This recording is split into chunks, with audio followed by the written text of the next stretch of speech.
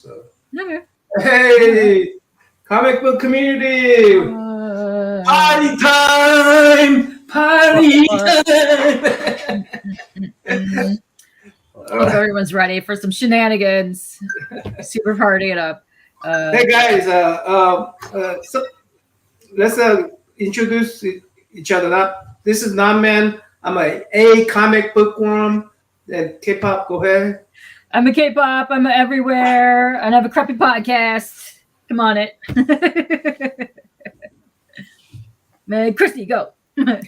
I am the creator of Demon Bitch. She's a low-level demon from the 13th pit of hell where people throw their dog shit in gum wrappers. I'm also the person that created Asian Invasion, both in SoCal and now NorCal. We have a NorCal edition coming up in September, and also I'm the president of the Comic Art Professional Society. Why they elected me, I don't know, but sure. I'm Locke, or last name is Nguyen. I'm Vietnamese. I'm from Toronto. I'm I guess, independent comic book artist. I usually do sketch cards and covers, variant covers for Marvel, DC, Dynamite, and stuff like that. Right? Whenever I can get it. A lot of it's mostly retail based, so yeah. Cool. Easy. And I'm Ryan Otogawa. Soon to be a Ryan Otogawa. That's right. That's right. Comic book. I was looking on my list of YouTube channels, and his was on top. NammaN's was on top because he put the A at first. I'm trying to be humble. Everybody goes, the comic book worm. I'm trying to be humble and say, I'm just one of the worm, just a worm. But Loquin will be with us next year formally as one of our AAPI guests next year. Okay. Because we weren't able to schedule him this year, but he'll be here next year, right? You got it. All right. Who's that? I'm echoing somewhere. No, my phone just I was kind of looking at if some of the comments pointed out on my thing, and then all of a sudden I had to do it the loudest thing. So it's like if my dad was playing his church shit. So there you go. It was like, oh, sorry. I actually turned it down, but I don't know. My phone is hating me today. Oh, Bernard's here. Hello, Bernard. Hey, Bernard. I might be working on a commission. A small thing. Let me go ahead and just highlight you real quick. Awesome. Something in penciling. Nice. Cool. Switch it to a different screen later. Oh, nice. I like the detail on that. I have all these other ones. A handful of other ones that I did. Yeah. I like that one. That's really Cool. Nice. And Anti-Venom? Anti-Venom. Ooh. Let's see. Shadow Cat, the newer one. The Peach Momoko one, I think. That one's cute. Is for Peach Momoko, is that the style of the Shadow Cat, the costume that she put in? Yeah.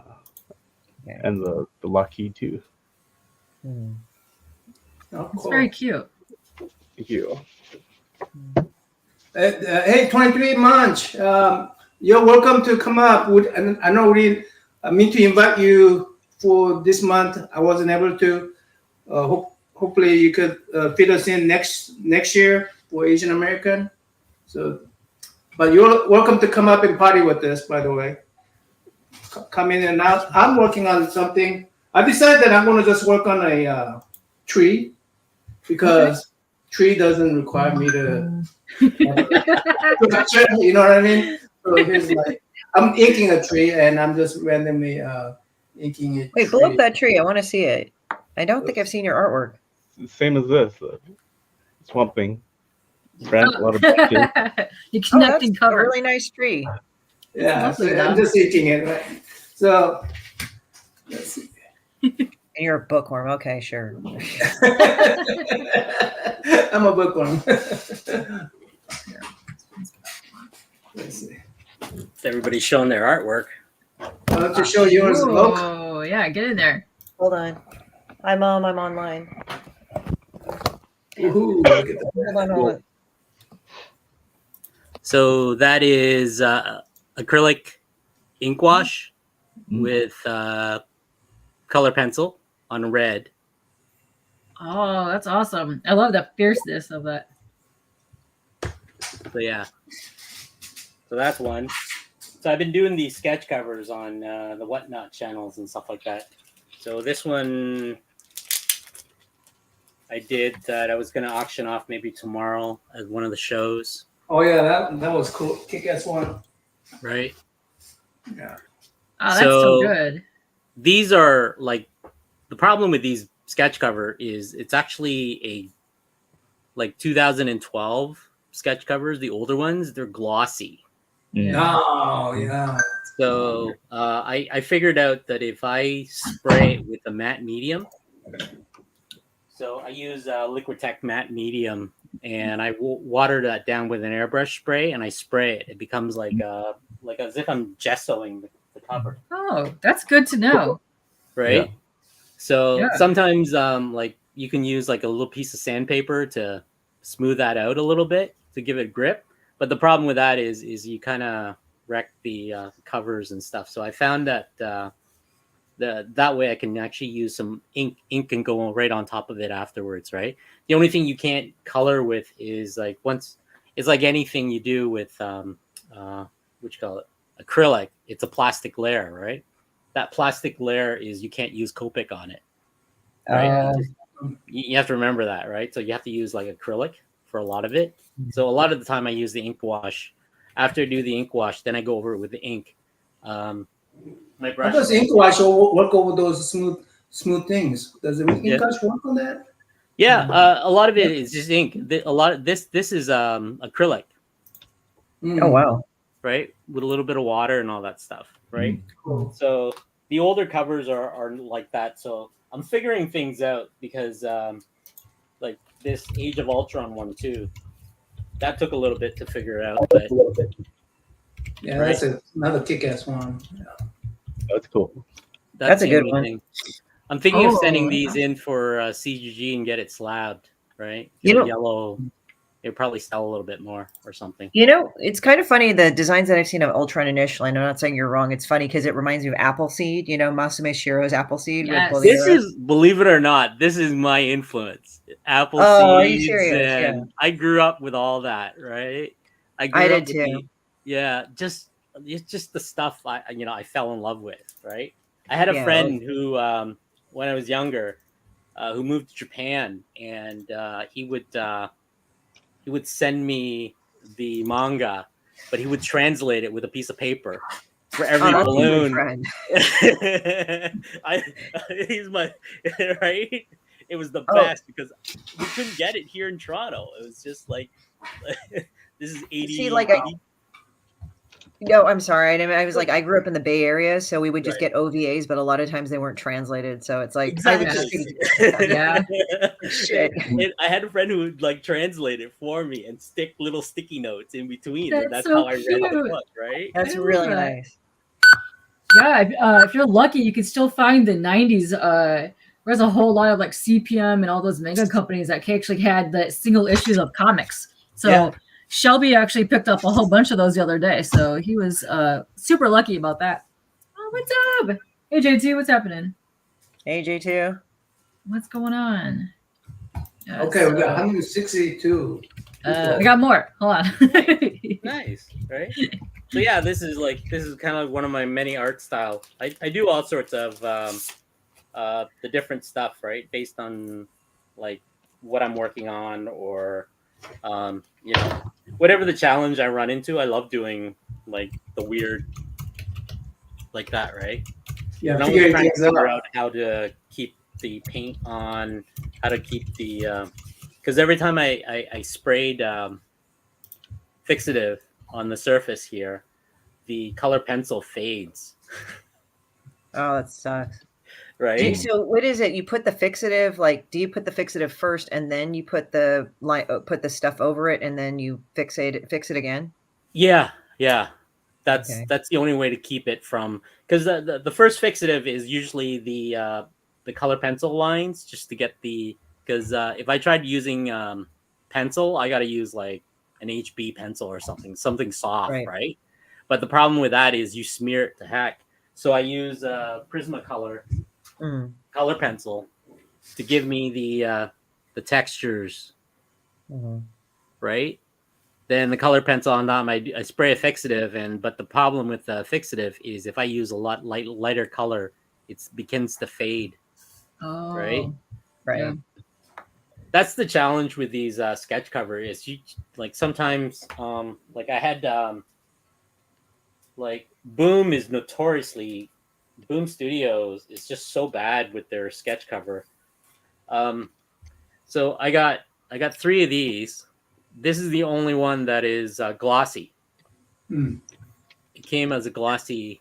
Right? K-pop, I need to make this name a little bit shorter.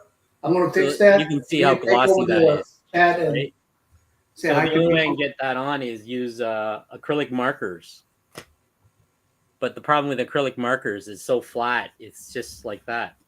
Then I figured, again, that's where I figured out that if I spray it with matte medium, I can get a grip, right?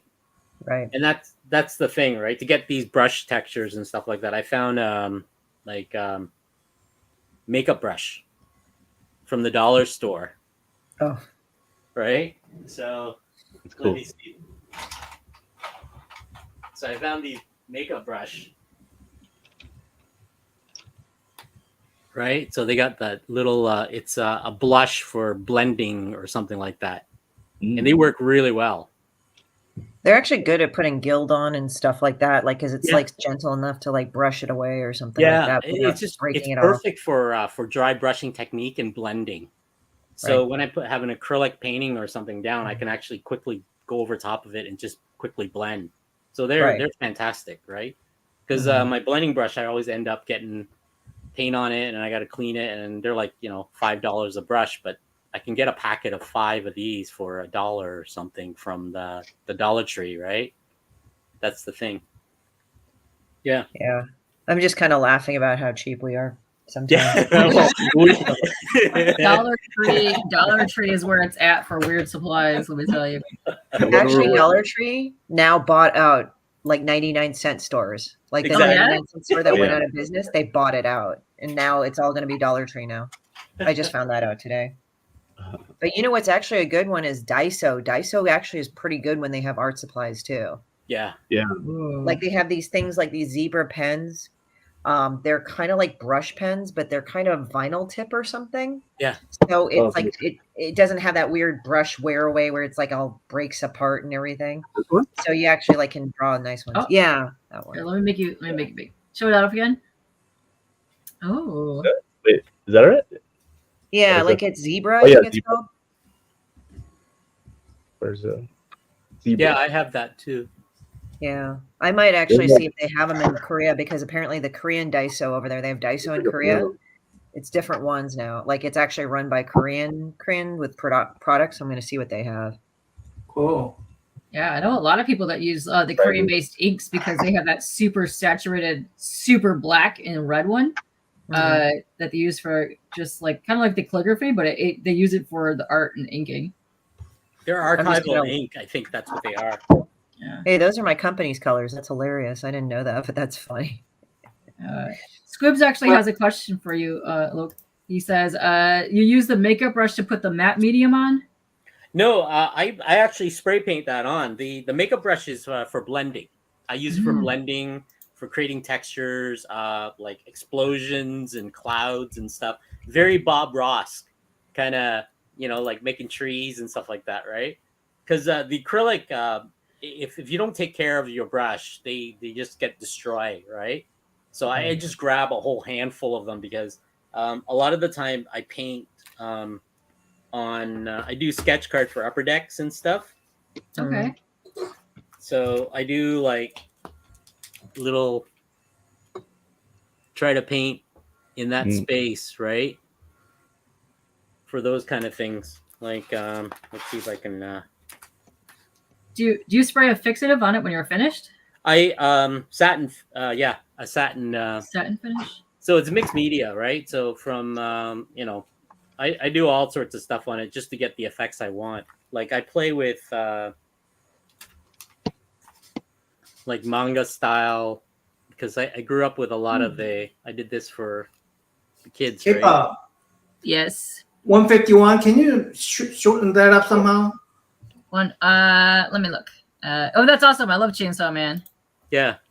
So this is like splatter. I create little stencils to create the word Chainsaw Man in Japanese there, right?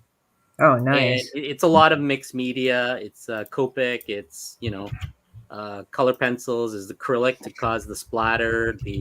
Then I give it a satin finish to protect the surface afterwards, right? So it becomes a hard plastic, Wow, that's cool. right? Oh, neat. Yeah. And just look, she don't need to be featured. Yes, let's see. No bueno, we already know. You're working hard over there, Nam. I know. Yeah. So, for those that don't know, Nam is trying to enter 150 some people because the entire month that long that we have been doing every interview, we have been taking people, except for the ones that we already won something for. We have been entering you into a list, and we're going to be doing massive giveaways galore. So this also includes people if you're just hopping in the chat for the first time. If you're here for any of these interviews, you are being entered into massive duck race and or a rabbit race later, and you're gonna win some goodies. Yeah. Let's see. Nice. Yes. Wow. Yeah. I knew that I could have thrown in one of my anthology book that I worked on as a prize. Oh, hey, cool. Massive giveaways, you say? Is that what We it do is? say Right. yes. Hey. We do say. That's almost like, when a girl says she's single and she says, like, why can't I find a good guy? And all the dudes like say, oh, let's crawl into your DMs now. So this is Oh, what I that's worked cool. on. Whoa, Pub crawl. Oh, I like I've the heard of that font. book. Wow. What's the pub crawl anthology? I've heard of it. What was it about? What's it about? Was it about? Everything, all the stories. It's basically it was founded on the Reddit forum Comic Collab, I believe. Okay. And a friend of mine who's a writer, he asked me if I want to do like an 8-page, and I said sure. And we submitted, and it got accepted. And so ours is the first story. So all the story takes place in a pub, right? From sci-fi, horror to different artists and stuff like that. So you have let's see, you got different art style all the way through. Ooh. And at the end of it, they have, based on the story, they have drinks, Nice.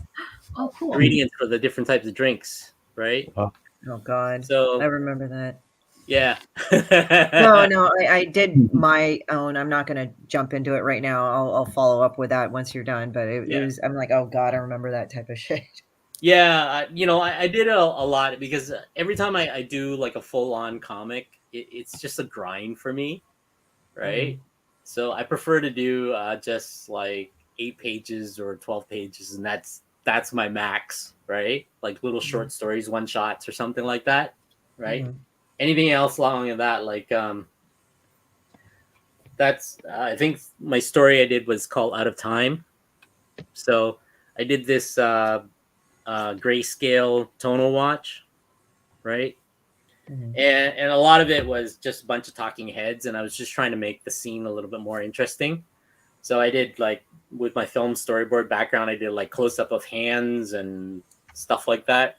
So yeah, let me know. I can mail it to whoever's going to give this out, and they can, Cool. Okay. You're gonna open that to internationally?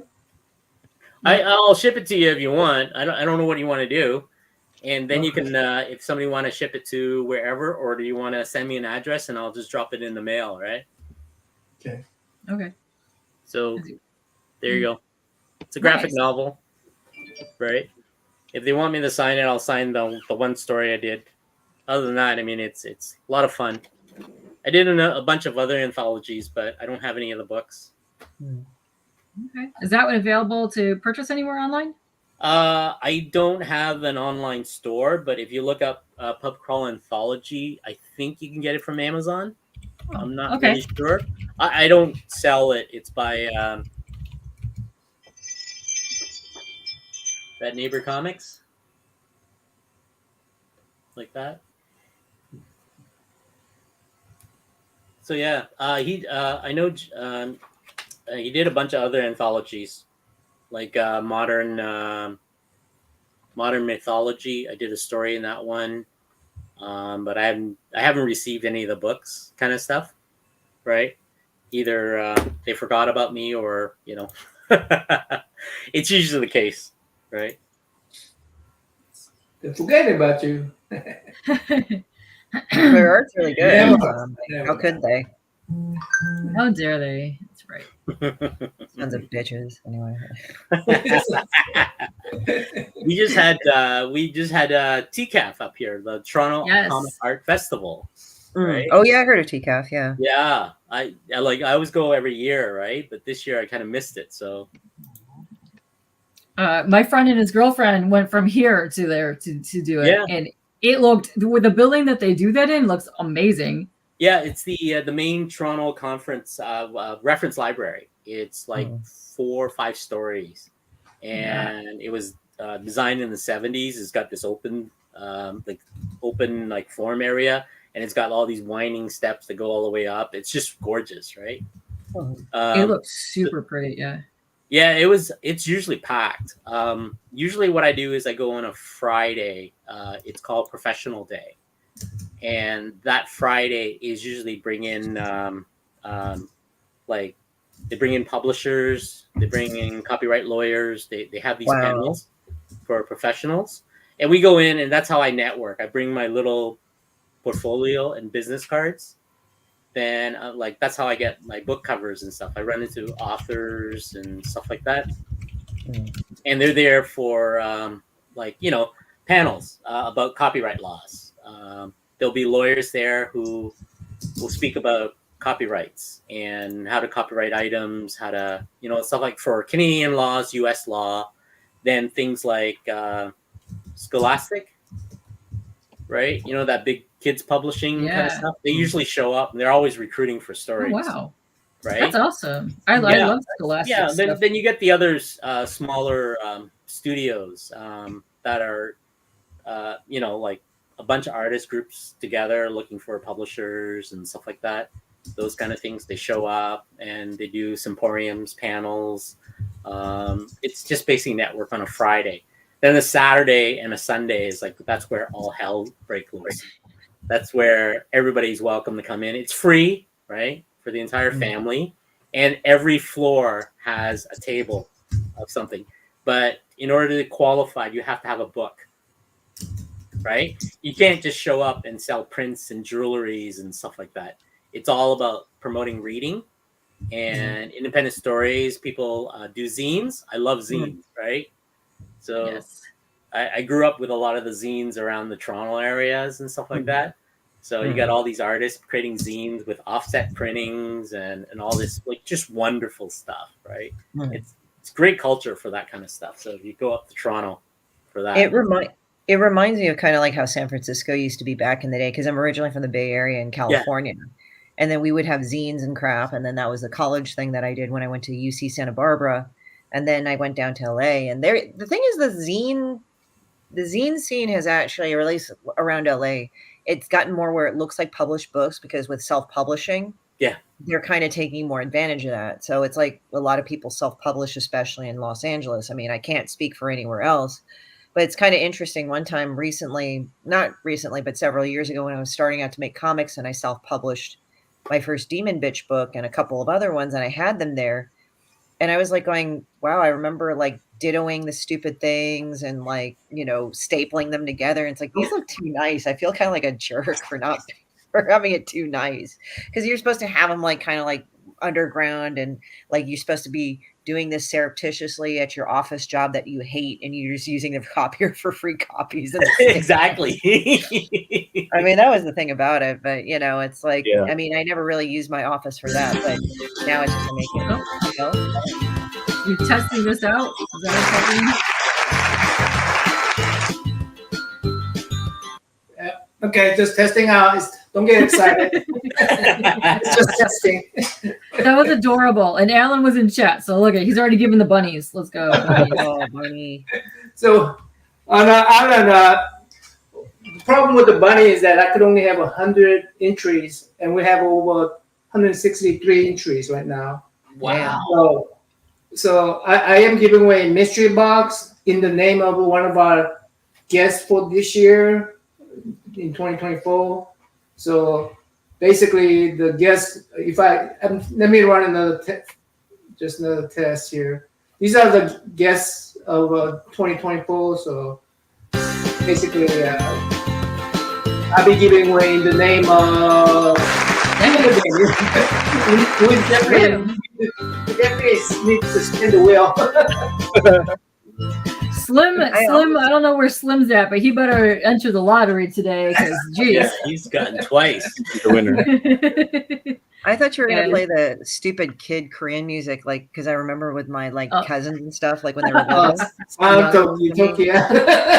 Well, not that one, not the Sun Toki Toki one, but the other one where they're just like that generic Korean kid music that you hear on shows. Like, yep, like you just recognize it. That's funny. I'm from back in '74, so you have to go way back if you talk about kids. I don't know the latest of kids music. It's the same. I think there's still some of the shows that were in the 70s are still airing to this day in Korea and Japan. It's amazing. Well, remember I told you about Korean Smurfs? That was some shit. I know. We went down a rabbit hole on that one. It was amazing. Yes, CJ, it is now live. Yes. We're doing like I don't even know, minimum 2 hours, 4, maybe 6 hour. We have no idea yet. However long this shenanigan lasts, super party today. So get your butts prepared. So this is testing for duck race. Don't get excited, guys. Again, don't get excited. Well, Just a I mean, test. Wait, shit.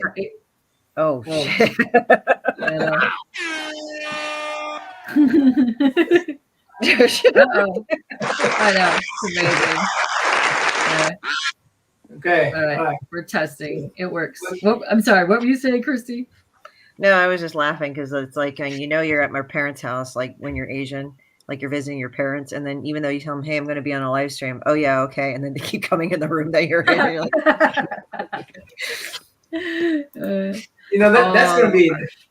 that's gonna be the thing. Yeah. Oh, you see this? You see this? He's giving you some crap. So Evan can't last long. What are you talking about, bud? the worm? Who's the worm? I don't get that. NammaN is the worm. His channel name is A Comic Bookworm. So A Comic Bookworm that's why we call him the worm. Yeah. Oh, okay. He just wanna be mean. He just wanna talk down at me. Hey, you worm. I mean, that's okay. Oh, he's punching down. Is that it? Yeah, he's punching down. They love each other. It's they were roomies at Heroes Con last year. Oh, that's funny.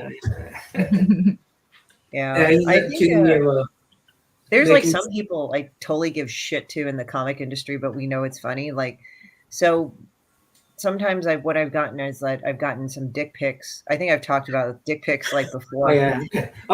You don't want to talk about dick pics with me because I'll go on and on about dick pics. I know. I don't know. But, so what happened is that Steven Prince does Monster Matador, so it's kaiju, like kaiju being fought by an actual Mexican matador. Yeah, and it is a thing in Mexico apparently. So he wrote this whole thing about it. So one time I'm like talking to him and I get the dick pics for the Kickstarter, right? And I look at it and I just said, "Hey, Steven, I got some dick pics. You want to take a look?" He says, "Not really." So I sent it to him anyway because I was just like going, "Yeah, I got these at the Kickstarter." I said, "What do you think?" And he says, "I think you hate me for all the shit you send me." He's awesome. But they were really bad. He's awesome. I'm actually going to post a link right now because he actually has a Kickstarter. He's got 17 days left to go on it. Let's get him funded if you don't know anything about him, but go check him out. Kaiju and Bugs and Monster Matador. Let's go. He just looks like the This Is Fine dog, by the way. Yeah. His face is like, "This is fine." He's like, "This is fine." This is true. This is true. Yes, it is. Yes. How come Alan's not coming up? The what? How come Alan's not coming up? How come what? Alan Wu. Oh, Alan? I don't know. He's in the chat. Alan, you couldn't come on here? You guys, I could handle up to 10 people, so 10. I think maybe 12. I don't know. We can get the peeps in Well, here. no, I gotta have a screen for the duck race, so that's only 9 people. There's a guy in the right corner box. Who's the guy right corner box? Oh, that's a Lok Win. That's a Lok Win. This is how I met Lok. I was just drawing. I got sort of like bummed out doing all these professional meeting, and not talk about dick pics and stuff. And Well, we screwed that up. Still happens. Still happening. No. and then I just got tired of that formality, so I just start doing hang video where I was drawing something, and Lo came over and goes, "Hey guy, you gotta take it easy and loosen up, bud, loosen up." So he gave me a whole bunch of drawing tips and stuff. So then he came on board, and he started drawing stuff and showing his books. Then I found out he's a excellent artist from Toronto, Canada. Is that right? Yeah. And then, so I said, "Hey, you need to I'm doing the AAPI. We're doing this AAPI month, celebrating it. You need to come on." But we couldn't schedule him, man, because we already had a bunch of people scheduled. So that's it. Okay, you're coming next year, but come to the party. Come to the party. So here No it is. Anyway, Yes. yeah, there's a room for 9 people, I think, at least. So Oh, you guys are welcome to come That's not a up. problem. Yeah.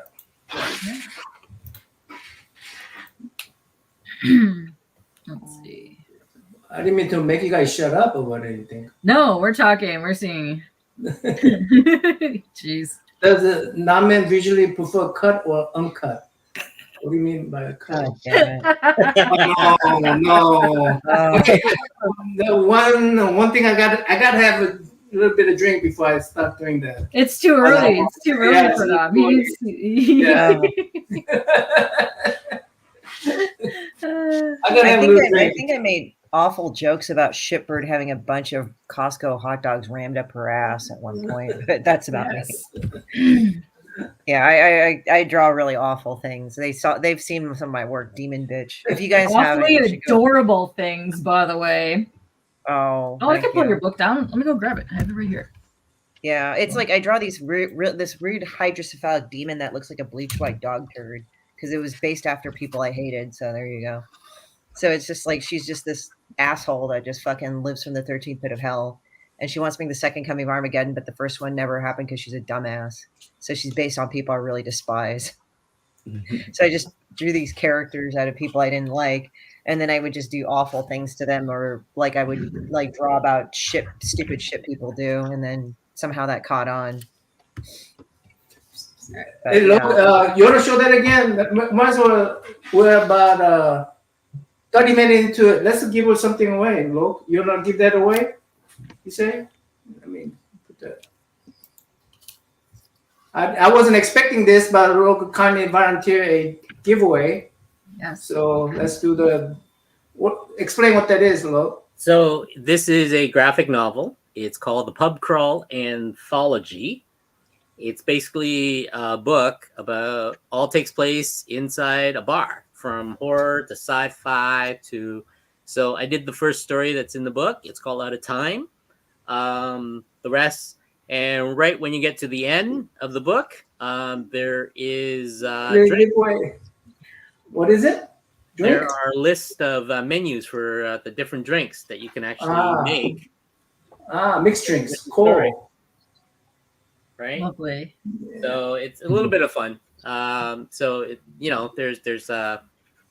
There's a bunch of fantastic artists that are in here, from different art styles to short stories. They're all short. They're an anthology, but they all take place inside a bar of some sort, like Pub Crawl. Very nice.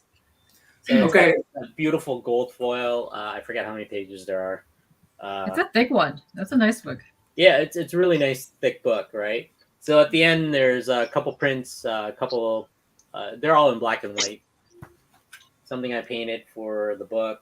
They did a cool. Kickstarter campaign. I did a bunch of sketch cards for them. You gonna sign that those areas or areas that you did, or maybe? Yeah, I did the first story. I did the first story. It was just a friend of mine. It's called Out of Time. It's stuff like that. I don't want to tell you what the story is about, but you should read it. It takes place inside a pub, and it's Cool. more of a sci-fi than anything else, right? So this is one of the anthologies I worked on. Okay, okay, is it the same bar? What do you mean? Yeah, Is it did all the same- stories take place in the same bar? the same bar? Yeah, okay. Well, it takes place in a bar. Okay. So Okay. it could be any bar. It's just so it's kind of like a Twilight Zone kind of thing, right? So from horror to sci-fi to thriller to the whole bit. So yeah, Nice. pub crawl anthology.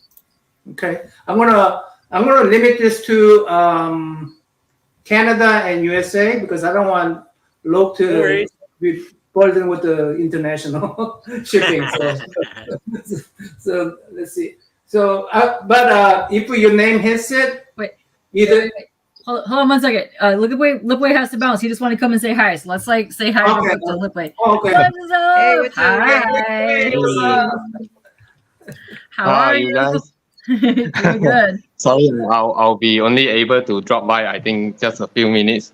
Okay. My son may drag me away. So William. thanks again. William. Thanks again.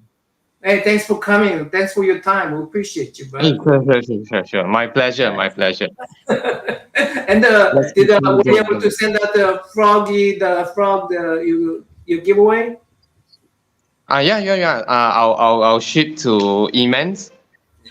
Oh, okay, you ship it to Yeah. him and then you ship it to Froggy. Yeah, Okay, cool. if you guys later you want to give away, Yes. feel free. Oh, that's so Okay. nice. Okay, And cool. there's another one. This one. Oh, those are the ones you tagged us in earlier. Oh, Yeah, okay. yeah. Oh, wow. You Okay. giving this away right now? It's actually for you guys. So if you want to do the duck race, yay, duck race, or any giveaways, feel free to use it. All Okay. right, okay. Let's do. Can you stay for the duck race? Sorry? I was going to give a local, but if you can only stay for a little bit, can you stay for the little bit for the duck race? I'll try, but Okay, I'm not okay. sure. It really depends to my little boss over there. Okay. My Does he boss, want my to? boss. Does he want to see the duck race? It might be quite entertaining. Yeah, I hope so. He can join together with me. But depends on his mood. His mood. Wade is Yeah. going like, do I have a duck? Okay, let me explain how this worked. So every single stream that we have done this month, any single time someone has typed in chat, and if you are typing in chat right now, we are currently adding you to the list. So every single time you type in here, you're added to the list and you're getting a duck. So yes, if you're typing, you get a duck. So there he is. Hi. All right. He does not want to be on. He's in bad mood. Hey, there's a duck race. Come on, We there's got a the duck race. ducks. We got the duck race. We'll make it 30 seconds. How's that? 30 seconds enough? Duck me. Yes. 30. Oh, 30 no. seconds. Yes. Yeah, 30 seconds. All right, we'll set Okay, it to 30 seconds. He's dragging me now, so Aw. I might disappear out of sudden. Yeah. Okay, let's go to that place. Let's go to that place. Real quick. 3, 2, 1. Oh, man, I'm gonna shuffle 3 times. 1, because we're done. Oh, we got a bounce. Oh. 3 bounce. Oh, okay. 3 times. Then let's go ahead and this is you see those prints right there. What was the time? Is that like a 39? It's about 39 minutes around there. If you could rewind back to that time, you could probably see what Lipway was giving away, guys. It's awesome. Deadpool car and the Wolverine cover, right? Yes. Let's do that. Let's go. Who's gonna do this? Oh, Who's gonna do wow. this? Yeah. I truly despise ducks. That's why I eat them, Comic Journey. I hate them too. Better duck. They taste good. Yes. Peking duck. Can't go wrong Peking with duck, that. yeah, Peking duck's good. Uh-oh. Wow. Who are we coming up? That- Who's coming up? Let's see. Strawberry. Uh-oh. Oh. Oh. Oh, yeah. Jeffrey Daniels. All Okay, right. Jeffrey, you will be removed. Right. You can only win one prize per the show, so you'll be Yeah. removed. Yeah. Got some original art there. Yeah. I with the ducky. Congratulations. I get these too. All right. Right. Congratulations, Jeffrey. Yes. Congrats.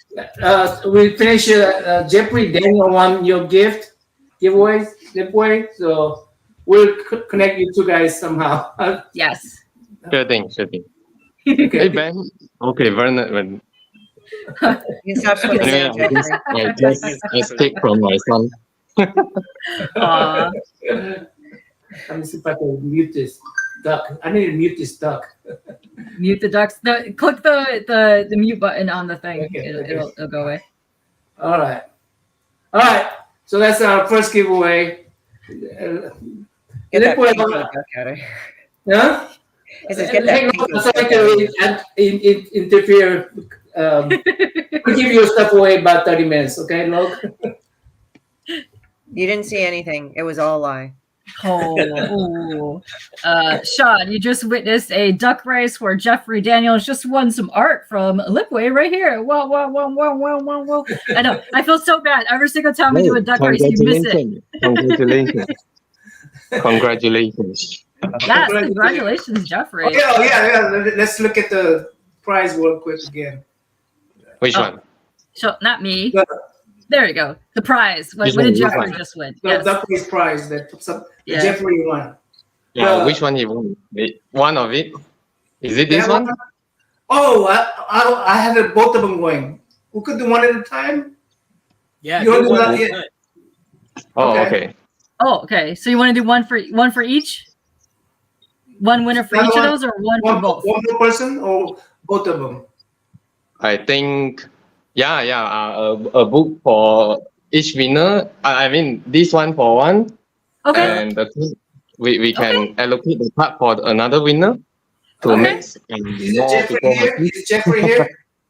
No, he's Is not here. Jeffrey- We'll have to get in touch with them. Yeah. Okay, so that's which one you're going to give to Jeffrey. That's up to you, Lipway. So it's totally up to you. Perhaps All right, it's then. up to him. We'll No, get in it's touch up with to you. them. We can talk to him. So yeah, it has to be up to you. Yeah. Jeffrey, so you choose. Or can we ask him which one he won? I'm not sure. Okay, maybe give him this one. Okay. That's Now this is on that one. not Okay. only the blank cover. Is you guys remember the sample I show you? It's actually a book. A book. Okay, let me see. How should I show you? It's a book Right. It's a sketch cover. with lots of arts. His art book. Oh, okay. Something's killing the children. It's his art book. Oh, it's art Yeah, book. yeah. Okay, it's Yeah. your art book. Okay. Oh wow. Okay. Congratulations, Jeff. That was awesome giveaway. Yeah. Jeffrey. So, I think the first one can be the art book with the Wolverine sketch Okay. on the cover. Okay. So, the second one, I think we can give away this one.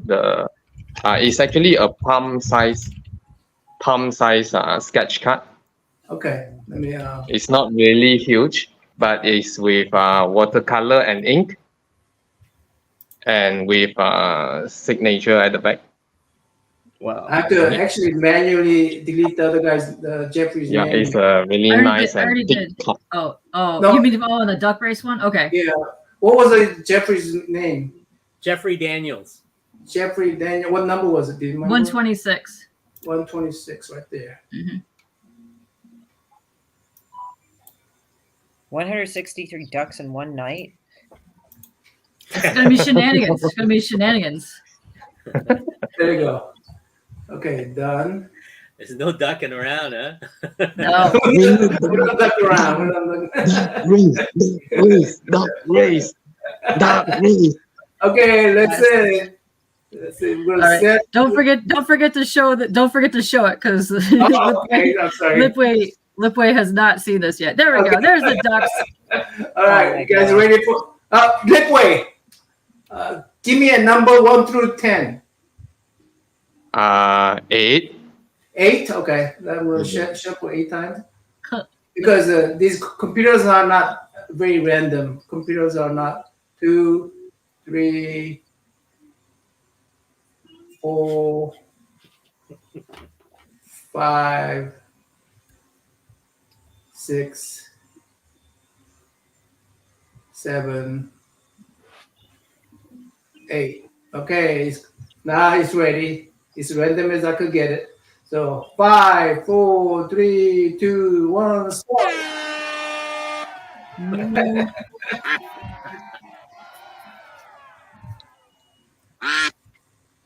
Go. Wow, so many Oh. contestants today. Tons Yes, of ducks. Like I a clicked a lot. There's a lot. This is a lot. Yeah. He shouldn't be wasting energy early on. This And you can is see- a long game. This is a long game. See? Oh, who's the penguin? Who's the penguin? Oh, Justin? Is Justin gonna win? Justin. All right. Congrats to Justin. Congrats, Justin. All right.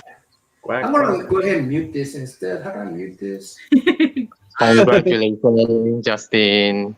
Congratulations, Justin. Wow, Yes. I'm able to at least witness the legendary duck race today. You did. You finally got to see it. I know. We can go off now. I Duck can that go I off. should have won. My task is done.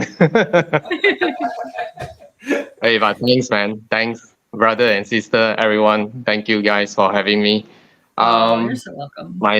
Thank you. But I just want to drop by and say hi at least, and thanks for having me again.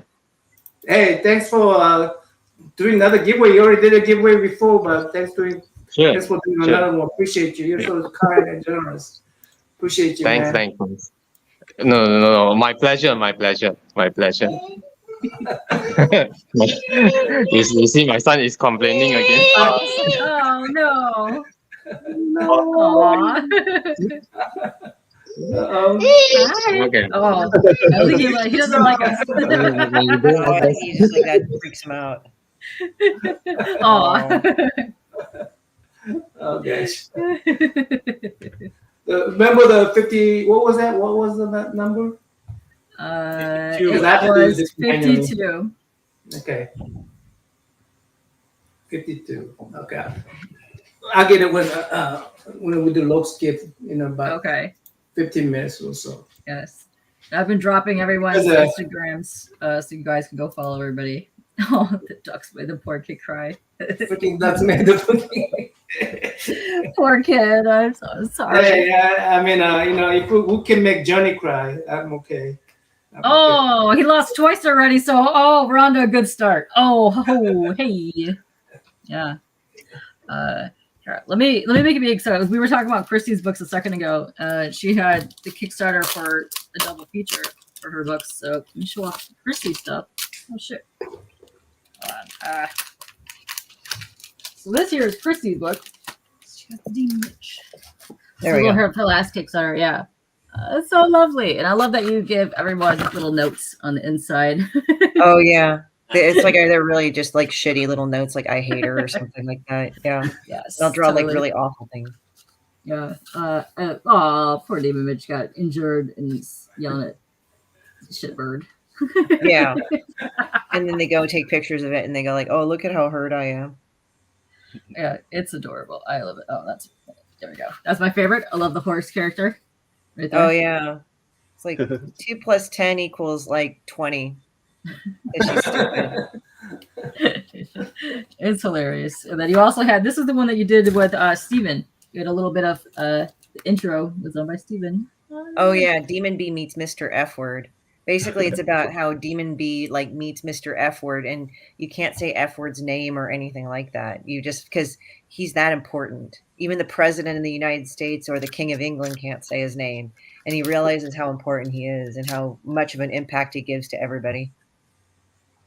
Notice how I said that in the most bored voice possible. But yeah, those are from the last Kickstarter that you did, but they're adorable. They're so cute. And then I'll drop links to everybody's stuff soon after that. But yeah, it's so adorable. I love it. I love the feeling of this though. It feels very luxurious. Yeah, one person actually he says, I'm going to do an unboxing. I'm going to unbox her book. So he said, Yeah. I'm filming Christy Shin's unboxing of this book, and he took it out and his face like changed like, oh wow, this is great. It's almost obscene. That his face right there.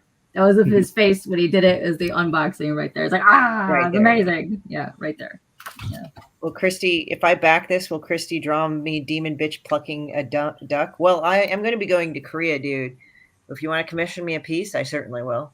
You've already backed this, CJ. What are you talking about? You can buy more books. I'll draw one when I get back. Yeah, there you go. Buy more books. You can also go to her website. She's got art on there, and you can get commissions from her when she gets back. So boop up, blow, CJ. Yeah. But yeah. And if it's digital commissions, then I can send it to you quicker and email it to you. Perfect. There you go. I'll have my CJ. Surface with me. So I hit her up. Her like, I'm gonna get me off of this because I don't want to see my face. There you go. Yeah. Oh, that poor ducks. Forget what you buy. Yeah. So I'm gonna say this again because every single time I go to Kickstarter, reminded that you guys don't fill out your backer surveys. You guys have to fill out your backer surveys to get your books. Yeah, I had to chase some of those people down. It's like, hey, I finished the Kickstarter. I even released it through Kickstarter. I did all the things through Kickstarter, and then I had to hit them up personally eventually and say, just to let you know, it's done. Where should I send your stuff out? Yeah, it was probably him and it was probably CJ. I'm telling you right now, it's probably Nam and CJ is what happened with that because these guys, yeah. We'll have to. And then Tate here is saying he votes for a Christy X K-pop stream at least once a month. Let's do it. Boom, boom, boom, boom, bam. Yeah. There we go. Let's go. What's Ryan doing? Let's go check out Ryan for a second. I hate the freaking backer surveys as much as I hate ducks. Well, just eat them so you can go and do all the things. Yeah. Oh, there you go. Yeah, look at this. It's amazing. Sorry for the the light box. No, it's lovely. Let me take. Oh, nice. That's so cool. Yeah. Yeah, just Ta-da. easier for me to just rough it out in Photoshop and then just print it out and then kind of Oh, okay. Okay, nice. There's is that done? Is that done already? It's kind of rough it out already ready already. rough. He made a digital copy. Then he's Oh, okay, that makes sense. I just draw in different colors sometimes. Oh, okay. I did kind of if you put an outline on the brush pen, then it draws kind of an outline. Oh, I see. So it gave kind of it was easier than drawing the details, and then I could just draw them details here for those little things. Yeah, because sometimes our brains will do this thing where it'll try to fit everything in at once, and that actually turns out kind of shitty sometimes. Yeah. Yeah, it's like she was chasing me for my phone number. It took me a while to realize it was for the freaking Kickstarter. Yes, it was. They had to give the postal service or the delivery service your number, so in case if anything has happened, they can contact you directly. Yes. Yeah. And yeah, you did really good stuff, Ryan. Okay. So what have you done for what comics have you worked for and all that? Just out of curiosity. I worked for Wildstorm back in the day, and then like Jim Lee and all them, and then I worked on a book called Savant Guard. It's kind of a spin-off to Wildcats. Oh wow, cool. Nice. And then I worked on Resident Evil. I worked on heroes. Remember that NBC show? Yes, the TV series with the superheroes. Yeah. Yeah. I did like some of the graphic novel like art, and then not on the show, but it's like it was published by Aspen, and then I worked on I did a little bit of stuff for Marvel. Like this was the first appearance of Friday, which was Tony Stark's new computer. I got this one signed by my girl, the writer. Oh, Oh, nice. nice. Wait, Hey, this I was sent that, didn't I? I think this was mine that I got signed in Italy, but then I think I have yours over here too. Okay.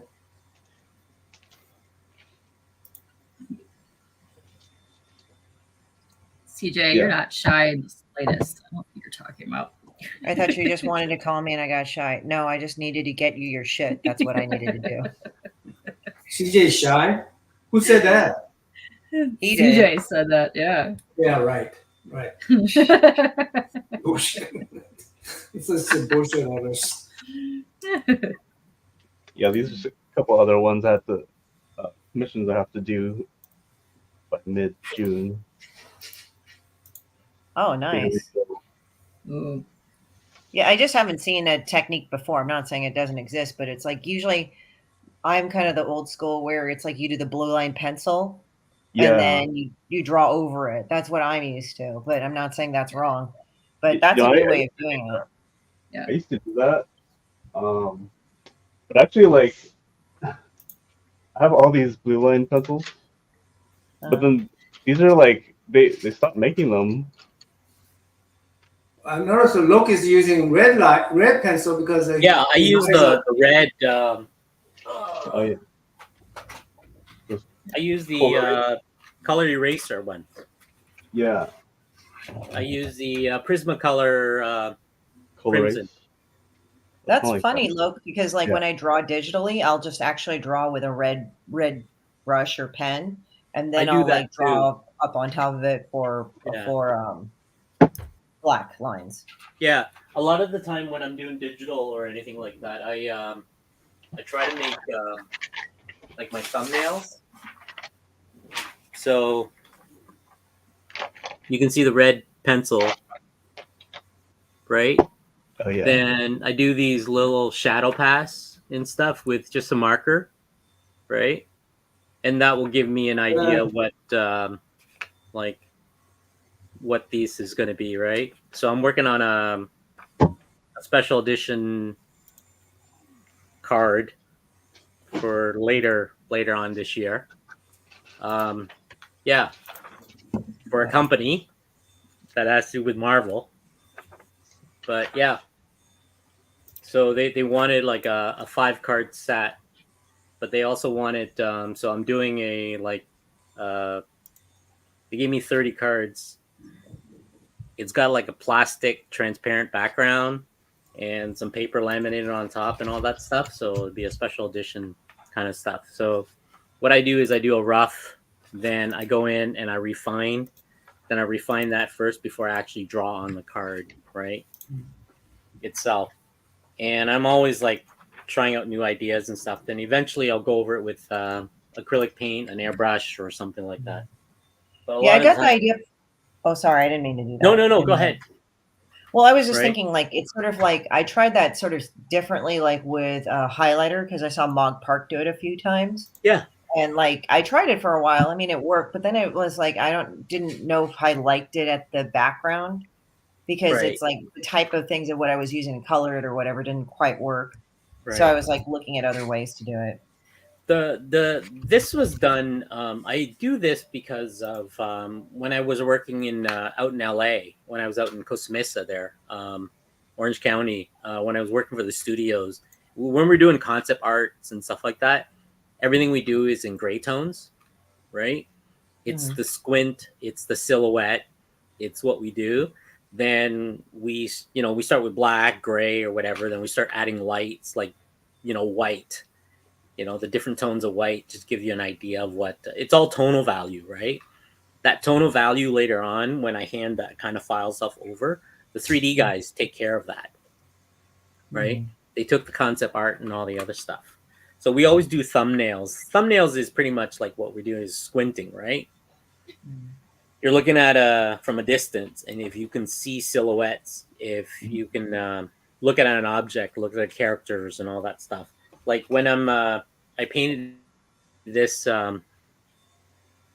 like past couple days, but if you saw my digital file, everything is actually in black and white, in gray tones. The color is just basically a layer that I toss on top, right?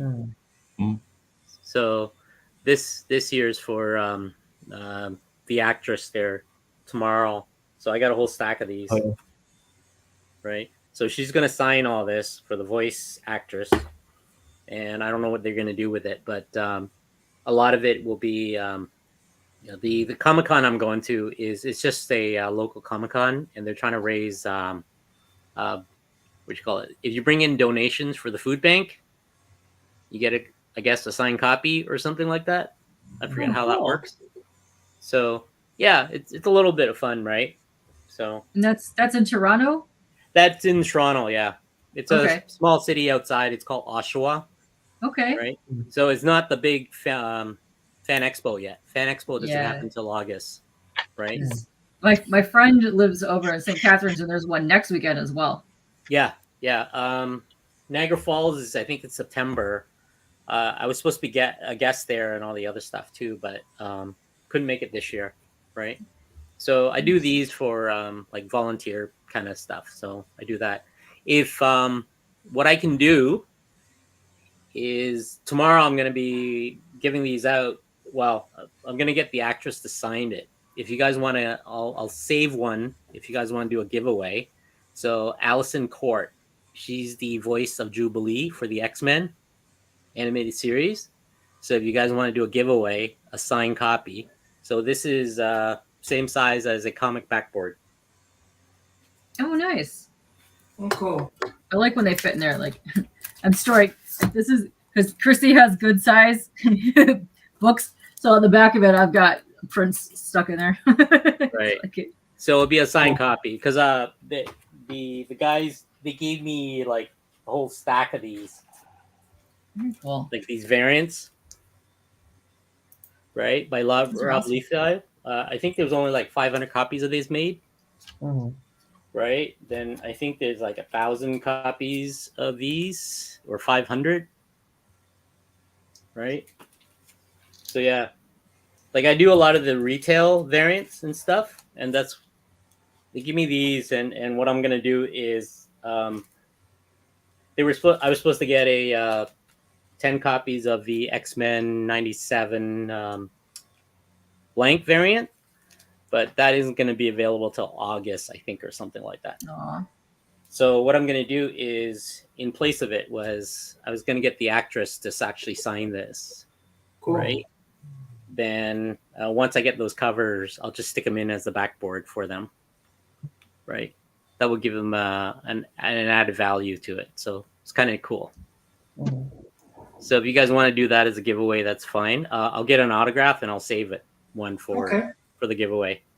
Should I do the? Let's introduce Alan here. Yes. Yes, please introduce. We've got Alan. Hi. Hello, everyone. Hey, Alan.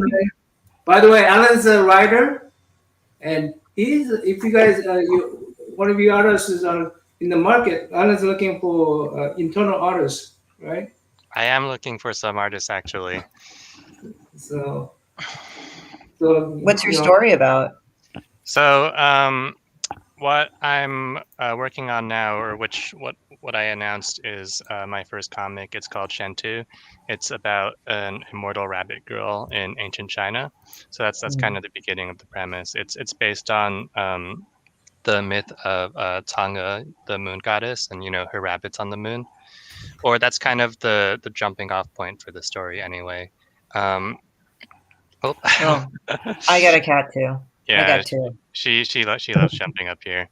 Camera going kind of blurry. But yeah, so I just announced the first 2 issues of the comic, which are going to be coming out in September, and I came on the show to talk a bit about that last week or so.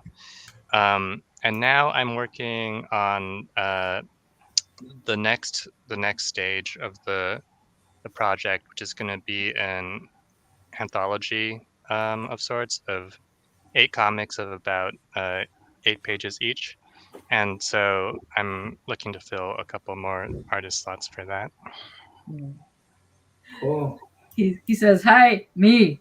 I like the 8 pages." Well, yeah, like I was, 8 pages. you know, I was sitting here listening to the show earlier and eating dinner, and I heard Locke say, you know, that he likes doing 8-page comics, and I thought, you know, I'm you know in the market for 8-page comics as well. So, Yeah, there you go. Perfect. I'll hit you up after. yeah, that'd be great. Are they for anthologies, Alan, or what? So yeah, I mean this is kind of an anthology, except I'm writing all of them, so it's 8 different artists and be written by me. K-pop, we are marriage makers right here. We are setting all the peeps up. Well, I do Demon Bitch if you want to take a look at it. I also Yes. did another series called Sepulcher too. No, yes, she's got some good styles, but look at she's got cute cartoonies. But I like Yes. your other one as well. Hold on, let me get your Babies. website. Let me drop Yeah. your website. Oh wait. What are you showing off here? Ooh. Oh, that's nice. So this is like really, really short format. So what I do these as a volunteer thing for Mad Mother Against Drunk Driving, right? So it started out as a bunch of stories by grade 12s. So they took pictures of these and they gave it to me, and I created the panels. And they asked me to turn the grade 12 artwork into professional. I did the coloring, the letterings, stuff like that. So it's very PSA kind of art style, right? So this is my comic sequential format, Nice. right? With colors and stuff like that, It's beautiful. right? Awesome. Most of my inspiration is from like what you call it, from the what do you call it, the Image guys back in the days, right? I was out in LA in '85 or so, but I worked in film. I wanted to get in the comics, but you know, I got some the night about the when Bernard Chan was on about getting rejection letters. I was like, oh my god, I have some rejection letters. Those are collectibles now. I wish I kept it. I was like 16 at the time when I did, you know, comics on an 8.5 by 11, and I mailed them in, right? Yeah. And I got these wonderful, like, you know, keep up with your, you know, they knew I was a kid, right? I just wish I kept those. It was like, dang. That's awesome. Right? Because they used to do, you know, the comic book. Because I grew up north of Toronto back in the days, in the early 80s, and there was no comic shop. So there was a local variety store. And basically you get, like, for $1, you get a bag of comics. Nice. Remember the plastic ones? I don't Yeah. know if you guys grew up with that, but there was a bag of comics, and it was just random, right? Yes. Yeah. And I would like try to like peel the bag and see what the next issue is to look through those bags, because you know they would cover the Yeah. and out of the book there's always things like the address for Marvel or DC's looking for artists, and I would write them a letter and draw the pictures. Yes. I was big into Wizards. Did any of you guys ever submit any of the envelopes or the art for Wizard magazines?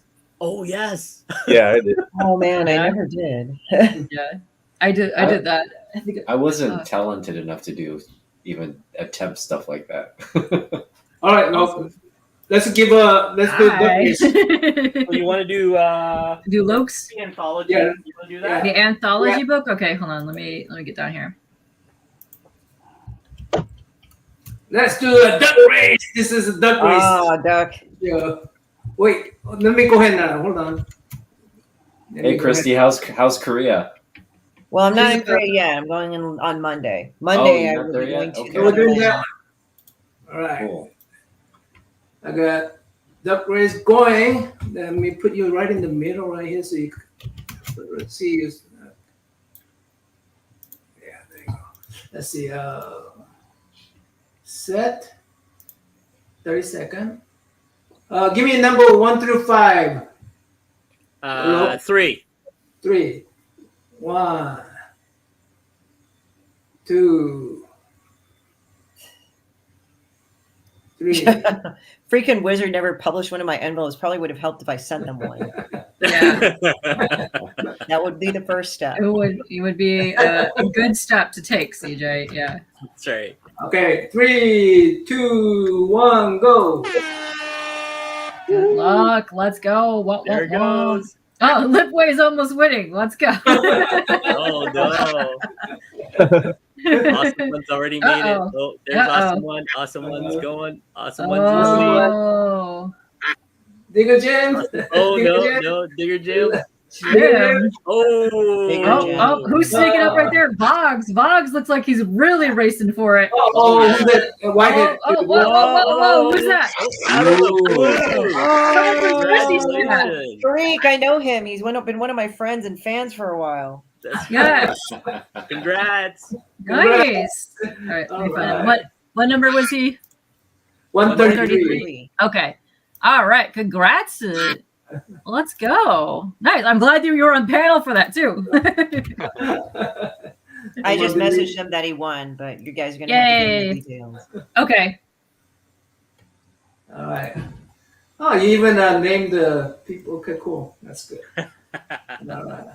Oh, Shikari's on there. That's hilarious. Facebook Christy. Yeah. So we had so many of them, and a couple people I was trying to just put where they came from, so we can contact them when they win. All right. Oh my gosh. Okay. Jay says, say hello, Hyuna, for me when you get to Korea. You know what? I gotta say this. At least it's not like the freaking like people were telling me, "Oh, can you go up to the border and flip off Kim Jong Un?" I'm like, okay, that's funny only so many times now. Yeah. Oh man.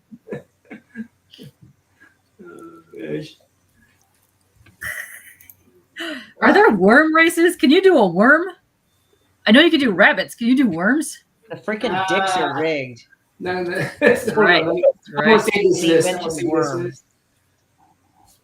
That would be great. Let's see. So Oh, Alan, this is about your book. hilarious. So I'm telling Tariq that he won, and he says, I actually put down instead of duck, I wrote the fuck race by accident. I wrote duck. He's like, what the hell? He's probably so Autocorrect confused. already. It knows you. That's on the Well, only I've sent him channel. stuff. Like, he likes thick-legged women, so I send him Oh. like pictures occasionally. He's like, saves Hi. it. Nice.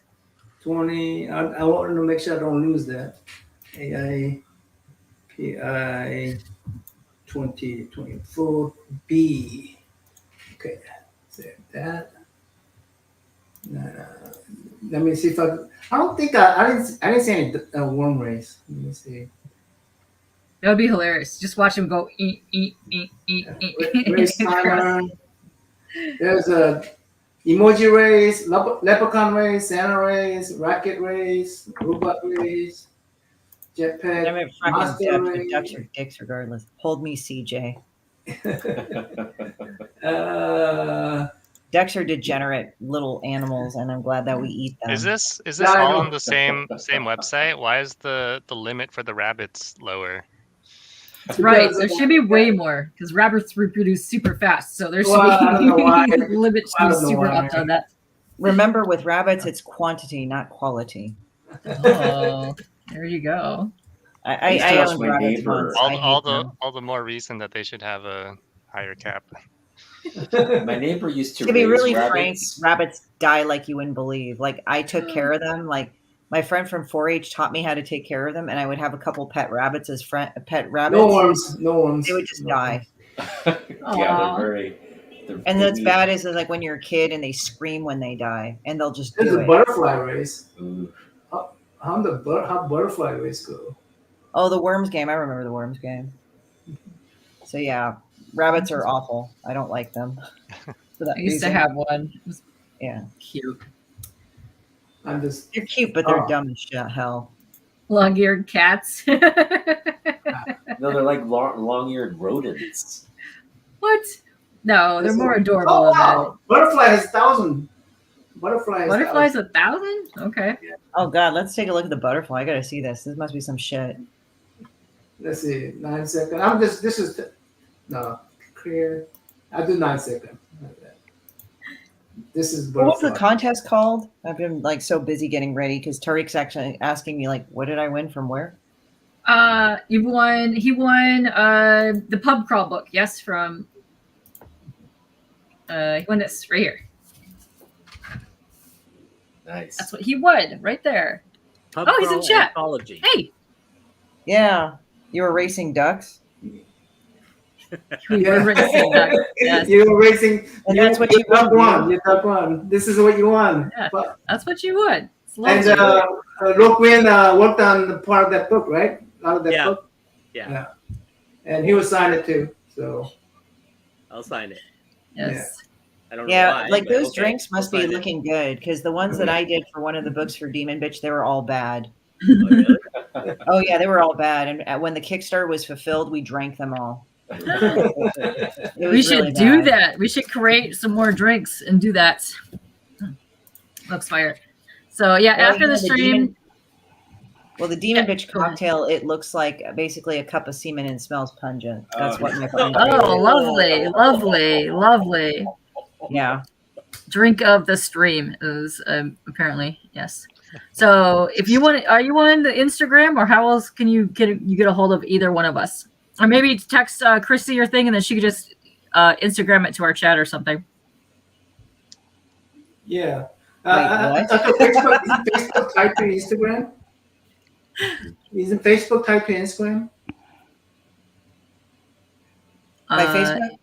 Yeah. So if Tarek wants to send you his address, and then you could just either text us if he's not on Instagram. I don't know. Okay. But do you have Instagram or Facebook? I Yeah, mean, that's how I got on here. yeah, I mean the Facebook. You have Facebook? Yeah. I'm not on Facebook. Like Okay. I post okay. and everything goes to Facebook automatically. Yeah. But I checked it once a week or Oh. something, and There you go. Okay. Okay. Let me. I'm gonna save that for later so we can pull that up. Yeah, but then we'll send it to. Yeah. Look. Yeah. Yep. Yeah. Cool. All right. Let's. Where are you based? Canada. Toronto. Toronto. Okay. Yeah. Cool. I used to live out around 95 to 2005. I was out in Costa Mesa. Oh wow, that's kind of an hour south from where I am in LA. Yeah. I've that's pretty much it. Yeah. I worked for like the studio as a concept art, storyboard artist, visual effects guy, that kind of stuff. Mm-hmm. Ooh, I love Right. visual effects. Yeah, that's how I got into it. I like my backstory is like immigrant family. My parents were working. I think my mom was working at the Honda plant. My dad was a stonemason. So in the early 80s, 90s, he had his own business. So it was booming, the housing industry. So, and I like to draw. And originally, I think he wanted me to be an architect, right? So I went to the university here to become an architect. And about 6 months in, I wanted to draw because 6 months of that was just theories and studies of different architects and lightings and structures. Everything was like Frank Lloyd Wright or something like that. There was a whole bunch of stuff, and I didn't like it. I walked down the street, and there was an art college there called the Ontario College of Art, and I was just drawing comics, and I applied, and I got in. But 3 months later, my parents found out.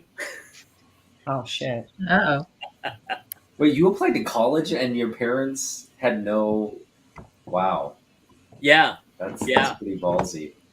I was the eldest, right? I was the eldest son, right? And I was supposed to be like making money. My brother's ready to go to college. He's in high school. My younger sister's in elementary school, that kind of stuff. And I was the first to go to college, kind of thing.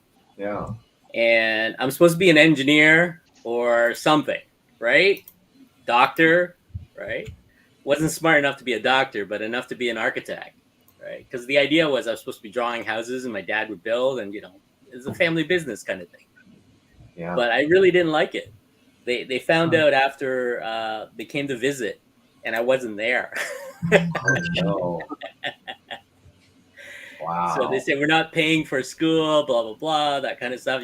So I started working with my dad over the summer, trying to figure out what's going on. Then I saw a commercial for DeVry. Remember that, guys? Yes. Yeah, I remember the bride. Yeah. Right. I got in because I had a big, strong math background. And I graduated with, believe it or not, engineering degree. Oh wow. Okay, so you did follow that path. I became an engineer, yes. But it became like, I think 92 when the .com was starting to like grow, right? And just right before I was graduating, all these tech companies were coming into DeVry and grabbing us up. Wow. Right? One of those was Sony, and they were inventing 16 color RGB for computers. Oh, I remember Wow. those. Yeah. Yeah. Remember, it was just the grayscale and the green, the Yeah. Apple machines and stuff like that. Yeah. So they were trying to make, because color TV existed, but your computer, you got to plug it into the TV. Remember the little box that you switch to channel 3? Wow. Yeah. Right. So they're inventing monitors. That's how I got into color, for digital color. Then I worked there for about almost a year. Then on my way home from work in this industrial complex area, I saw a little company called DPS. It's called Digital Processing System. They were inventing what they call a frame store, a capture card for a product, a computer product that was doing 3D graphics and animation. It was brand new. It was called the Amiga. The Amiga? The Amiga. Yeah. Right? So I worked for this company. We invented these cards that take these 3D object render, put them on the card, and you play it back in real time. And my responsibility was to make the card sync with the film camera. Okay. Because film is 23.29 frames a second, not 24 frames a second kind of thing. So I had to, it was my responsibility for, back in the days when film was shooting anything with a TV, you get that black line that drifts up. Yeah. Right? Mm-hmm. So my responsibility was to get rid of that black line by slowing down the TV to match that of the frame rate for film. Yeah, it's kind of like DJing. That's exactly. Yeah, it's kind of like DJing. Right? But at the same time, I was working on these capture card, and I ended up working with these company that were building what they call Lightwave 3D at the time. And they were working on a project called Babylon 5. And that's how I got into it. That was my first project, was to take those spaceships and put it on TV. Yeah, wow. Lightwave, exactly. This is the first 3D program I learned. And whoa. This is the book. Yeah. Oh, wait, what is this one? Wow. That is a 3D software. Ryan, did you read that entire thing? Of course. No, but this Whoa. What a colossal way. That's awesome, Ryan. That was Dude. like how I could learn. There's like a CD or something. Oh Yeah, wow. give me a second. Lightweight. Is there That's like how I a, learned is that basic still around? 3D. Is that still around? I think I still have a Uh, copy. I'm sure they have an upgraded version somewhere. Oh, wait a minute. I use Whoa, Blender. whoa. Oh, nice. Nice. So I got one of these. What was that from? Emmy. The Academy. No, I mean, for what project? So I worked for this company called Digital Processing System. I was responsible for basically the video capture card that you have to today. Wow. So I worked for all Wow. these companies, Lightwave, NewTek. I was at the forefront of 3D and green screen. Whoa. So that's how I got one of these, Incredible. right? My daughter uses it for Barbie doll stuff. That is Nice. awesome. So I was Wow. living out in LA. They shipped me one of these. I never got to the red carpet. You know, us tech guys, Oh. we're not that pretty, right? We don't smell. We don't shower. We sleep. Right? That's Yeah. But yeah, amazing. it's Yeah. funny. It's like, oh my god, this right. So that's CJ, how I we're got. definitely gonna have him next year. CJ, don't worry. Yeah. Yeah. Yeah, CJ is a little jealous So we're right gonna now. we're gonna CJ do is a little run a duck race for the Emmy. All right. Yeah. Oh, yeah, I'm getting in that one. My daughter could use a dog too. Right?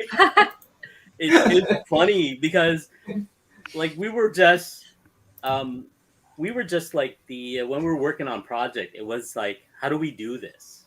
A lot of it was, how do we do this, right? I worked with Phil Tippett's studio. I learned a bit of animation from them. The reason I got into a lot of this is it was all accidental.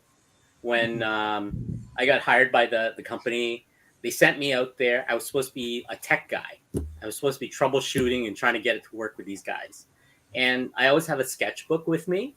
So they saw me drawing. And they're like, okay, you can draw. Can you do some storyboards? And I'm like, I have no idea what a storyboard was. Right? And that's how I got roped into it. They taught me how to do storyboards. They taught me how to do all this stuff because I had to figure out the storyboards. They taught me how to break down a script, right, for films and stuff, and look at work with the production team because we're trying to work out the visual effects. How many scenes, how many seconds, how do we do it? A lot of it was like, how do we do this, right? Yeah. Green screen, blue screen, the chroma keys. Yeah, it was a lot of little things like that. It was Lightwave was, oh man, yeah, spline base, nerve base, and all this other stuff. Polygons, polygon counts. I mean, back then, 50 megabyte drive was like this long, right? Yeah. It was like, yeah, and it was like nice slot. Yeah. Oh. There it's you incredible. go. Yeah. It's incredible to think about. It's incredible to think about how far technology's come since, when you were working on that stuff. Yeah. Right. What is that, Ryan? It's a USB stick. So what's a Lightwave? It's a Lightwave dongle. Like, in order to use Lightwave, you have to. Oh, dongle, the keys, those keys. That's right. Yeah. I remember those guys. Pre USB key was it was a printer port. It was an ISA port. It was a serial port. Yeah, it was a little puck that you. I remember having to put those on my Autodesk stuff. Yeah. AutoCAD. Yeah, I worked with Autodesk. Yeah. That's crazy. Yeah. That was a long time ago, guys. You were like timing yourself. What do you call it? You're dating yourself. Huh? Dating yourself. You're dating yourself. Exactly. I I mean, I'm already gray here, so I cannot fool anyone. But I got out of it in I think 2005. It started to change because a lot of the around 2005, a lot of the effects houses were closing down, right? I think that was when California went into the housing market around there. So that's when I moved back here to Toronto, right? Okay. I couldn't find work up here, though. That's the only thing in the film industry, right? It was a small niche industry. I know I worked on like a lot of like small studios and stuff like that. I just moved around California a lot. Went up to Burbank. Went up to San Francisco. Lived in Oakland for a bit there. You know, lived on somebody's couch for about 6 months working on projects, stuff like that. cool. Right? Yeah. Interesting. Hey, I'm gonna, Alan. I know you've been waiting for this, so what I'm gonna do is, Alan's been waiting for this. I know he has been waiting for this. So I'm gonna get the bunny race going. The bunny race. Oh, this is gonna be Bunny race. adorable. Here we go. Oh, we're doing a bunny race. Cool. All right, let me find. One second. Where'd it go? There he is. Did I get royalties? Oh, No, my the goodness. royalty belongs to the company. They got. I do have patents of some of the stuff, but I don't have them anymore because they belong to the company. I got paid a lot of money for it at the time. So what I'm doing is using the bunny race to. I'm gonna give away a mystery box. It's gonna be 10 books from Bronze Age. Nothing special. Okay. Just 10 books from Bronze Age, from 74 to 79 on there. Nice. Yeah. Sweet. Nice. But I will do it in the name of these people, Bunny. people who came to our show. Okay. Should I, look, when, I mean, next year you'll be in this list. Wait,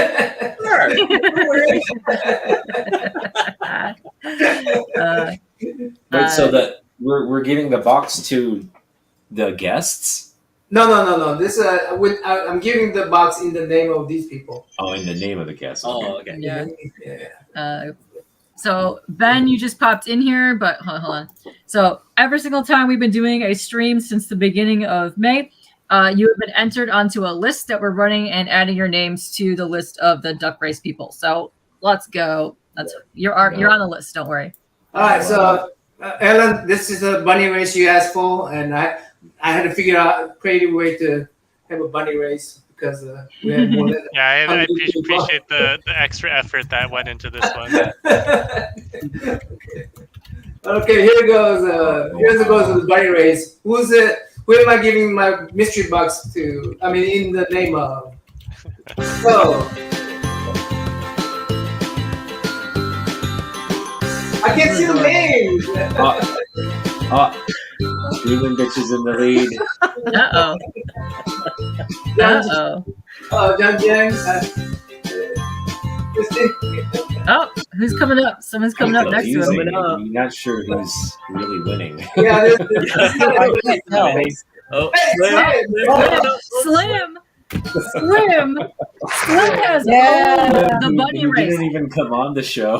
That is 3 for 3 bunny races that Slim has won. It is. I swear he better go play the lotto tonight. This is Well, what insane. happened was I didn't do the. I didn't mix it up. I don't think that matters. I think Slim's gonna win again if you do. Yeah. All right, so he's in the name of Slim. And he didn't even show up. He's probably doing some most important work at the hospital. Yeah, he's saving lives, but Yeah. I'm gonna make him feel so guilty. All right. So in the name of Slim, so we're gonna run it to figure out who gets the box. Is that what's happening? Yeah. Now we're going to the duck race. Okay. So good luck to the rest of the 160 people that are in here. Okay, yeah. Let's load up the duck race with the I saved it on the here, so that's 160 people we got left to give Okay. away. So 30 seconds. Okay, this time I gotta seed it. So who's gonna? Oh, Slade is not here, of course. Okay. He Alan, did. you get to pick. You get to pick. How much I'm gonna seed it? So 1 through 7. Let's Pick a say number between 1 through 7. 5. 6, 5, 5. Yeah, 5 sounds good. Okay, 5. 1, 2, 3, 4, 5. All right. Ready, set, go. Names are so easily readable on this one than the bunny race. Yeah, it's set further back so The you can ducks are see it. smaller. Yeah. Yeah. What if you could size that, or if it just depends on the background, maybe? I like how there's so many Steve. different like colors and accessories for the ducks. Oh, if they get full on outfits. There's like some like that's a Dracula one, and then there's another one that's like Benjamin. Who is it? Dan P. Okay. Yay! I hope we know who Dan P is, but Congratulations, Dempsey. all right. Congrats, Dan P. It's almost a photo finish at the end. Yeah, Evil Mike almost snuck in there. It was amazing. All right. I'm gonna take the name out of the damn P. What was it? What was it? I forgot. 28. 28. Yes, way to go. What's up, Aaron? How are you doing? So Yeah, Dan Mike almost P, made you have to contact me on IG. NammaN the Drawman on IG. Yes. Okay. Yeah. And then I'll send it to you. All right. Then I move this. Okay. What? Who, do you know who Dempy is? I don't know who Dempy is. He was from one of the streams. We can go. I can easily go back and figure out where he's from. So no problemo. I'm gonna Let's see Ryan's progress on the Swamp Thing. Oh yeah, let's do that. I'm gonna sign it. Go here, and then you go boop. Wow, look at this thing. It's looking awesome. Wow.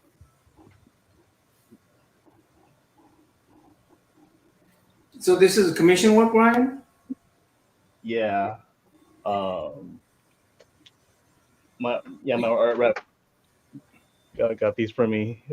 Yeah, so these are all pre-purchased, I guess. Or How much are you charging to commission, Ryan? what are these? Or you're not supposed to say? You say. I think these come out to like I don't know. My art rep knows. It's like 150 or no, might be 175. I don't know. Somewhere around there. Contact his art rep.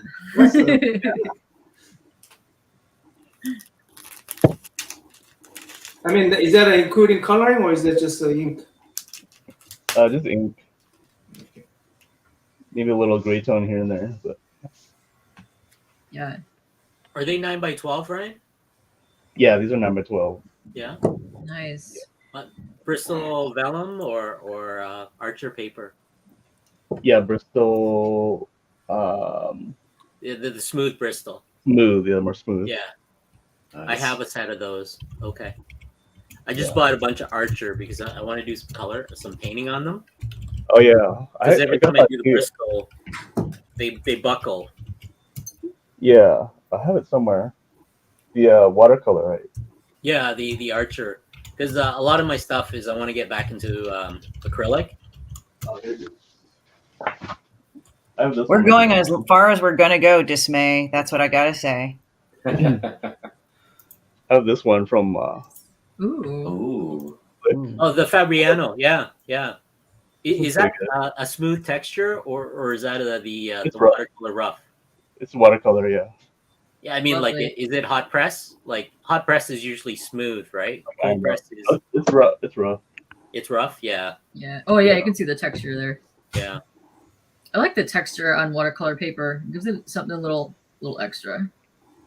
Yeah, for this whole thing I can't remember the price, but it seemed like a pretty good Yeah, deal I for think it's around it. about $15 to $20 for Oh, that. that's not pack. bad. Yeah. 9x12. The Fabriano is pretty good. The Archer is more expensive. They Yeah. come in like 12 sheets, but they're really thick. Mhm. But they work really well with the acrylic, right? Mhm. Like that. Yeah. Like these are like I did gouache on these. Ooh. Awesome. Oh, So that's Ooh. gouache, right? But you can see the paper kind of. Wobble these.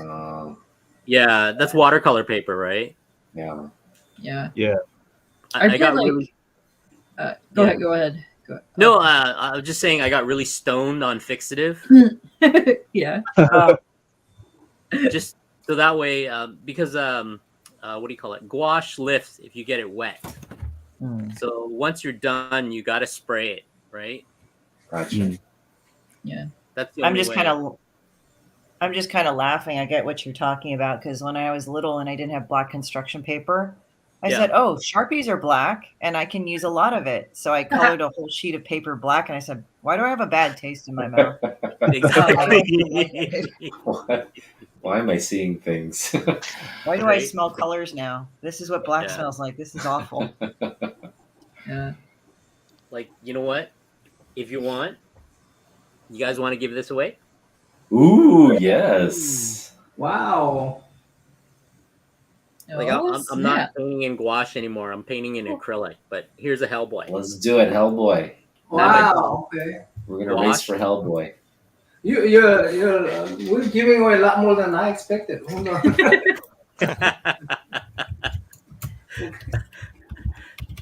There you go. I mean, I got a lot more to give away here, so I may have to increase my. Okay. Your time frame. Yeah. Let's see. All right. Duck race, right? I haven't painted in gouache in a long time, so that's the only thing, right? Yeah. I really like the B watercolor paper, but I can only find it in 10x5. But I like it. It takes a lot of ink and it takes a lot of watercolor, and like I don't have any problem with it bending or wobbling. But I wish I Okay, could. so find a 159 larger is it, right? 159. This is the right one, right? Let's see. Let me go ahead and add this back to the stage. Oops, that's not where it's. No. Well, how do I move that up? K-pop. Oh, here. Can you give some background on when you worked on this and like what made you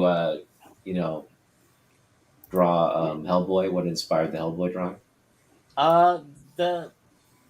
What I do is I'm always trying different medium, Mm-hmm. right? It's I don't know. It's like you can like I draw pen and ink, but sometimes I see paintings and stuff, and I try out all sorts of little things. When I did this was I think Don't let CJ. I forget what year. I wrote it here in pencil. Maybe. Yeah, I can't read the year, but when I did this was I was just everybody said try out gouache because gouache was used as a illustration medium. Mm-hmm. Mm-hmm.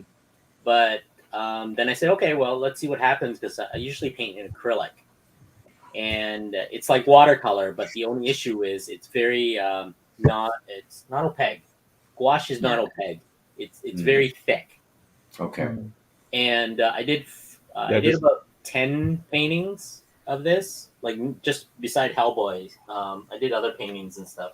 I have bits and pieces of So yeah. Is gouache like meant for like cell animation then? No, a gouache is a watercolor base. Yeah. Like It's watercolor. It's really watercolor, but it comes like a gel. Yeah, there you go. Yeah. Okay. Yeah. It's kind of, I think, a little thicker than watercolor, I think. Like it is very thicker. Yeah. You can wash it down, but Yeah. it doesn't. Yeah. Yeah, you're using gold. Yeah. Yeah, retardant Nice. it slows it down from drying, right? Yeah. Nice. I like So their, it's like- their airbrush paints. It's like this, like from my experience with gouache. Okay, so watercolor, it can come in tubes or cakes, but it's usually very thin. Yeah. But with gouache, it's like a thicker form of watercolor. Gotcha. Yeah, it comes in these pucks that I have. Messing Here around. you go. Oh wow, yeah. Hey Ryan, I gotta hang out with you and Oh figure out how God, you you do that. guys. There. It was Sorry, from I'm a just picture, looking at the from comments. reference though. Yeah. But Nice. I'm always trying, right? I'm always experimenting on like how do I do this texture? I mean, you can see some of the I use like my daughter's like toothbrush Yes. to do the splatter, but Yeah. it lifts sometimes because I forget that I gotta wait for it to dry, Yeah. right? And Can you sorry, I'm just looking at the so tech I was question. expecting it to be like a layer-based system. So I would layer something, and like acrylic dries really quick, and I can actually go over it and get it darker. But when I try different paints and stuff, things lift once you get it wet with water, right? Yeah. So Can you- the only way I did was I did the first pass, I spray it with fixative. I went back to the second one and I sprayed it with fixative. And that's how I got around to this kind of stuff, right? Mm. So See, my experience, CJ, is that you can mix gouache and watercolor. Like if it's water based, you can just do that on medium alone. But it's like the different textures are kind of the different textures and thicknesses and the vividness of color kind of may vary. That's from what my experience is with traditional media. But Oh. After we give that away, then I want to give away Alan's book. yeah. And Yeah, Okay. so like this stuff here is like I was just drawing Red Sonya, and that's a red pencil, right? And I kind of stopped because her proportion is a little bit off. It throws me off. I just can't explain it. I just kind of been drawing for a long time, and you get to a point where you're like something is wrong, and I would stop. Then I went and I did another one. Then I tried using a wash, but the wash that I had kind of messed it up. So you can see the under painting kind of stuff. That messed it Oh, up. So I nice. kind of tossed it. Then I got to a second point where Hi, now, Alex. right? oh wow. Oh, nice. So it's not done, but I waited for it to dry. But the problem is the paper is every time I paint on it, the paper kind of falls apart, Yeah. right? Uh-huh. So I love how Ryan everybody knows this. everybody here is an artist except me and Alan. Alan and I are the observers of this conversation. We're like, okay. Right? So that's why I went out and I bought. Usually, when I paint like something like this, it would be like on an illustration board. It's a thicker board. It's kind of like a matte board. You know the mat that you get from when you frame stuff, Yes. right? And I would normally like prime it. It's called gesso. I would Okay. prime it before I paint on it. Nice. But this I got- stuff is I'm constantly experimenting, right? That's where the gouache came in. The gouache I did a few years ago. I think through the pandemic, I couldn't go anywhere, so I figured it was really cheap to get the paint. So did you also prime that? You said you put a finish on it, but did you prime that? Yeah, part of it? it's called a fixative. Fixative is basically a protective coat. I'm your Vanna White. Here's Gesso. Okay, look, next time, use the backstage and say, "Hey, Nam, you want this?" Or before we give it away. You got it. All right. Okay. Yeah, Last send it to giveaway from me, me. and How's that? I'll There send you it to go. the winner. Nice. All right. Okay, let's get the duck going here. Then we'll give away something from Alan. Hey, Alex, how are you, Alex? Good. How are you? Hey, Alex. Hi, Alex. Hello, Alex. How you Hello. doing? Woo. We got something to give away from Alex. I'm going to give something away from Alan, then also from Machine's store. So let's we got a lot to give away. We do. Let's go back to Yeah. here. We're Wait, where are we behind on the duck races. Wait, where's your? You got your thing ready, or you're waiting? Where's my duck go? Where did my duck go? You gotta go back to the other tab. You gotta go back to the other tab. Hold on. Let me flip him over here. We need one more person, Keep and showing we that have until we figure out where the duck went. one more person. We have the Brady Bunch. Oh yeah. 9. Okay, let's get the duck going. Yes, All right. add it to the stage. All right, hold on. Let me fix it. There we go. There we go. All right. We got 159, right? So let's. Oh my god. This is the hell race. All right. Oh, yes. Give me 1 through 8. 1 through 8. Let's Shuffle. do 1. 5. How's that? 5. Okay. 5. Okay. Five. All right. All right. 5, 4, 3, 2, 1. Start. There we go.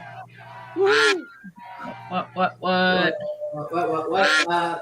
Yeah, so this is for the awesome Hellboy art piece. So this is gonna be a battle, I have a feeling. So let's go. Come on, Let's go. J80, Blue Hellion. J80, come on. Oh, who's on the bottom coming up super fast? I got Brian. LS. Oh, Let's see. oh, Digga Jam, Jam, Digga Jam, Jam. Digga Jam, Digga Jam, Digga Jam, Uh-oh. Digga Jam, Oh, Jam. Let's go. Oh my gosh. Digga Jam's gonna be so happy. Oh my gosh. Yeah, he's gonna love that. Yeah. Digger Jim's our other resident Korean, isn't he? No. I'm Digga Jam. What was Digga Jam's number? 6. 6. Yes, way to go, Jim. All right. There you go. Wow. All right.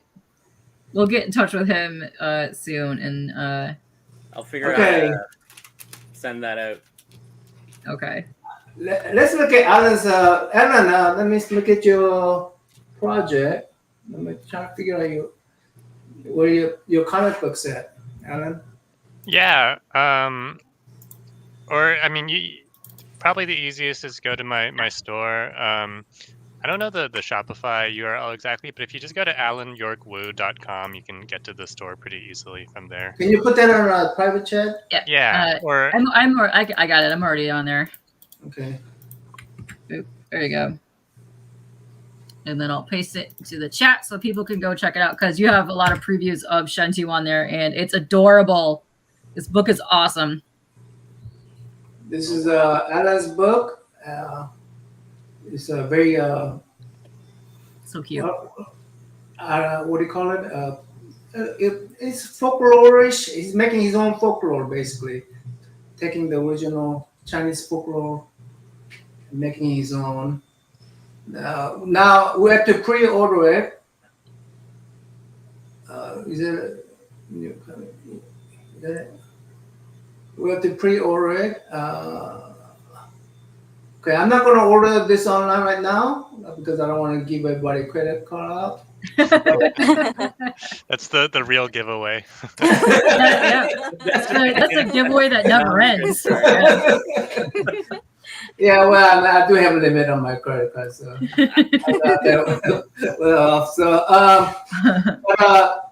so this is a one book, or is it set? Is it what collection of book? Well, so I have the first 2 issues coming out at basically the same time in September. So it could be a set of 2 issues depending on how you want to do the giveaway. Okay, exactly. so you pre-order first 2 issues of this series here, right? Yeah. Okay. So there's a bundle of the first 2 issues, which is the main thing that most people are getting because it has a nice discount. Uh-huh. But yeah, that might be just the most straightforward option. So these 2 bundle right here. Let me see. Those are one's digital, one's physical. So you gotta make sure. I'll make sure it's a physical. I'll make sure. Yeah, the bundle's right at the very top. It's the first item. This one. Yeah. So that That is Digital. basically the everything bundle. It's got This one right here. physical and digital of both issues. So this one right here. So the left one. The The left one for This one? 15. Yes. One for 15, Yes. and that's for 10. And this has both of them, right? That has a 5-pack. Oh. Yeah. Okay. So these two. How do I get these two? This. Well the second one is just digital. Oh, okay. Yeah, I mean you could do two. I mean one or two of the first one, depending on how many you want. Okay, to do. what I'll do is then I'll give it. We'll do one more race after this. 15. How's that? Is that bundle 1 and 2? Right. Okay, so I'll do one and then another one. How's that? So this maybe even 3. Everybody's gonna be so tired of the duck race. This is me. We had a feeling it was going to go for long. And Jay Ryan is calling you big spender. Hey, Jay. Okay, so this is a first bundle for the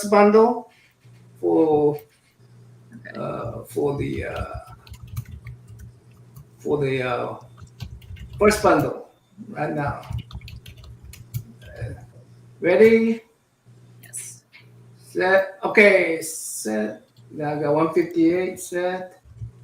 And shuffle 1 through 4. 1 through 4. Give me the 1 through 4. Alan. Let's just do 1. Okay, 1.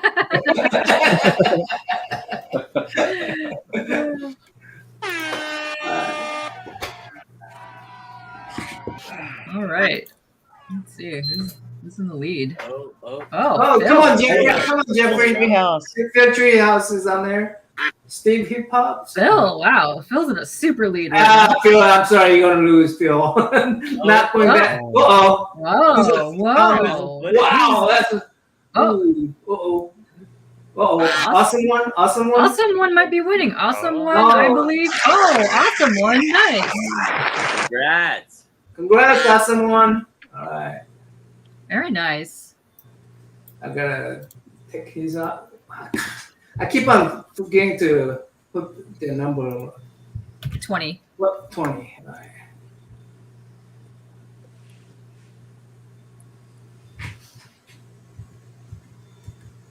Yes. Awesome. Let's go. I know. Awesome. All right. That was truly awesome. Okay, this is the second bundle. Okay. Let's see.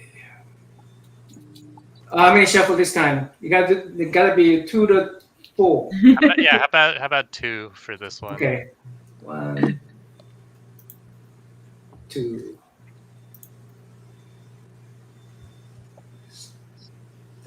3, 2, 1, go. Oh, there's a frog one. Or some Frog? sort. Oh, yeah. Sometimes they'll be in costumes, so they get really colorful, awesome costumes. Like that one's like Franklin or Washington.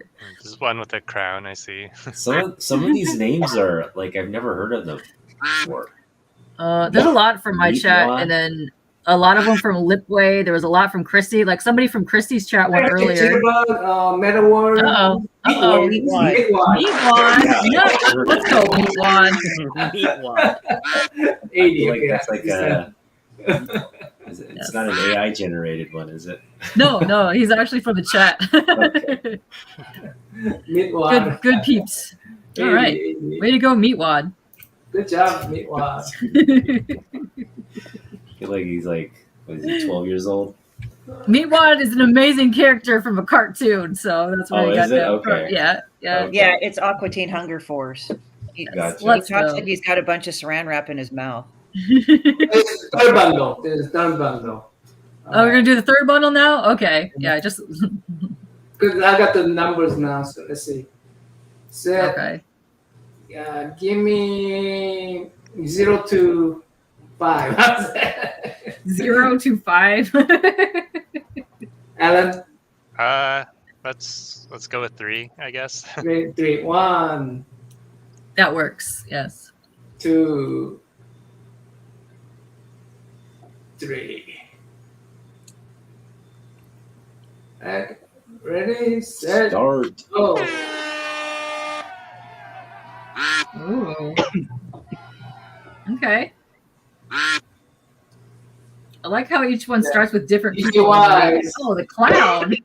Michael Baker, Canada. Uh-oh. Canada. Straight edge. Straight edge. Go Americans! Go Americans! America, fuck yeah. Bottom tier Oh. is bottom tier. Bottom tier. Let's go. Congrats. Not going to be a that's- bottom tier collector anymore. No, he's a top tier collector. Let's go. Was 97? 102. 102 by heart. Alex, you've seen duck races before, right? No, never. No. You've Oh. Not seen the duck races? Okay, let's take a duck race break, What are we guys. doing? Let's take a duck race break and let's introduce Alex. We didn't say hello. Hi, Alex. How are you? How are you today? Sorry. How are you doing today? I'm okay. A little sleepy. Yes. Yeah. We had a long night. I was way too excited. I was kind of tossing and turning for a really stupid reason. It's because Eminem is my favorite artist, and he dropped a new song for like the first time in like 4 years. I was just like tossing and turning, like with it stuck in my head super loudly. Nice. And I think it was just one of those nights, you know. Yeah. You can't really sleep, so. Do you play a song on repeat like 10 million times? Oh When yeah, you're- 100%. I do that It's been too. on nonstop all day. I will have it memorized by the end of the week. Yeah. Well, like Black Veil Brides, like sometimes when they drop, I don't like every single one of their songs, but when they drop one and it just sticks in my head, I'll play it over and over again. Yes. For M? Yeah. For Black Veil Brides. Oh, okay. Oh. Yeah. Yeah, they're doing Sometimes a I do that. collaboration with Cursed Cosmetics too. Oh, cool. Right. Is that like heavy metal? Cursed, well, no, Black Veil Brides is kind of like new metal, but I don't want to say metal because like what I think of metal is like Metallica or Metallica, those bands, but I think they're kind of like, I don't want to say they're thrash, but they're kind of metal-esque. Kind of like Avenged Sevenfold? I guess so. I mean, that's kind of its own genre. It's kind of like the newer ones where they mix rap, but they have thrash metal, but it's also operatic. I don't know what that genre is called. I guess they Okay. call it emo, but I think it's past emo too. I thought emo was like Fallout Boy and like Paramore. Yeah, there's that. Like it's emo metal or something. I don't know what it is right now, but I It's some mean, good stuff. They do have some good songs. yeah. Like I think also emo is kind of like My Chemical Romance too. So it's Yeah. Oh, yeah, they're very emo. Yeah. Big time. Yes. Alex, were you able to do some sketch covers? Emo I core. did. I didn't finish the. Oh, that's okay, that's okay. unfortunately, but I did prepare two, or I Okay. have two rather. I have this Rogue one Ooh. that I Lovely. and then I also have this Dick Grayson one. Nice. Oh. You got for both sexes. Yes, I have these two. The Rogue one's gonna be colored. Is that, Sorry, is that you say it's not done yet, or are they no, done? My silk one isn't done yet. Oh, okay. So these are the two that I have. Okay. Yeah. And Alex is a cover artist, so and she will do sketch covers and. Yeah, I work in film and animation. I've been working in film and animation for a while, but I very religiously collect comics, so I tend to get all the sketch covers and just kind of sketch whenever I feel like it and whenever time lets me. So, Yeah. Anyway, for special occasions, she will have some on sale for sketch covers for, you name the price, Alex. Then I'm going to give two away that we talked about. So. Yeah, so those are the two I prepared for the giveaway. Okay, those are the ones that give away. All right. And we'll have all her information. Contact her for your. If we don't win this, you could hope to win these two. And if you don't win it, go contact Alex, and she'll give you a good price. I'd be more than happy to do more sketch covers. They keep me sane. So, more than happy. Let's see. Okay. Want to take a little bit of break from Alex? Want to take a little break from the duck race? Anything you want to show us that you're working on, or? Well, I just got my prints today. I had to pick that up in the morning. But I'm not sure. I mean, do I have anything right now?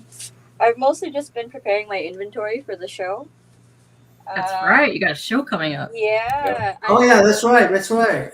This You've been enjoying I stuff. haven't What's that? penciled that in yet. The Scarecrow yet. Ooh, Yeah. Scarecrow. Oh, Or so I haven't gnarly. inked it in yet. I gotta get that sketch and, cover.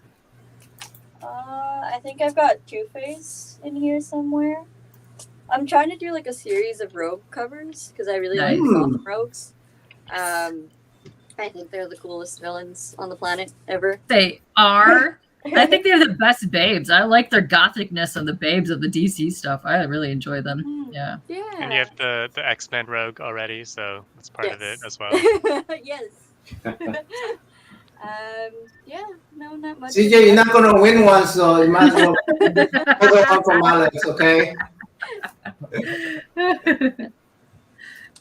Very happy. CJ already got a win from CJ already got a win from what's his name? John Boy Myers. Yes. So. Yeah, he won the John Boy. So Oh wow. Ooh. So Is Lipway giving anything away? He Or did Peter? earlier. already give away. I Your know. duck didn't make it. Your duck didn't make it. You were in there for the running, yes. He gave away a Deadpool sketch card and a Wolverine cover. I know it's sad. It was glorious, but yeah, Can you do it again? I know. And then like change all the names to Alex. You can spell my name a bunch of different times. if you want. Well, I mean, Comic Journey actually wants to do the same thing as you. He says, "I want to win everything, damn Yeah. it." I know. That'd be interesting.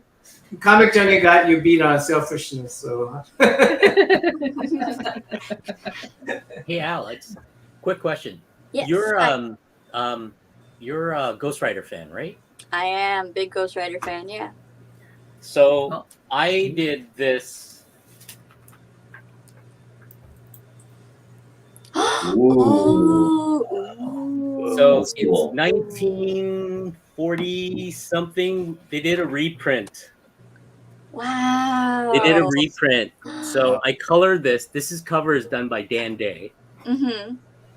So I had to do all the graphics and stuff. So there's 2 versions of that. How many organs do you want for it? I'll trade them all. I will send it to you. Arm and a leg. I will send it to you. It's a promotional piece.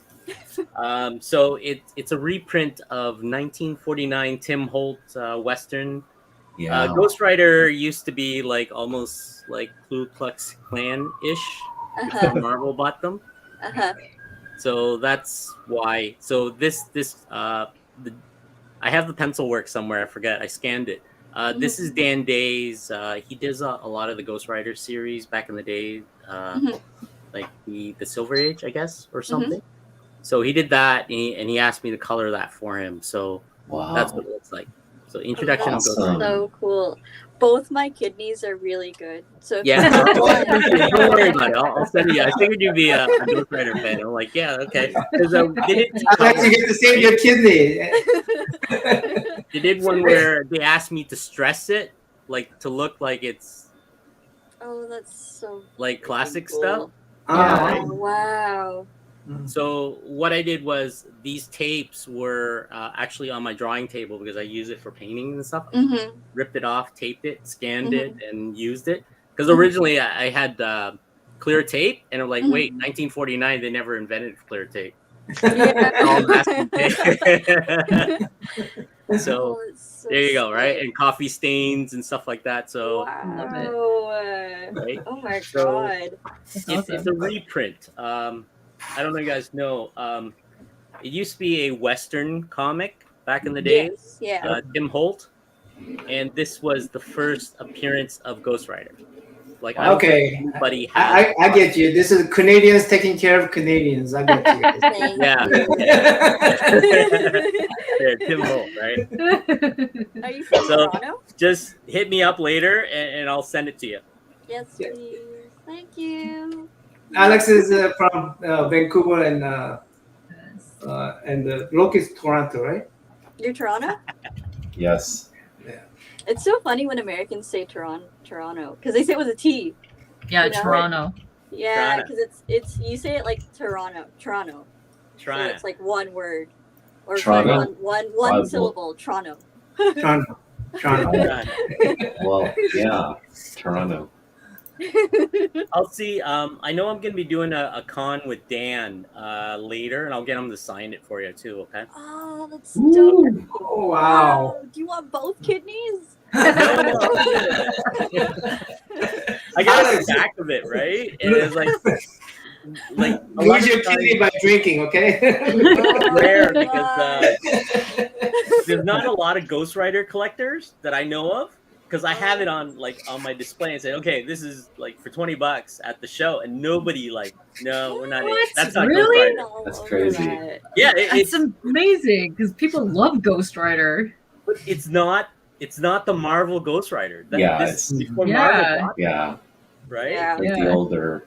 Yeah. It's the older one, right? I think that's the only main Ghost Rider issue that I'm missing for my collection because I wanted one of each of the Ghost Riders throughout the generations, and Right. I'm missing Carter Slade. So Right. it's the it just says Ghost Rider 1 on it, and he's riding on the horse and everything. Because I Right. have Johnny's first issue, I have Danny's first issue, Right. I have Robbie's first issue, Alejandra's first issue, but Carter's the only one I'm missing. So I Nice. think he's the coolest. So, Cool. thank you. Perseverance, 1940 Thank you. something. Yeah. It's a reprint though. That's the only thing, right? And the cover is done by Dan Day. Great, it's awesome. All right, let's do giveaway for Alex's book. Show your first book that you're going to give away. Oh, let's do Rogue. Let's do it. Rogue. Ooh, Rogue. Then after Alex, we're going to go to Chris Machine's store. So let's see. I might add this. Back. The racist one is the original. All right, let's see. Set. All right, 1 through 7. Now let's pick a number. 3. 3. 3. 2. 1. Comic Johnny wants that. Oh, sorry, Comic Johnny. It's gone. Sorry. 3, 2, 1. Order another one, Comic Johnny. You can order another one.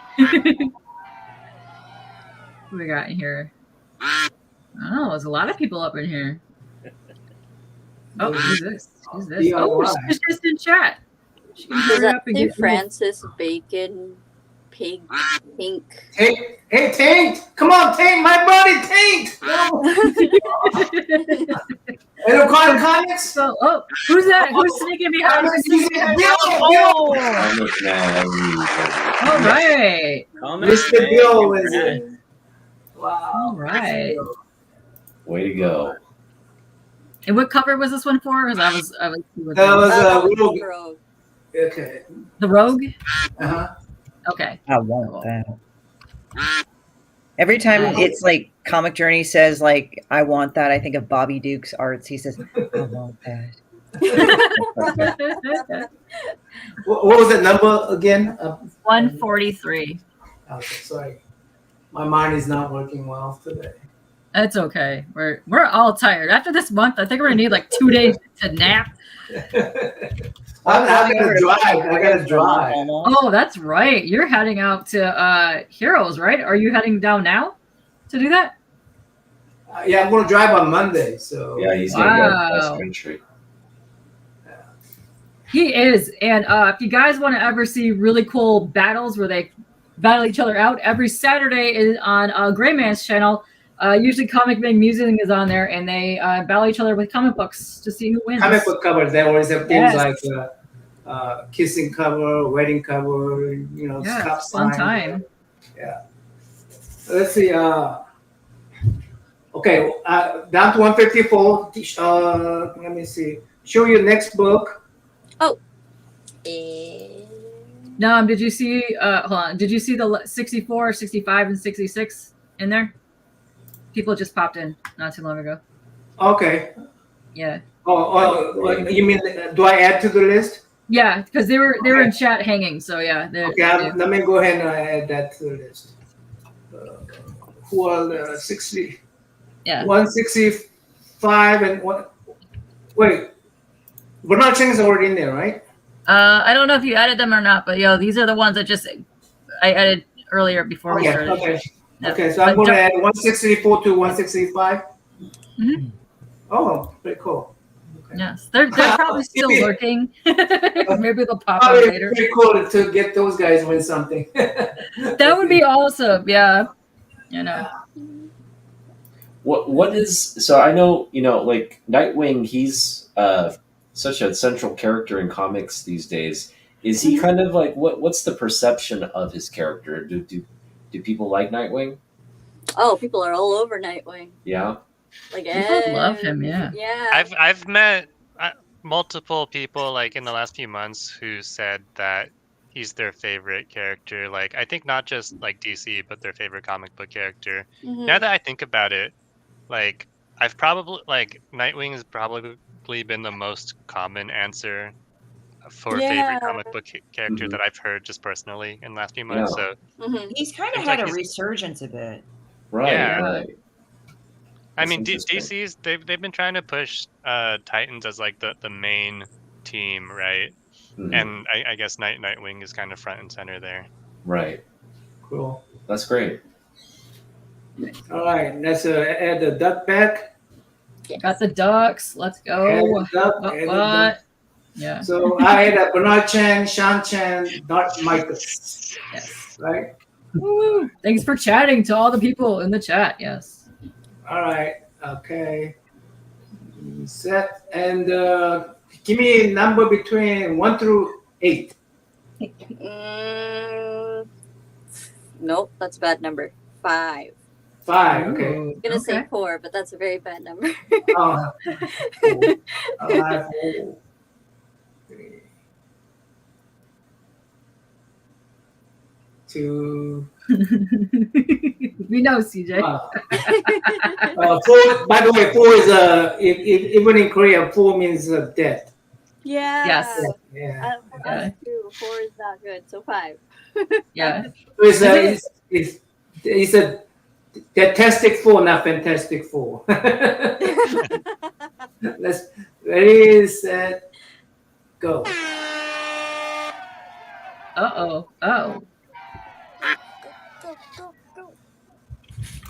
You're in there somewhere. You are in there. And Norin, CJ already won something from John Boy, so that's why he's not winning. Yeah, you can win your own. You can win your own.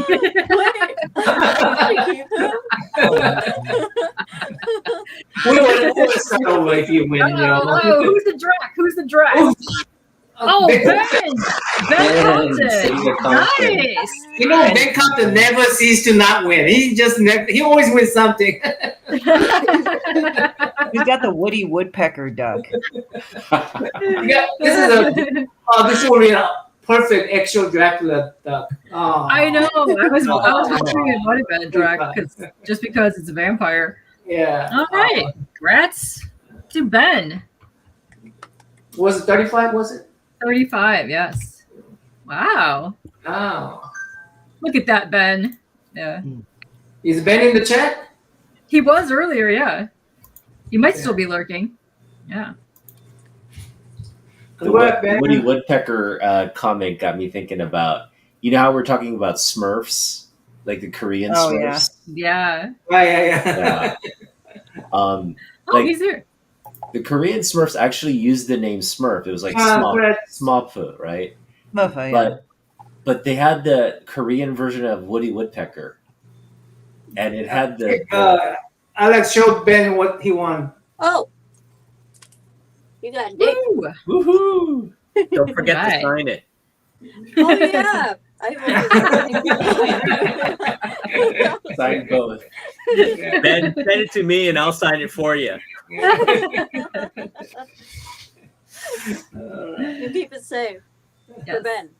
Yes. Yeah. All right. Exactly. Yay! Cool. Let's see. Let me look at. Now I want to go to Michelle's store.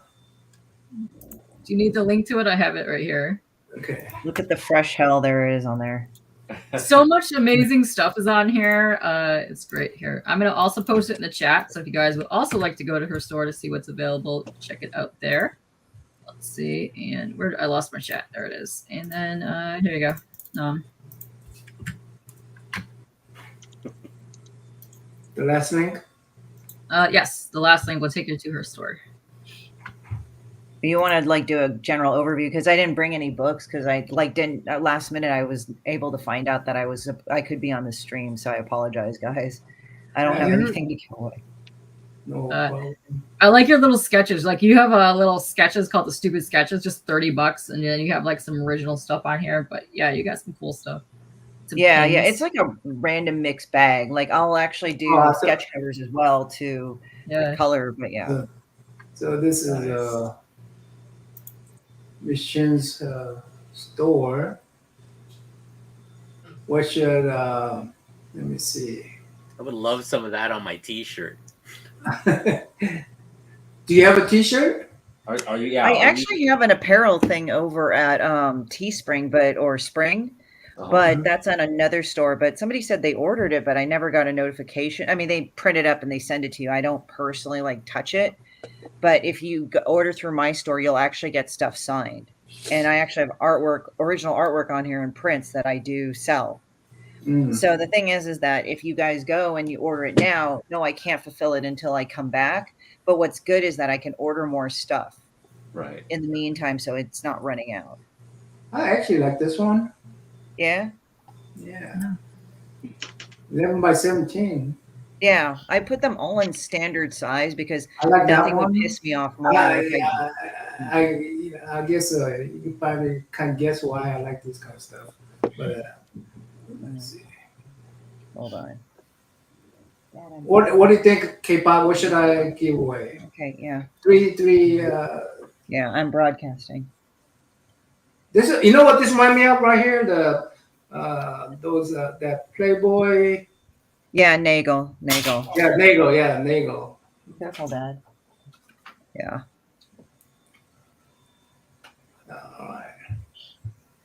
All right. Let's give this one away. Let's see. Joe likes the Demon Bitch books. Yes. So Joe is actually how I got hooked up with Chrissy in the first place. He was like, "Hey, I know an awesome artist." I was like, "I want to meet an awesome artist," and yeah, that's how you go. So thanks should I to give Joe. a Demon Bitch book too? So let's see. Got a couple of them on there. Where's the one? Appearance webtoon. They're in physical copies, right?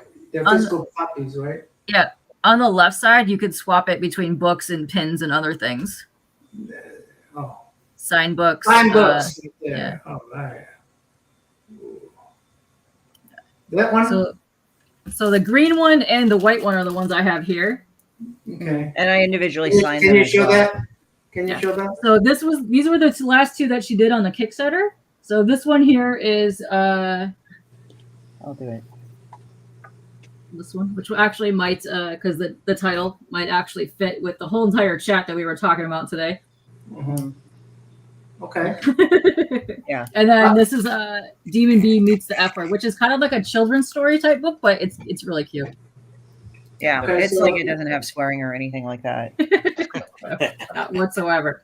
So I'm gonna give this one away, and that print. Okay.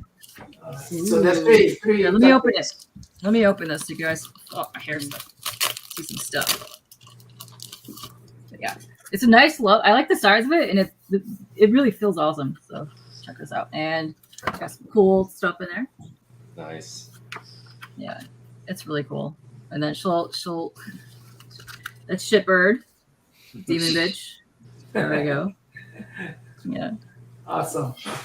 Yeah. So they're nice, and then she usually leaves little notes in there. But yeah. There you go. My ass, my ass, my ass. Yeah. Who's making the noise? That was me. Okay. Yeah. My ass, my ass, my ass. Yeah. Dang, this is my All right. Yeah, you just see the little doodles. They're awesome. I love these. Like seriously, whenever you post something, it makes my day because they're just awesome. So that Demon Beach first. Let's that one first. I'm gonna then go to the duck race. All right, so we're doing. How many are we doing? So I can add this to the thing. Yeah, the three duck race. Okay. So she's getting.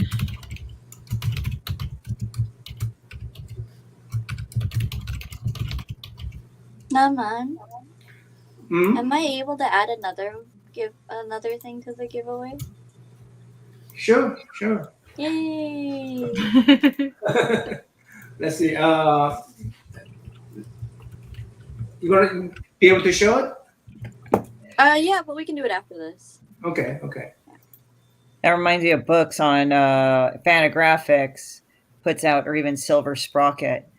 Yeah, I mean, I love Fantagraphics. I guess they influenced me a lot. And it's like, will Christy read her book to the children our next Insomniac comic book theater? Hey, I don't mind. Yes. Okay. Let's see. Did I already remove all the names? I don't know. I Yeah, think I 150. did. I think so. Yeah. Okay. So set. All right. Mission. What's number 1 through? Is this one for the book? Which one are we doing? The book, the green book. Okay. Okay.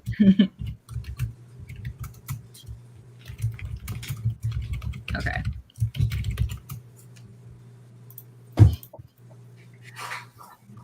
What's the number of mission?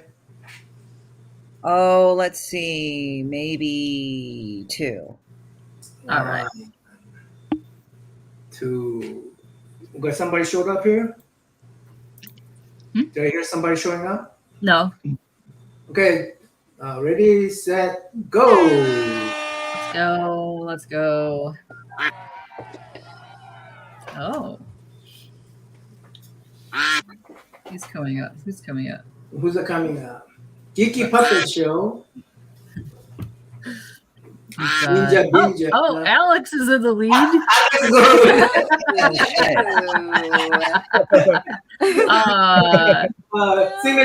Signature King. Okay. All right. Question, nice. Nice. Okay. Christian De Leon, I'm trying to remember. I think I remember him, but I'm trying to remember where I know him from. I think he might have popped up in somebody's chat. Let's see. All right. Way to go. You have won this lovely book right here. Boom. Well, not my book, but yeah. Yeah, there you go. Christian De Leon, I'm trying to remember. You already have that, CJ. Let's see. He's just copying and pasting shit at this point. I think he might be. Yeah, I think that's what's happening right now. Remove this. No, I'm gonna go to. All right. What was that? Oh, right here. Which one? What item is this one for? This one is this one right here. I can't. Okay, so you okay? Demon B means F. Okay. Yeah. Blah blah blah. I want it again, damn it. Well, you can buy it again. Hey, NammaN, did you see my message? Oh, let's see. IG message. IG message? Hold on. I'll look that up on my other phone. Oh my goodness, my battery's running out. Uh-oh. Uh-oh. Okay, I'll look it up after this. Is it okay or is it urgent? Yeah, go ahead. Okay, that's I'll be back. Okay. So this is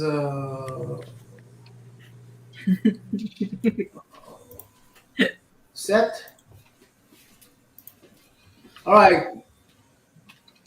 Michelle, what's the next number? Oh, let's do a 3. 3. All right. 3.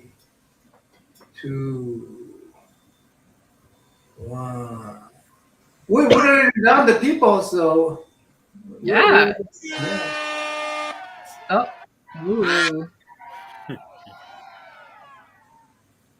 Tito Allen? Oh, no, Donald Tito- Trump. Oh no. Yeah. Donald Trump. Donald Trump. Did somebody put Donald Trump in there? Yeah, They, someone put they Donald Trump in there. auto-generate it. Yeah. Good stuff. I Uh-oh. don't want Donald Trump. I don't want Donald Oh, Trump. who's the green one? Who's the green one? Legion of Comics. Legion of Comics.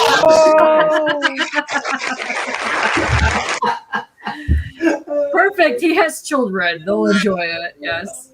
Ray. So yeah. So which one was that? That was for the second book. Okay, that's fine. Yeah. I'll copy and paste this whole thing into the Yeah. the group chat. Let's see. I gotta do the third one. Third one is gonna be that print. You want the print? Okay. Let's see. I might find that print. All right. What was his name again? Nigel. Nigel, what's his name? I want to do his style one of these days. Like what you did. It's Eggy. That's congrats, Legion. Yes. Way to go, Mark. You're all going to be meeting each other at Heroes Con, so this is amazing. This one right here. All right. So that is... Is that self-portrait mission? I'm sorry? Is that a self-portrait? Yeah, it is. I just drew it that way too. Oh, okay. All right. S. Get back to the duck race. Oh, let's do a 4. 4. Oh, you're going to do the dead number. Oh, all right. Well, it's Demon Bitch. There you go. Yeah, she's a demon. She writes demon. So, 2, 3, 4. Did I take out the name? I did take out the name, right? Well, if he wins, we'll just read. Yeah, you did take out the Right. name. Okay. I see the Trump one in the middle. I can't see it. Right there, right there. It's right there. All right. Orange. Oh, look at this. It's interesting. Trump is a loser. He always loses, so that's okay. That's what you can see. I make with the kids. Too early. Unhinge my. Oh, who's this one in the crown? Who's this one in the crown? Watch Trump win now. I know. Oh. Oh, Sean Chen. I know about that guy. Yeah, I don't know about him.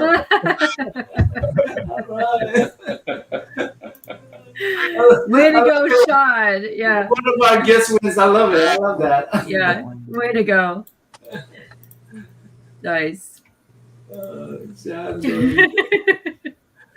And she got Mitch Shin's self-portrait. Nice. There you go. Lovely. Lovely. All right. I'm going to take a little duck break. Let's take a little duck break, guys. Woo! That was a lot. A lot of ducks were happening.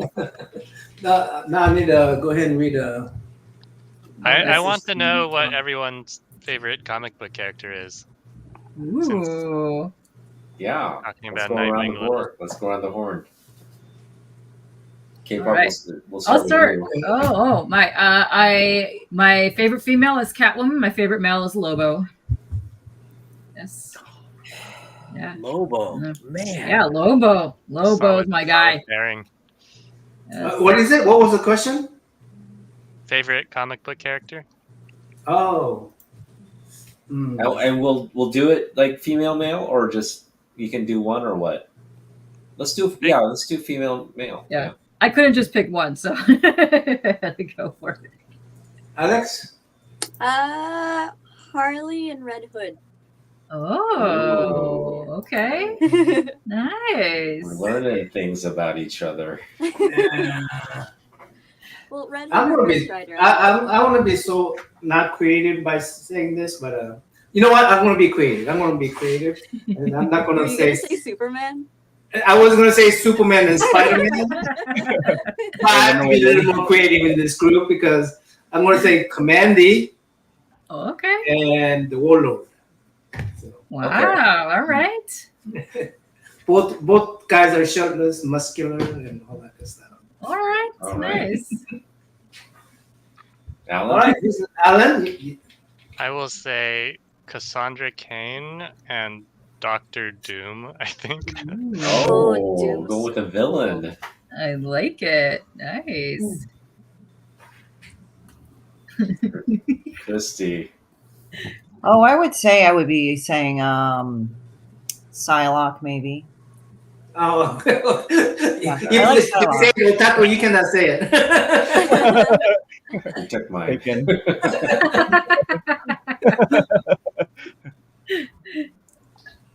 Ryan?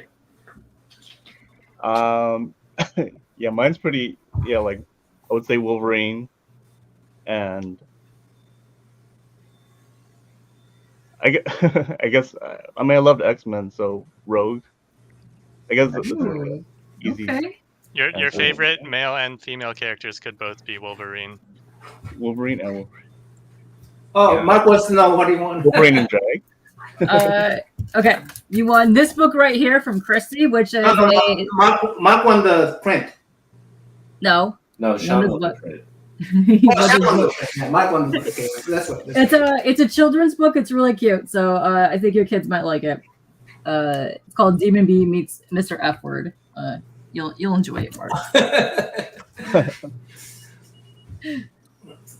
Let's see. What were we? Loke's favorite superhero comic book characters. I always like the Frank Miller's character, anything Frank Miller, but the one that stand out was when I fell in love with Bill Sienkiewicz, Elektra Assassin, Yes. Good. right? Yeah. Then the other one is the Sin City Marv. That's my favorite. Oh, okay. Okay. Yeah, Marv. I Yeah. like Yeah. it. I just like the gritty. I just love the art style. I just fell in love with it. Like and like I have a third one, and which is Ronin from Frank Miller. Oh yeah, Ronan. Okay, yeah. That book is like dogtail like crazy. That's like my go-to. Like I'm always reading it and all the other stuff, right? Yeah. Yeah. Yeah. That is a great series. Yeah. It's fantastic. In the chat, we've got some Vampirellas. Oh yeah. Of course. Witchblade in Darkness. Yes, love Mhm. that. Joker. Female Witchblade and male Darkness. Was Joker. there ever a reversal of gender? Could be. That's those were great series. I love those. I was big into Top Cow in the day. Deadpool and Spawn. Nice. You just see on my IG, I did a commission of Darkness and Witchblade as Rogue and Gambit as Darkness and Witchblade. Oh, I'm gonna have to look that Oh, up. really? That's Like- awesome. Oh wow. Nice. Now, you could show it on your IG. Eating it. Yeah. That's awesome. Commander is also Ben's favorite. Wow. By the way, Ryan has some new prints to give away. So. Oh, new prints. Nice. Your quality of prints is lovely, Ryan. No one's Where's your go down. Go Go down. down.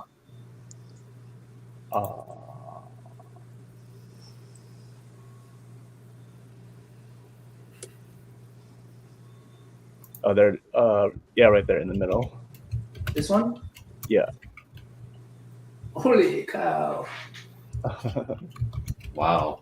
Yeah, someone requested that. I'm like, that's interesting. So you didn't color this one? You just got the Just like that. yeah, cool. I could show you the two new prints that I'm working on. Well, I finished one. So cool. Let me see. So they got these blue pre-marker too, right? I mean pre-drawings. Oh yeah, that one. That one's Yeah. I think blue line. Yeah, those blue lines. I actually like seeing that myself. You gonna show something, Ryan? Share my screen. Okay. Share right screen at the stage. So this is one of the new prints. A little, Okay. a little story. Well, my hard drive crashed and it was Uh-huh. Oh on there, man. and I thought it was gone, but I had like a picture of it. So I was just gonna like, my art rep had the original art still, so she scanned it, and I was gonna just recolor it, and I got my hard drive recovered, but it cost like few grand. but Yeah. but it was, at first I didn't think it was on there, but I searched for it and it was actually on there, so I don't Cool. have to recolor it. So that's one that I was gonna have printed for this, for like Comic-Con, and then Okay. another one I'm Oh, Oh, working on it nice. now. Oh, It's not man. done yet. yeah. See, this is what I'm talking about. Like I usually kind of use like colors, just kind of separate them. Nice. But I'm trying to So do like how many layers is that? um It can go pretty crazy. Yeah, I you, know. yeah. Yeah. So it's basically the X-Men 97. Oh man, I want that print myself. I was gonna do like Storm up here and like Jean Grey. Nice. Yeah. Oh, and then I turned Starlock into Jubilee. Cool. And I Red. want that print myself. So hopefully I finish it by. I need to get it done pretty soon before Comic-Con. Okay, so this means that first of all, you have to go to your printer and print it, and so it'll be a while. They're not gonna get it immediately, right? At least a month or so. Whatever. Yeah. Okay. Oh, yeah. Hopefully. Yeah. Okay. Just so that people know. Also, if it does go through me, you know me, I'm I'm pretty bad about shipping things out on time. As K-pop. Okay. We get it Okay. eventually. We're gonna give these two away. Is it one person? One person giveaway? Two prints or two duck race, one duck race? Whatever you want to do, or just I guess one, or Yeah, let's do 2-in-1 so that shipping costs will be saved. 2-in-1, or 2-in-1, or one each. Yeah. Yeah, one each, right? One each. Oh, one each. Yeah. Either Yeah, way. so two package, right? Yeah. Okay, let's do one duck race then on that one. Do you have any other ones that you haven't done before? The races? Races? Different. Oh, I got robots. Or no, monsters. I got monsters. I want to think see it's the leprechauns. Leprechauns. Very different. Okay, hold on. Let me see. I have to export the. I have to export the. Oh, does it take too long? No, it's just that I gotta. I gotta export the name. I gotta save that as. Save it. I took out the name on the last one. I had it. Save as. AAPI 2024. This is C version C. Save. I saved it. Now I'm gonna go back to different race. I gotta pick a race that has like a 1,000 entry. So this one has 1,000 entry. This is monsters. Different Oh kind of yeah. monsters. Let's do the monsters. You want to do the monsters? Yeah. Okay, let's do the monsters. Yeah. Let's do the monsters. Oh, by the way, the X-Men one's not gonna be like a cover. It's gonna be another print. I know CJ was asking. Yeah, it's the print, guys. Two prints. Let's see. Premium, open C, version C.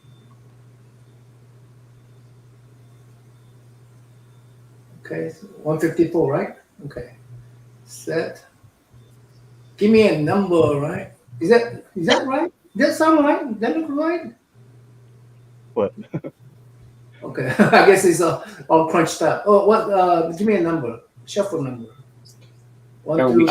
we can't see the screen. I think we gotta wait till Katie gets back. Yeah, no, I got it. Oh, you got it? Okay. Yeah. Oh my god. Oh, wow. Jump Wow. scare. Where's that? Oh, you guys said monsters without even seeing the screen? Because I was assuming you saw all the screen. What's the number? 2.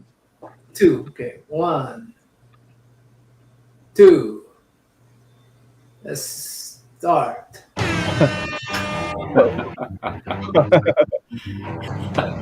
This is way better. Yeah, I like this so much more. I like how it's different music.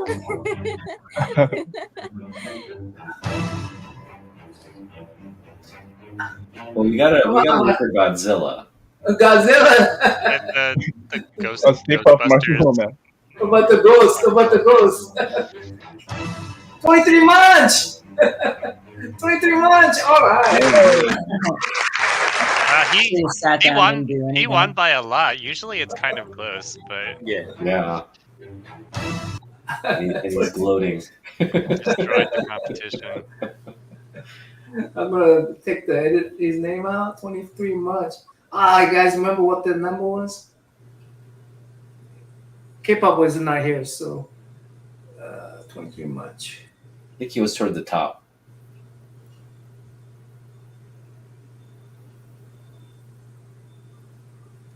He's 58. 58. Okay. 23 Much is another community artist. A lot of good community members are getting these things. So Yeah. So far, yeah. So that's I'm sorry, I was away for a second. What was this for?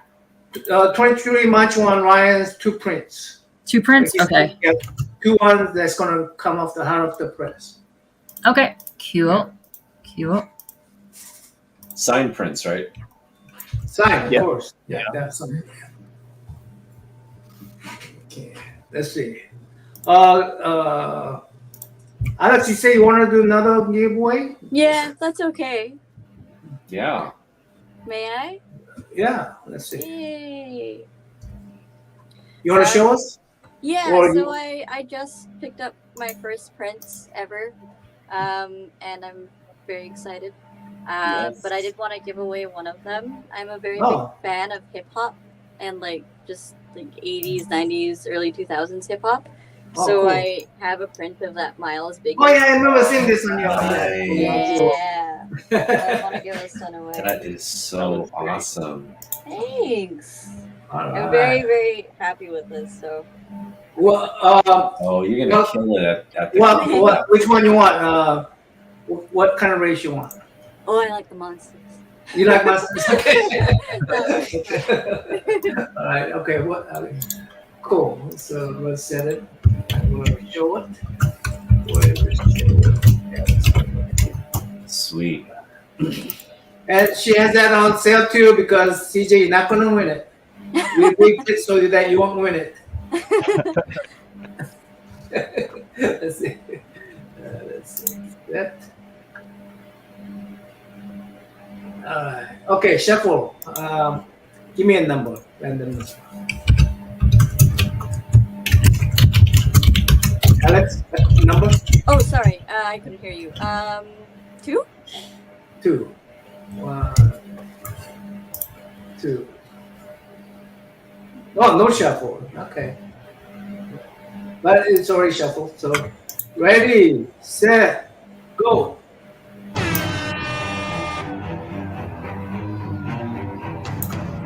Is that what is that robot? Oh my god, there's a Stay Puff guy. Algorithm, come on, algorithm, catch up,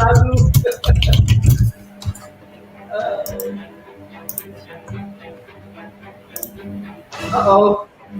Who's this? My flock? Who's my flock? That's one of my friends. She hangs out in my stream and in Chance's stream. So I'm kind of slowly getting her into comics. So, way to go, my flag.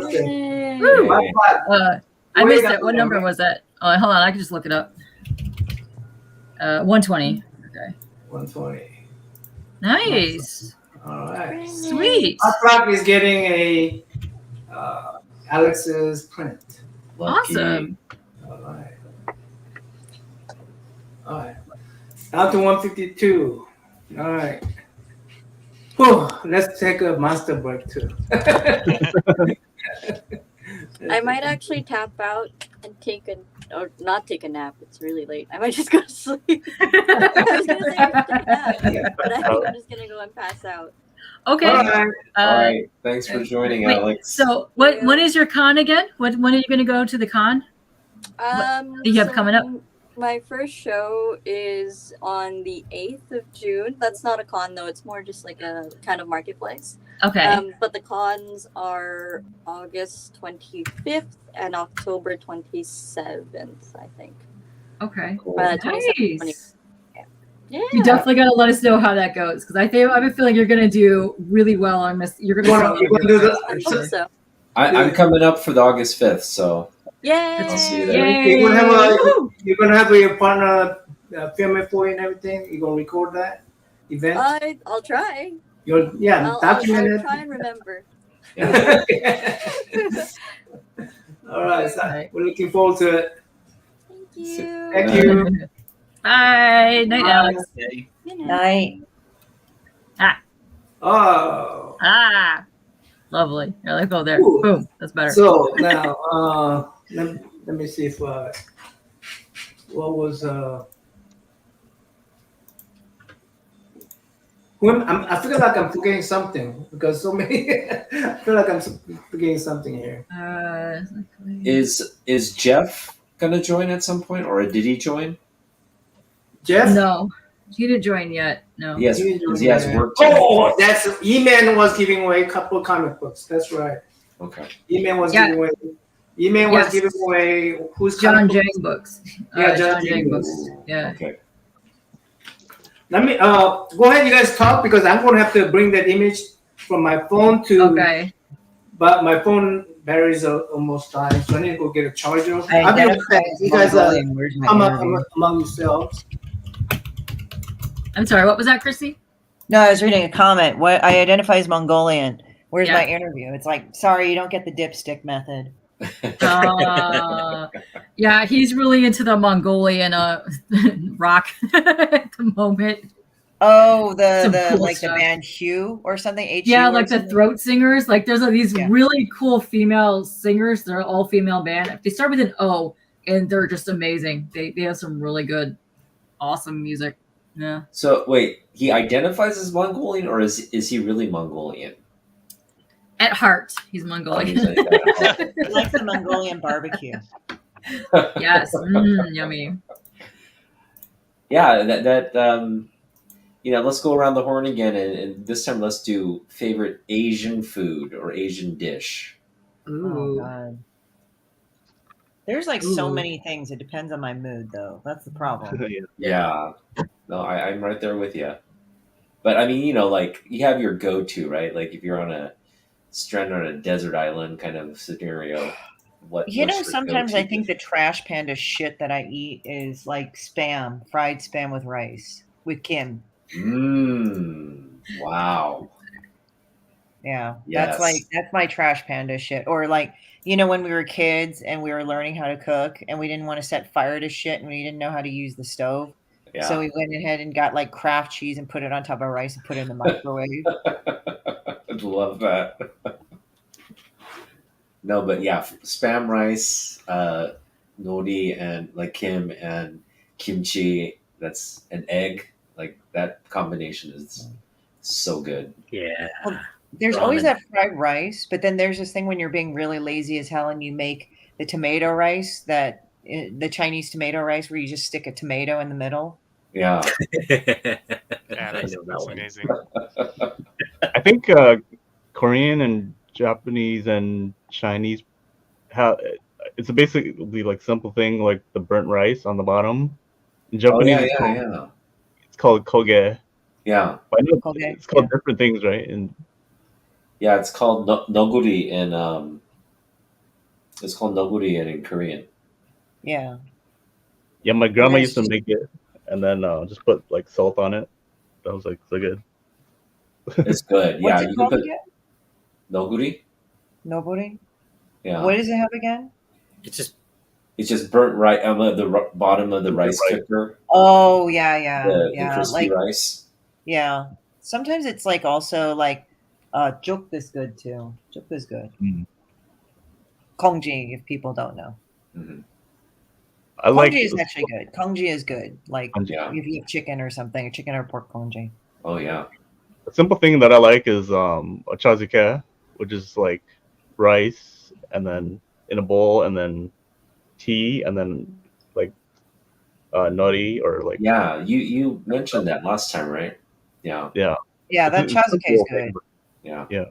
My favorite is beef noodle soup. I think, especially the spicy kind.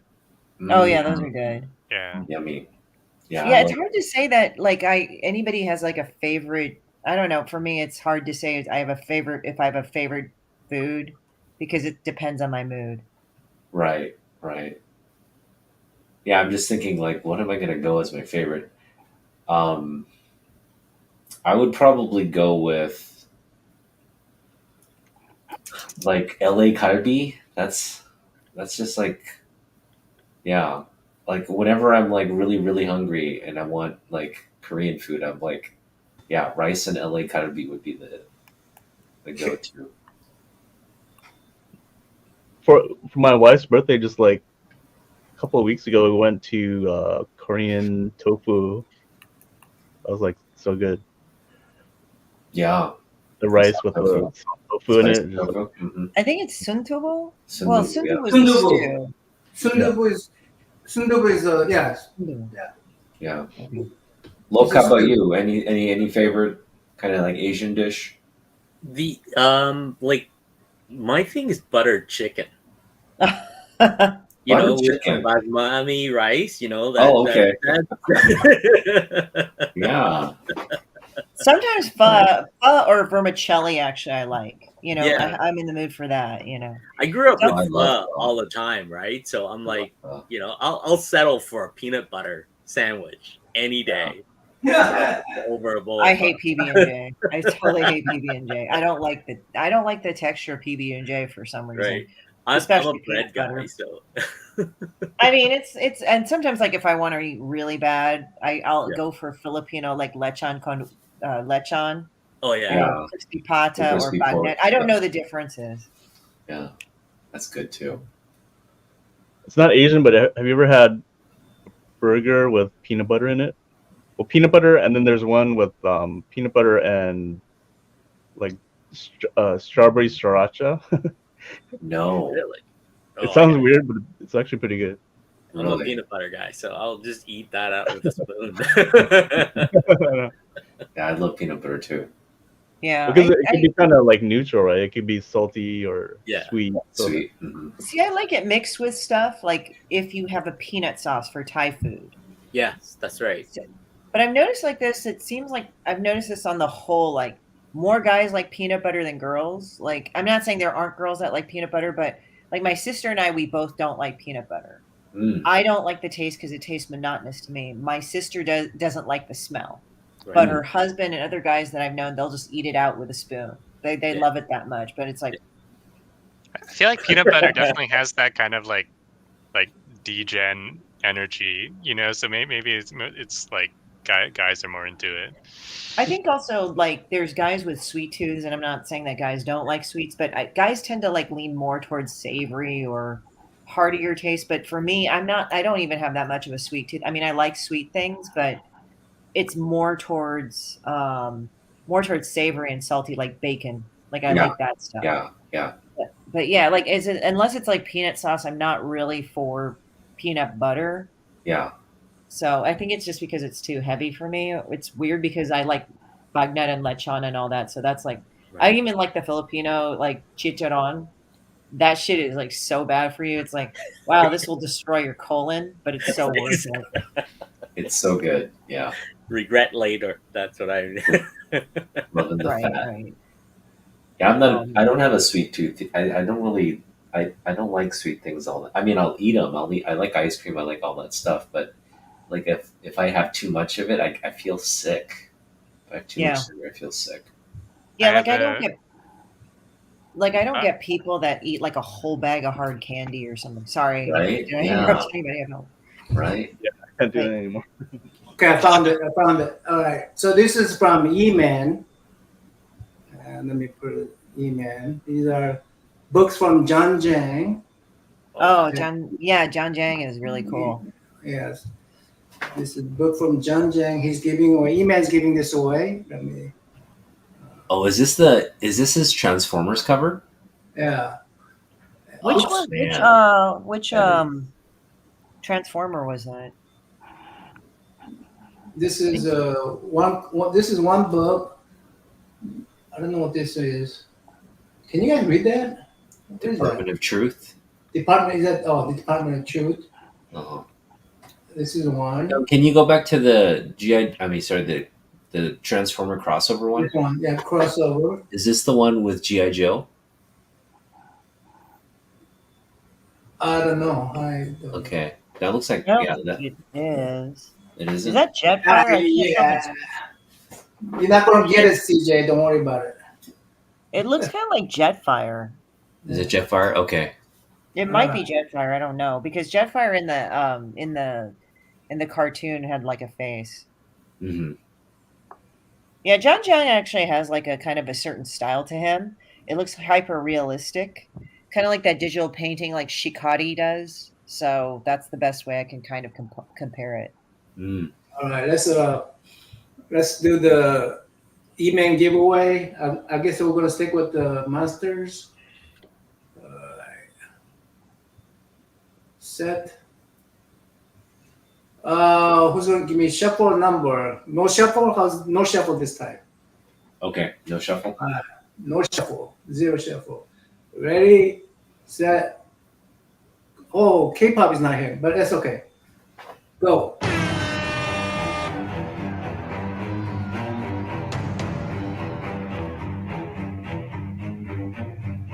Roscoe, come on, Roscoe. Roscoe. E-Man. What is this? Steppo. No, Steppo went out too early. That's too early. Uh-oh. EY. Oh, Who's that? Kid! Bird.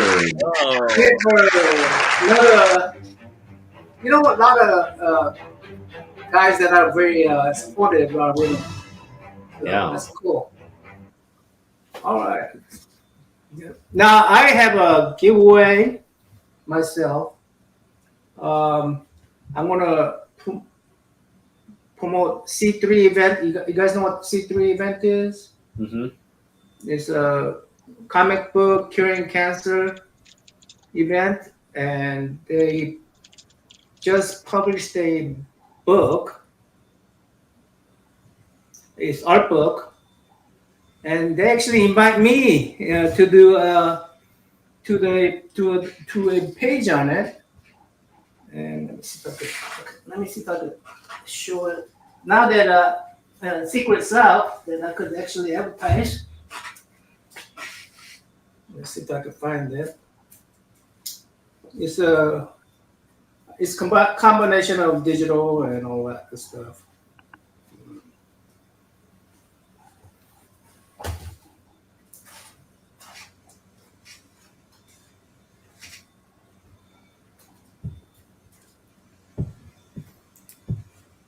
Oh, let me show you Austin May first.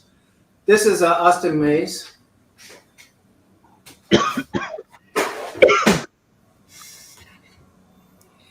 Oh wow! nice. Incredible. Yeah. Let's see if I could make myself big.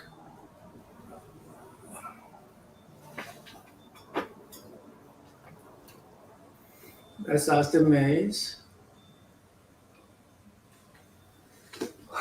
You know what? There it is.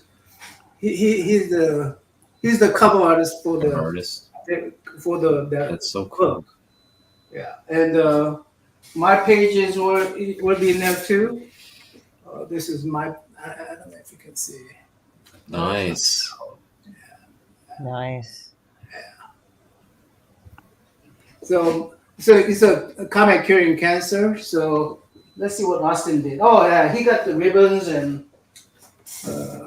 he got the ribbons and I don't know. It's a comic curing cancer theme. So Cool. So all these I'm not supposed to show my. Well, hold on. He said I'm not supposed to show my.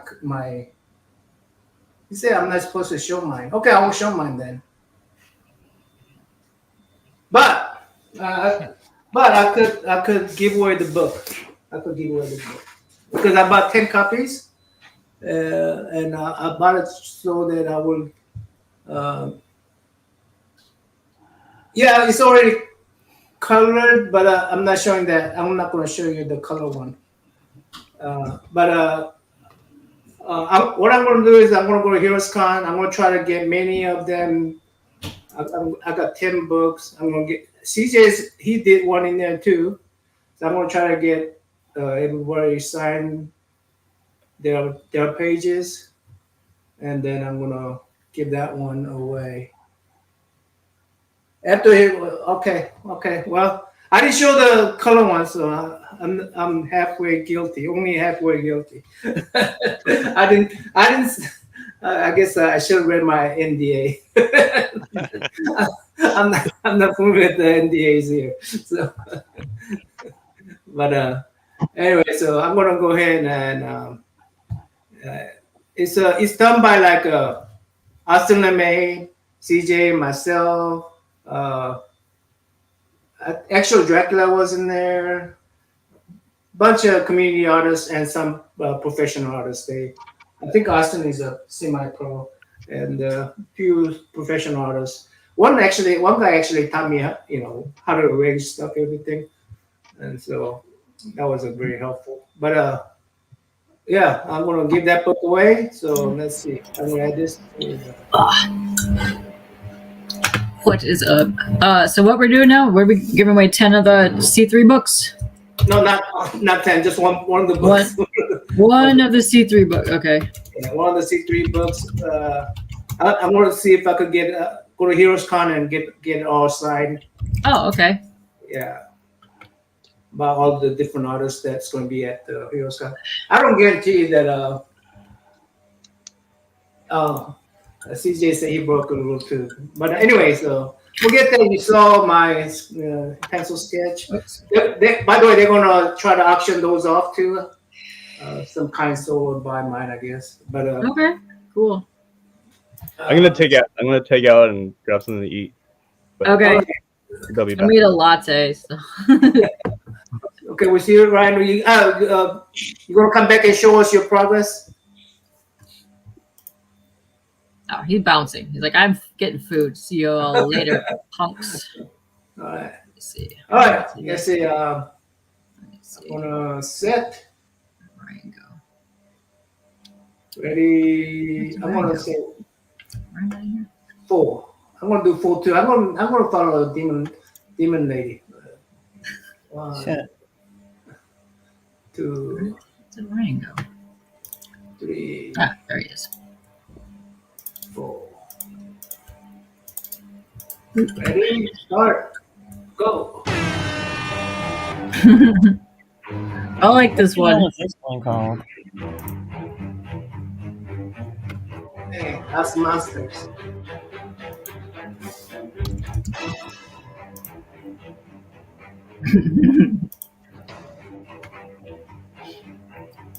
Oh, Rude's in there. You are, Rude. You wanted where you were the whole entire time. Uh-oh. Oh, AJ. Who's AJ? Man, he come out of nowhere. What is that thing? Oh, it looks like Cloverfield or something. Yeah, it's like a super mutant thing. 124. 124. Way to go, AJ. 124. All right. I think we're done with the giveaways. So it's all going to be hanging now. Okay. Yeah. Oh, did you do the John Jang things? Yeah, I did the John Jang. Oh,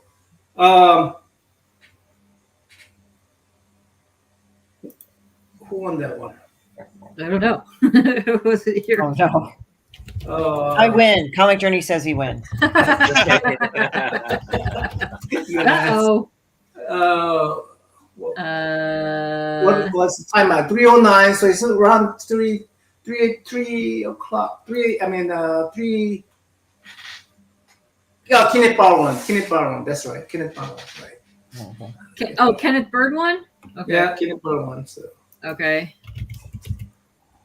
What do you think, K-pop? Now that we give everybody one, you want me to open up the link for just hang out? Sure. Yeah. That works.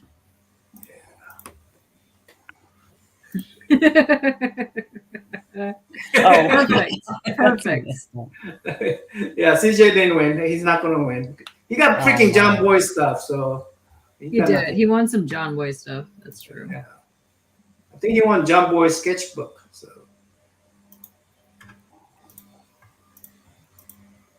Oh, that's right.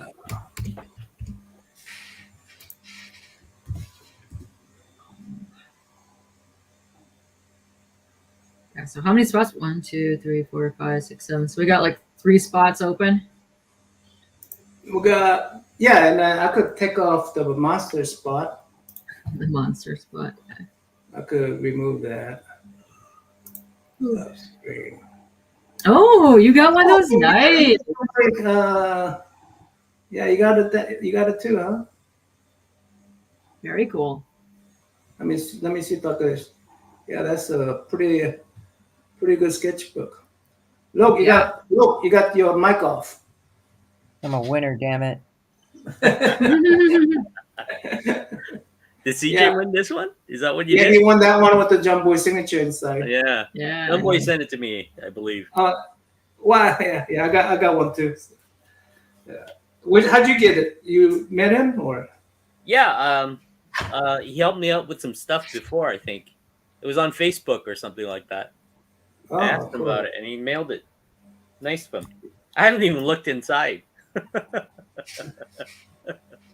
Yeah, that's what you want, CJ. Yeah, let us know. Yeah, if anybody receives your prizes, just let us know so that we don't have to hunt people down. You want to go over what everybody wants, K-pop? What? Can we go over what everybody won? Yeah, like from the entire time we've been doing this? Yeah. Okay. So we started out, because a couple of these we did on stream. Hold on, let me put this all down here. So we started off, Joe from Ryan won 2 of the signed prints, and he picked up 2 of the, he picked up both the Harley prints. And I know he already received those because he did a post about it. So we did that. And then Ben Sullivan won a sketch cover from Don Aguilo. And then Something Wong prize tag Dan for some John Boy stuff. And then Hawaiian Punch and CJ both got the John Boy sketchbook that he just showed. Then Frog Brawler, oh my god, I can't even talk right now, won some sketches and some books from like a mixture of Eman and Lipway. Then tonight, Lipway did a sketch cover, a Deadpool cover, sketch card. We need a little clarification from Lipway because he already gave away stuff during his show. Yes. And I don't know if this is he giving away different stuff now or. I don't know. We'll have to double check on that because during his stream we gave away some stuff, but I'm not sure if something got mixed up there or we weren't. We got to figure that out. But so we had 3 total winners for Lipway. Then Lockyer gave away the Pub Crawl anthology, and the awesome Hellboy watercolor art was amazing. Yeah, that was amazing. Again, Lock, talk to me before you start giving away stuff, okay? All of you, talk to me. Dude, like I'm gonna get these signed tomorrow by the Allison Court. So and then hold on a second, where'd it go? Because I saw him in here. Dang it, my eyes. Okay, so Dan here, Dan P, you actually won something in the chat, so reach out to us so we can get your information because you won a mystery box of comics. Oh yeah, you wanna Dan P? That means you're gonna get it next year because I'm over slow. But yeah, I right up. I'm driving about. It's going to be probably about 7 days trips back to my home on the road, and I'm going to record a lot of videos, and then I got to go to Heroes Con right after that. I'm driving to that place too. I like driving, by the way, guys. I don't know if you noticed. Yeah. But So after that, I'll be sending you the mystery box. It's going to be a Bronze Age books. Nothing, no keys or anything like that. It's just Bronze Age book I used to collect when I was a kid. It may have some. Something that's significant to me, but it may not mean anything to you. I don't know. So, hey, so he still won something. I mean, for showing up for like pretty much the first time. That's awesome. Congrats on that. So, since that's coming from Nam, do you want him to just directly message you on Instagram? Yeah, message me on Instagram. NammaN the Drawman on Instagram. Here, I'm gonna drop the link right now. So, message him here, Dan. To get your claims. So message him there. So yeah, so we had a lot of people hop on here. Then Alan, we gave away 3 of his Shentu bundles for issue 1 and 2 when that's going to come out. You said September when that's coming out? Yeah. Then Alexandra gave away 2 sketch covers. Congrats to that. Do you have the winners for those 3 the books for Alan? Awesome One, Meatwad, and Bottom Tier Collector. Way to go. Nice. And then Alexandra gave away the Rogue cover, and Comic Meg Musings won that. The Nightwing sketch cover was Ben. And then from my chat, we had My Flock won a Miles print. Let's see. We've got a couple things from Christy, which Sean Shen actually won something, which was awesome. We got Ryan, the 2 prints that Munch won from Ryan. And you just gave away the C3 book, and then Eman gave away some John Jang books to Kenneth Birch. So that was a whole mouthful of stuff. But so a lot of people came on today, and they were just kind of like grabbing stuff that they had around them, and was just like, I want to give this away, I want to give that away. So chaos. So appreciate. I mean, you guys are well loved. Yeah. I mean, appreciate you guys for coming up, spending some time with us. I hope this was fun. Can you call this a party? Is it a party? Really? I mean, no drinking. I mean, no food. You have to get our own food and stuff. I mean, that sounds cool. Smell-O-Vision. What happened to Smell-O-Vision? Right? You guys remember that? Disney made a Smell-O-Vision theater one time. Yeah, those like 4D movie experiences or whatever they were called. Yeah. Yeah, I've never been to one of those. How are they? No, you could come up now that we're in the stream, so we're just hanging. If you guys put the link, anybody can come up now. We're just gonna everybody's been showing up some awesome art. Nobody asking me to show my shit, so I'm gonna go ahead and show it. Lies, you showed your tree. I'm still working on it. Okay, that's cool. Lovely.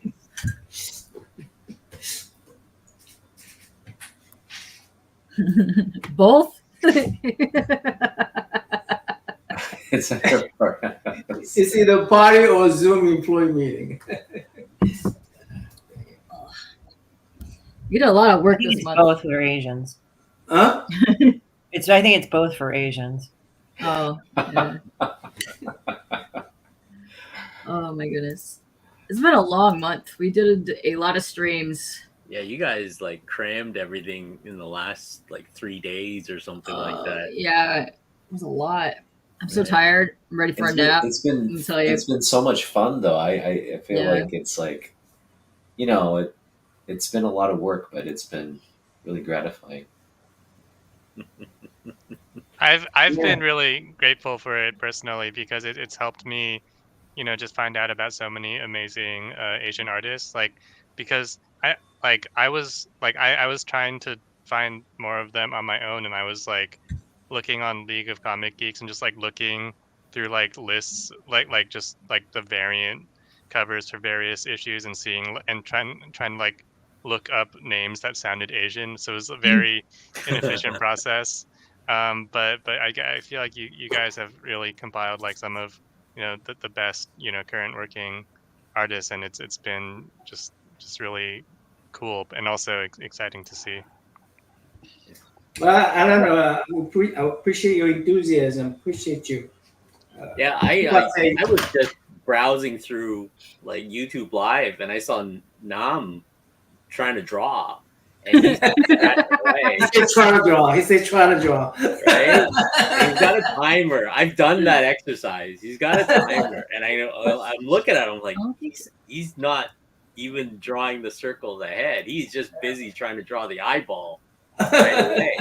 And I said, like, you gotta loosen up, buddy. You gotta like when you start off, right? A lot of the time when we're taught to draw, we tend to concentrate on the one item.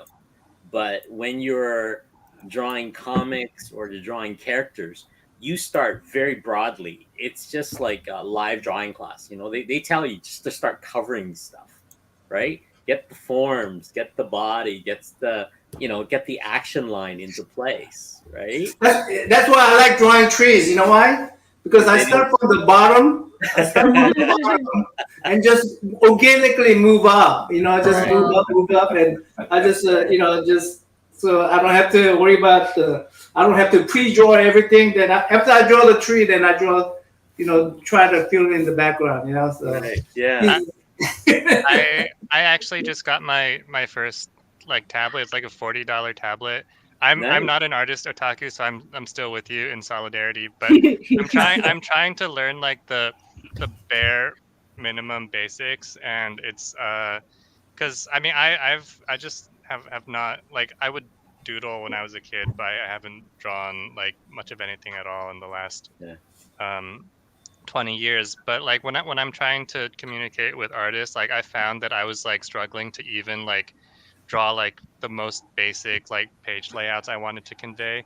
Right. And so I thought like I need to like learn at least to be able to do that. So that's something I started recently, and it's my first time trying to draw on a tablet, which like I didn't realize how like different that would be from just drawing on paper or any medium where like you're directly drawing on where you want like the art to be. So like just like it was hard enough to even draw like a stick figure because I didn't know how to get like the like the lines to connect to the head or anything like that, and it just felt like I had never drawn before in my life. It was There's very that huge disconnect. That's what's happening. When I first started drawing on a tablet too, it was a huge disconnect because here's a tablet and this is what you're looking on your screen, and you tend to look down, right? As you look down, you're missing where your mouse is on, or your it's up here. Yeah. So now I got to a point where I'm looking up as if I'm staring at somebody and I'm scratching it away, right? Wow. Yeah, it's the weirdest, right? It's But so that weird. was the longest. Yeah, you got to get into like it's just practice. The more you do it, the more you right.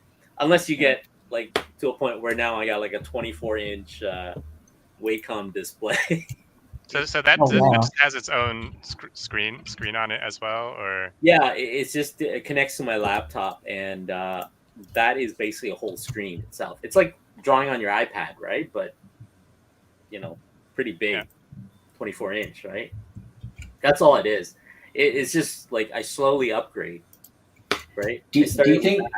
Do you think younger artists? Obviously, most kids when they start out in art, they're using like the standard paper like using pencil or some kind of paint. They're using like tangible materials to create art.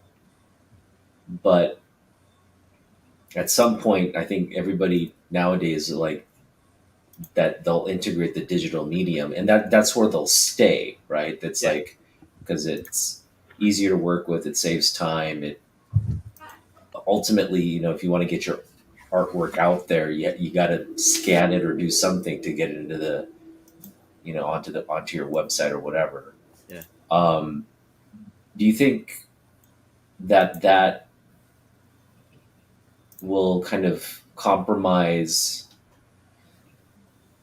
like the future generations, like the actual using of the old techniques will be compromised in some way? I don't think so.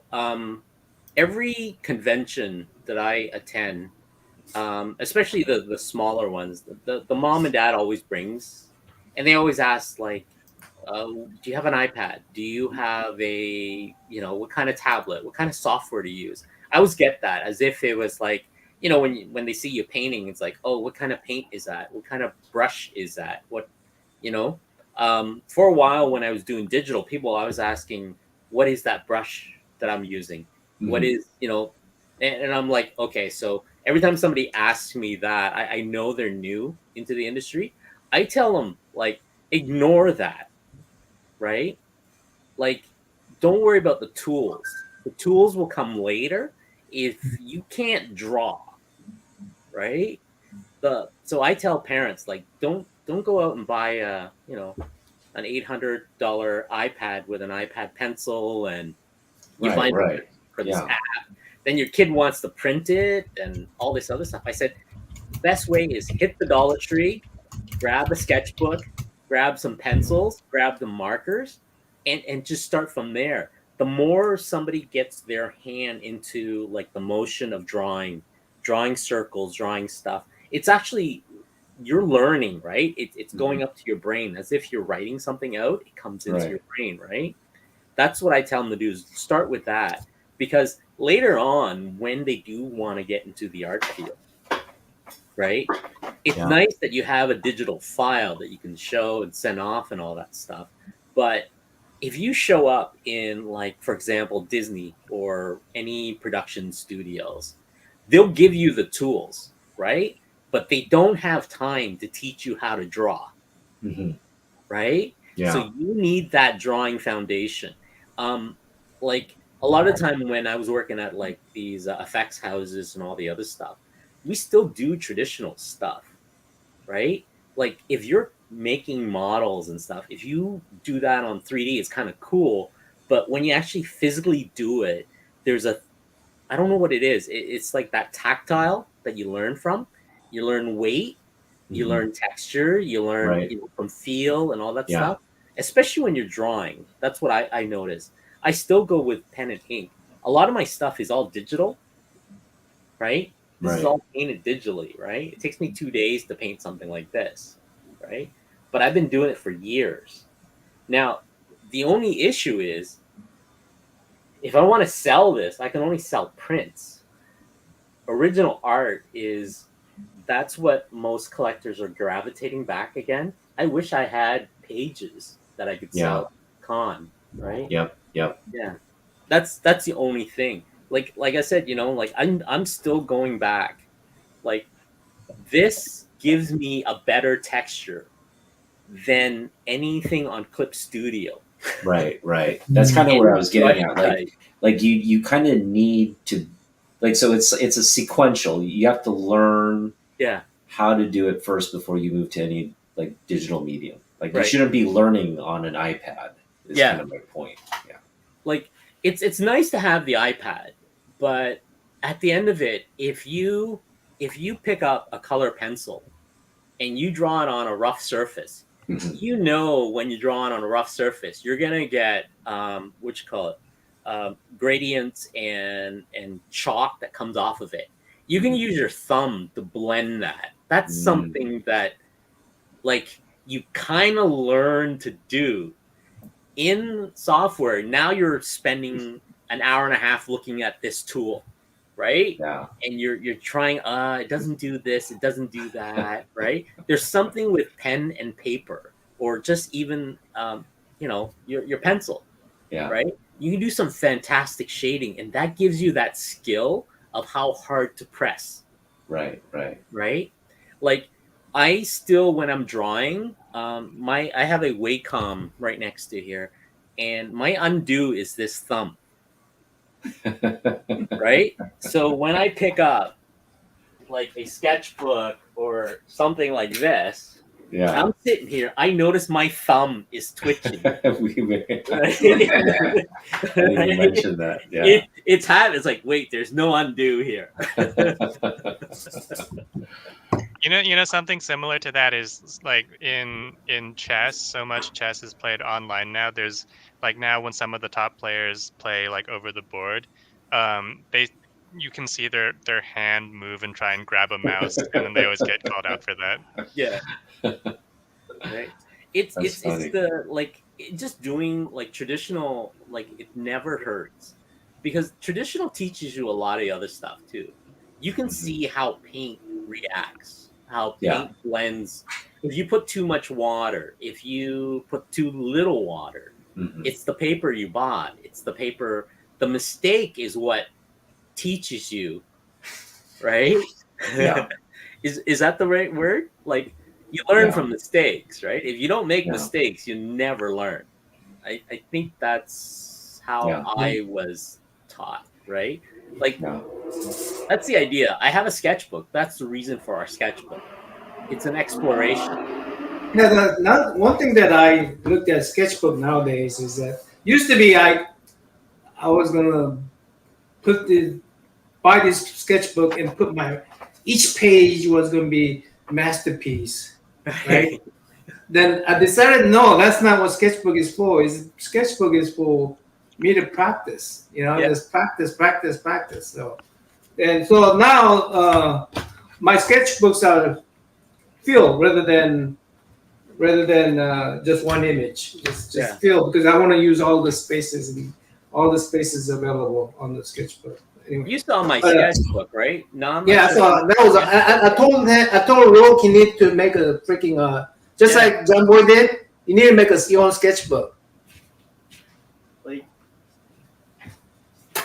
this is like my first sketchbook was pretty bad. It's gotten to a point where like the Instagram stuff that you see this is not that's my sketchbook. Yeah. I got to a point where, but this is years to get here. Nice. Right? Yeah. This is just me playing with a brush pen. Thank you, so I have multiple versions of the brush pen. I put a piece of tape around this one. Ink is running out. The tape here is this one is almost dried out. Yeah. I left it that way because I know I can make textures like hair. Yeah. Right? Yeah. Because while this one's brand new, so I do these little swap back and forth depending on. So I wanted to make a texture on this tree, right? Yeah. And I need the ink to dry out.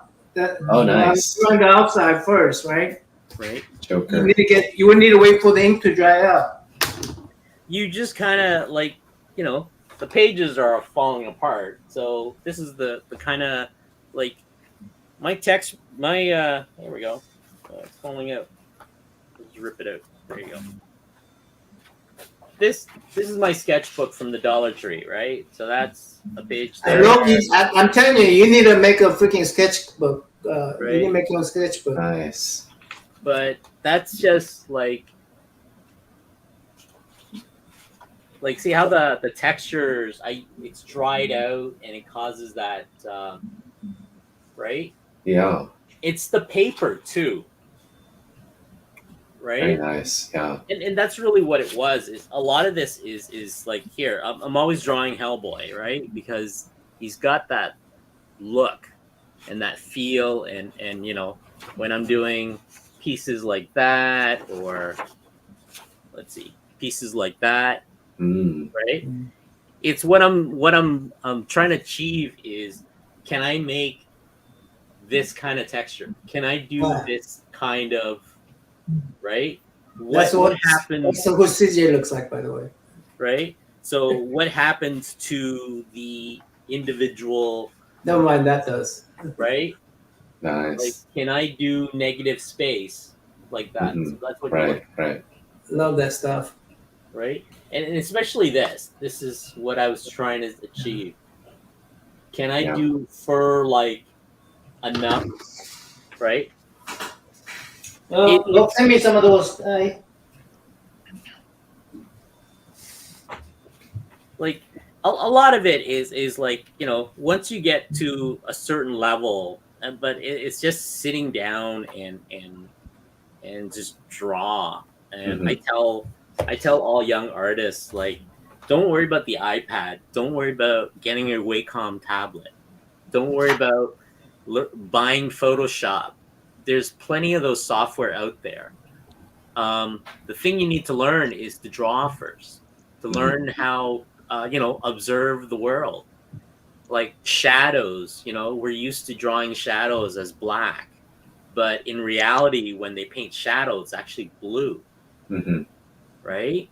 And if you look at anything that's in a distance, right, it's more of blue, but that's how light reacts to, right, the atmospheres and all this other stuff. There's no true black unless it's like nighttime, right? There's those little things that art school kind of taught me, and it's all based on observation, right? So like anything, any new artist that comes and I say, look, just get a sketchbook, run to the Dollarama, grab all the pencils and the markers and stuff, and just draw, right? Yeah. Just draw. What that does is it gets your hand-eye, right, coordinated, right? Eventually, it's like anything. If you can't draw feet, right, start drawing feet. If you can't draw, that was my thing when I was out in LA, right? I was hired by Mattel to draw Hot Wheels, right? I was like gung ho. I love cars. I'm drawing Hot Wheels, right? First project Mattel. I'm doing concept for Mattel. The art director comes to me and he goes, "This is shit." Right? You can't draw like this, right? We're gonna put you on Barbie, right? I'm like, what the? So, right? But then they throw me on the Barbie line, right? And they're like, see, you can draw proportions, you can draw all this other stuff. And that's how I was like, okay, so I got pulled off of cars because I can't draw cars. I thought I could draw cars. So you run into those kind of stuff. So, yeah, I can't really explain a lot of the stuff. It's just that via experience, right? Yeah. Like anything you do, the 10,000 hour thing that they say, right? Talk to any artist, even the writers, right? I can't write dialogues worth of, I can't, right? And anything, even just the bitch from hell kind of story. I mean, that's fantastic. She comes up with all sorts of stuff, but that's her observation skill. How many hours? How many? Right? Yeah. Yeah, it's like if you're talking about Demon Bitch, yeah, it's just one of those things. Like I just got really pissed off for a while about shit, and then I was so angry, and then I just like I had to process it. But everybody else was saying, "Let it go, let it go, let it go." But it was like, no, I'm angry about this. So and so I just wrote and drew the meanest shit and all that. But yeah, it's just I mean, it's like, but I mean, it's not doing it just to punch down on people. What I found on the biggest takeaway is people coming to me and they're saying, you pointed this out. You let me be angry, and I'm totally cool because I got angry in this way. It wasn't like, oh, fuck you, you're just this, No, it's not like a lot of anger comics tend to do that. And I'm not crapping on anger comics. There's a point to them. I mean, I'm not trying to say I have the trademark on female angry comics or something, but what I've just noticed in angry comics in general, it's just I'm just mad, but I'm just going to find something to be mad about. Not just like this affected me and I'm pissed. Yeah. No, I think, like we're not, as a society, we're not taught to really, we're taught to mask our anger, right? I think a lot of people are just naturally angry. Asian thing though too, isn't it? We Right. like as an Asian group, we're taught not to. You know what I mean? Yeah.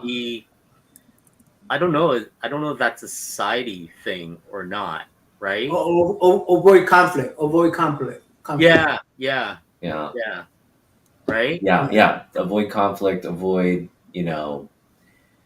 avoid kind of expressing your true kind of intention or meaning, right? You have to like kind of like always read the room, kind of like that's kind of what we're taught as kids, right? To like be sensitive to what others are feeling. That's why you have to deal with the guy like CJ. That anger in you, and just you gotta just face that conflict head on, right? Because otherwise I'm just gonna always be submissive and try to avoid this and that. So I'm just CJ is my my punch bag. I like to. I like angry lady comics, psycho lady comics, not so much.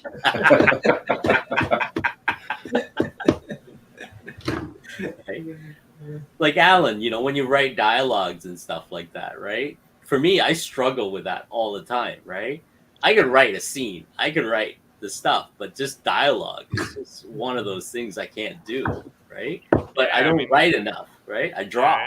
It definitely, feels tough, especially like I feel like in comics, especially like the dialogue isn't necessarily the most important part of the writing, Right. because there's so much like like less visible you have to work in terms of plotting the storylines and all that. But I think there's like a unique pressure on the dialogue to be good, because that's the most visible part of what you're doing as the writer. And sometimes when people like engage with the medium like on a more surface level, like they might not like necessarily see like what the writer is doing with the plot line. And also I guess like you don't like when you're looking at the story itself, you don't know how much of it is the writer's contribution, how much of it is the artist, and like what's coming from editorial. But the dialogue is that is probably coming like primarily from the writer. So that's like kind of like the one solid thing that you can judge them on. So I think there is that like pressure for the dialogue to be good, and it is always going to be tricky for sure. It's difficult, yeah. I mean, Hey, it's hard. we had like tons of artists this year from May. And I wanted to make a little video that summarizes all our guests. That'd be great, yeah. So I'm going to ask help from everybody, even from our panels and even from our chat. Give me like because I cannot, if I have to go watch every one of these videos and try to take out a snippet of that cool saying, right? Cool, or what do you call it? Like a highlight? Like a snippet? Cool thing that, the thing that they say. Like, for instance, try to guess who said this one. Okay? Matter of fact, if someone guesses who said this one or knows who said this one in the chat or in the panel, I'll give you that book away. Okay? My other, what is that? Art book. So, you know what? It could be one of you guys here that said it. Let me see. You know those cave paintings? The cave paintings?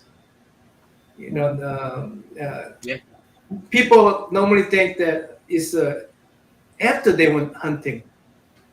The cave paintings are after they went hunting. Yeah. Have you thought about that? As is his proposal is that or her proposal is that the cave painting was done prior to Yeah. go hunting. That was So it John was Boy. That was it was John a- Boy. You think that was John Boy? Yeah. I know it was John Boy. I heard You him were say there. it. Right? Oh, it wasn't John Boy? When? My memory is failing me. Oh, you said that so confidently, though. I know. Yeah. I just had it in my memory as John Boy saying that. Who Who was it? said it, guys? Who was it? I mean, I know I didn't say that. I love that part. I love that part. It wasn't Bernard. Oh, it was Pornsec? No.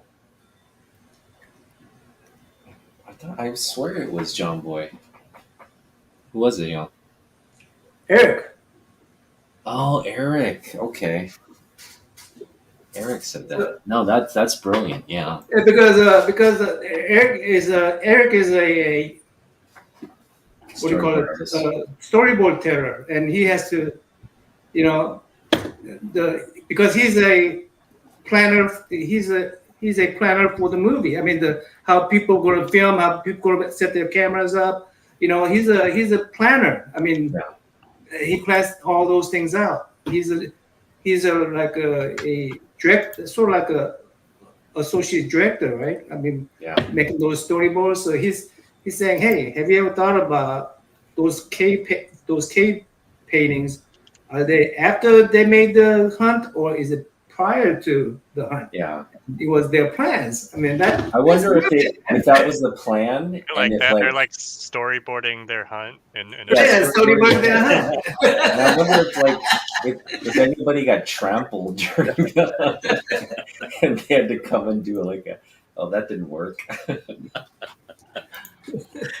My laptop took too long to set up. I'll destroy that. So, but if you guys, anybody can, they go back and they go, hey, no, I actually like that particular part that leaves memory for me. Take that snippet, give me what time it started, and give me 10, 15 seconds of splits. Just give me that timeline, so I could go to that timeline and just take that snippet out, and I could edit. These are the things they say. The highlights. You want us to do how many should we send you? Just our favorite snippets from whatever interviews? Yeah, whatever interviews. There are definitely still a few more I want to go back and watch, so I'll try to keep that in mind as I'm watching. Yeah, so that way, I mean, I know there's Luke, he just came in and just give me a whole bunch of wisdoms, but I know there's a tons of wisdom out there from Machine to all these other for people.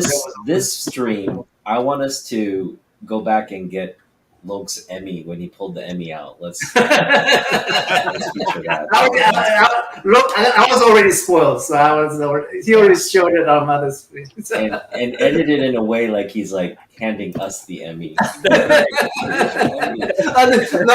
just put a little AI voiceover. I'm That's giving right. this one to Nam.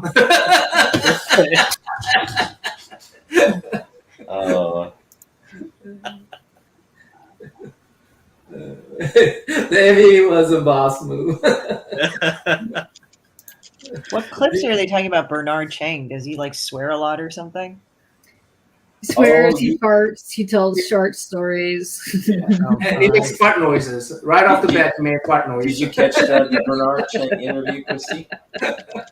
I gotta watch that then. He's amazing. Yeah. No AI, damn it. He was giving. He sounds like CJ. He was giving this. So there's this guy who studied how to.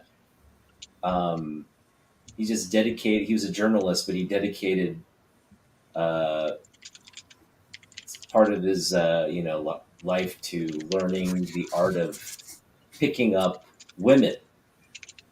Like I wrote a book on it, right? He wrote like a series of books on it, and Bernard was like during the interview was like telling us like step by step what kind of what you need to do to just make yourself seem more attractive to like the opposite sex, and it was just hilarious. It was so funny. Bernard hides nothing. I figured not. Yeah.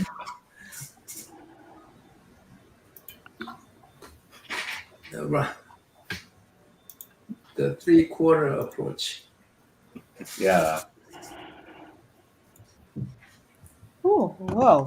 No, guys. Are you guys getting tired? I'm Yes. yeah, I'm gonna turn in. I got a con. Yeah, like that.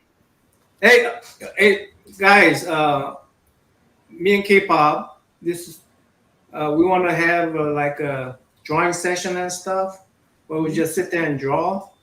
So. Maybe once a week or something. If you guys could join us anytime, we're gonna have the link opened up and just have a drawing session. So I'll come and draw my stick figures. Yes. I'll Wanna probably see start drawing disgusting things. I don't know. I'll be. Ryan, you gonna show us your update on your Yeah. drawing before we I was leave? watching downstairs going, Eric, and then I was trying to turn my laptop on or something. Oh yeah. Right Just at the- the handbook, the game. Oh yeah, this is the Bernard's book, or no, not his book, but he drew some pictures in it. Oops. Kind of in I do. What I do? Awesome. What do I have? My dog. You're is- invited, CJ. What are you talking about? Otaku learns to draw. Yeah, Otaku and Alan learn to draw. Yeah, That's this will be like our training montage, you know. I'd love that. I wouldn't mind learning how to That's draw. really cool. oh, I've this always is- wanted to draw.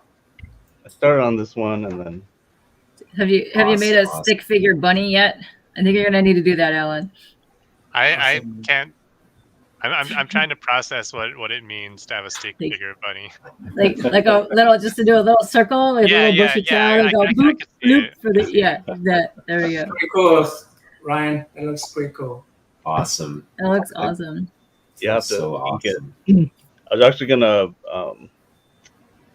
video capture when I ink it, so I could Ooh, nice. Oh, make a Make little it- video. video or something. Sweet. Sweet. Yeah. CJ said he'll teach how to draw. He will teach how to draw everyone. So You're gonna do what?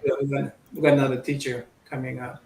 Look at that. What is that? Oh wow. And before we sign off, I don't know if we mentioned this at the beginning of the show, but a member of the Asian American comic book community passed this week. Oh yeah. I Tim heard. Vo, who hosted Lords of the Long Box, which was it was a great show. It featured like his passions like DJing, comic books and pop culture and entertainment. Very entertaining show. He passed this week. He from a heart attack. And a lot of members in the community are kind of mourning that passing. So we just want to dedicate this month, this show, to Tim, and our thoughts and prayers are with his family as they get through this difficult period. But yes, thank you everyone, for joining us this month. It's been so much fun getting to know all of you, and I know we'll have most of you back next year, and we'll continue to follow your progress and root for you from the sidelines. So thank you. Speaking of You. progress, can I update you with something that's kind of cool that I found about my Yes. family story? I guess Yes. it wraps around when we started talking about the my family story. Um, so I guess real quick, like I'm trying to write a story. I'm Japanese American, and my family, well, from like when my great grandfather came from Japan, Hiroshima, to the U.S. to his kids, which was my grandmother and uh, her sisters and brothers, and then one of the well, they were pretty poor, and then my grandmother's older sister married someone who actually started.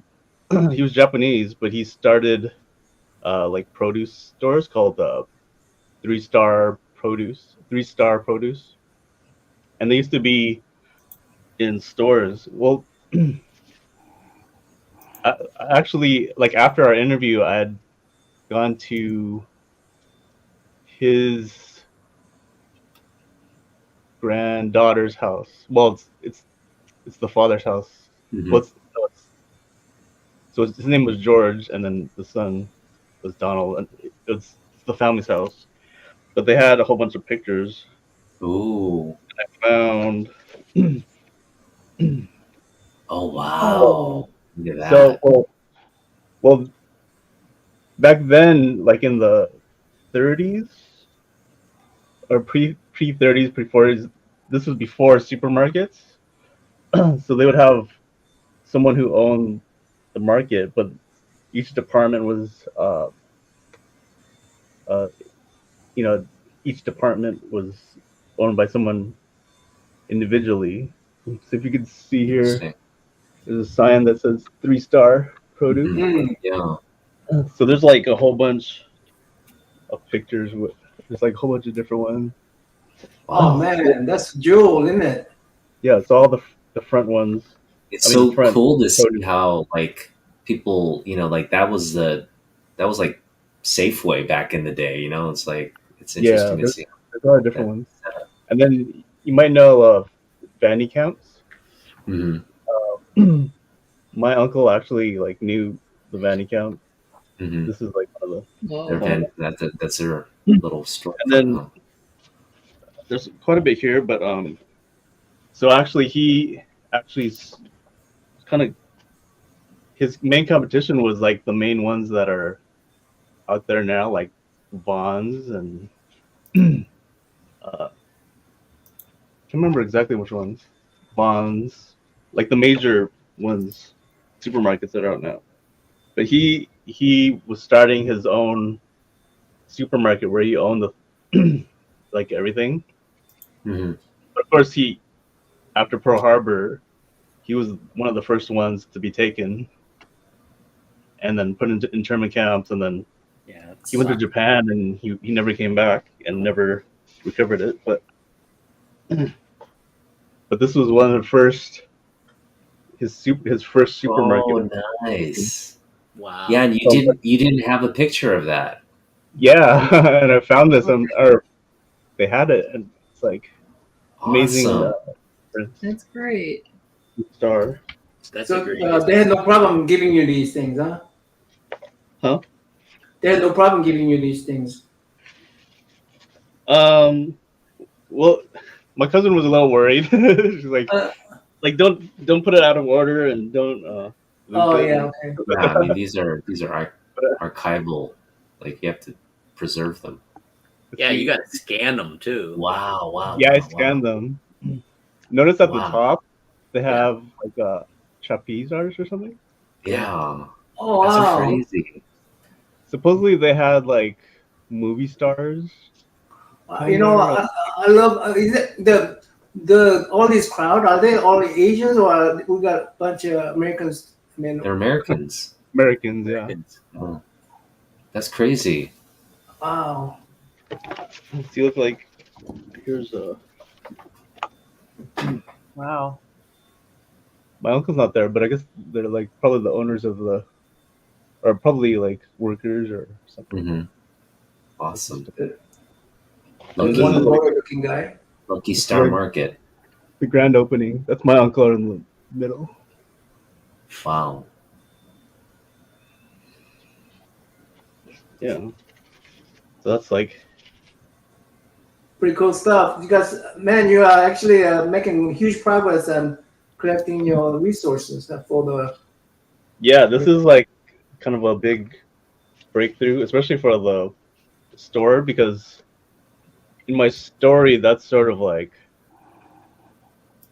they start poor kind of, and then it's like this is sort of the height, and then Yeah. kind of back down. And then yeah. to be Ryan, able are to you find making sort a of book the out of height this? story, Are you making a book out of this or something? Or Yeah, he's making Yeah. a comic book, is he? Yeah, I want to make like a graphic novel. graphic novel. Yeah. Okay, so I don't want to top that, but this is, I didn't know I had this, but I did this when I was 7. Cool. It's called Running in Secret. Mm. It's what I Wow. remember how we got from Laos, Cambodia, Vietnam, all the way across as a kid. Mhm. Wow.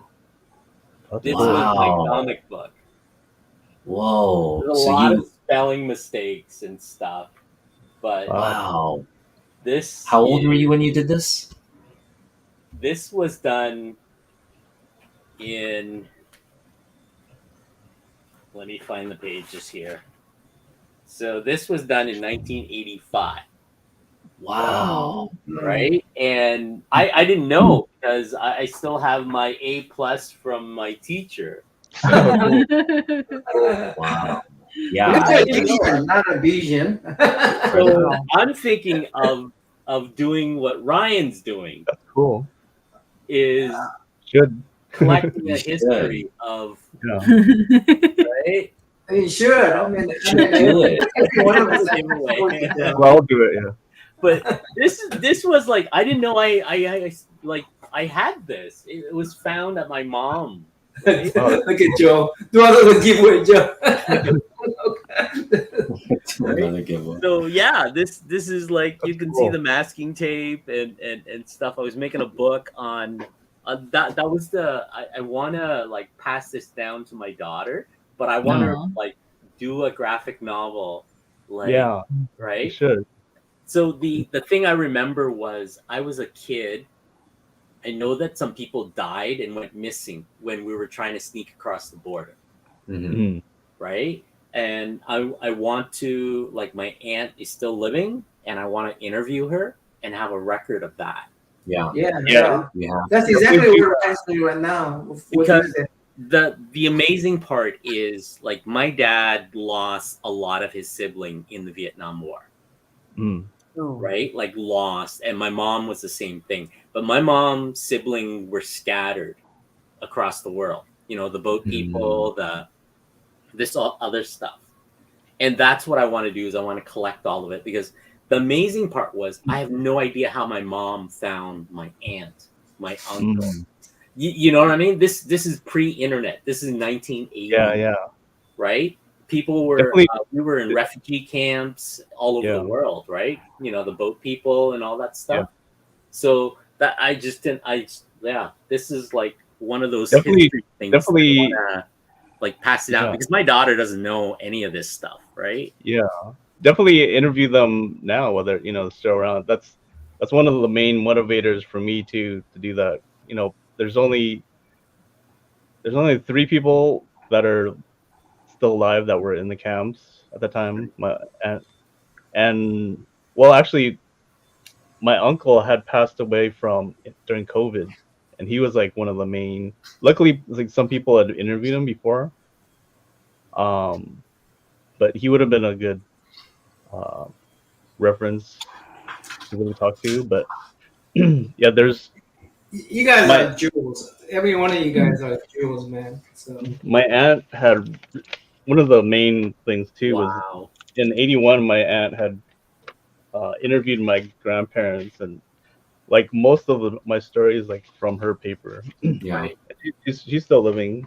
I Yeah. just saw her last weekend, but yeah, I mean, I definitely wanted to interview and pick everyone's brain, and I recorded it and everything.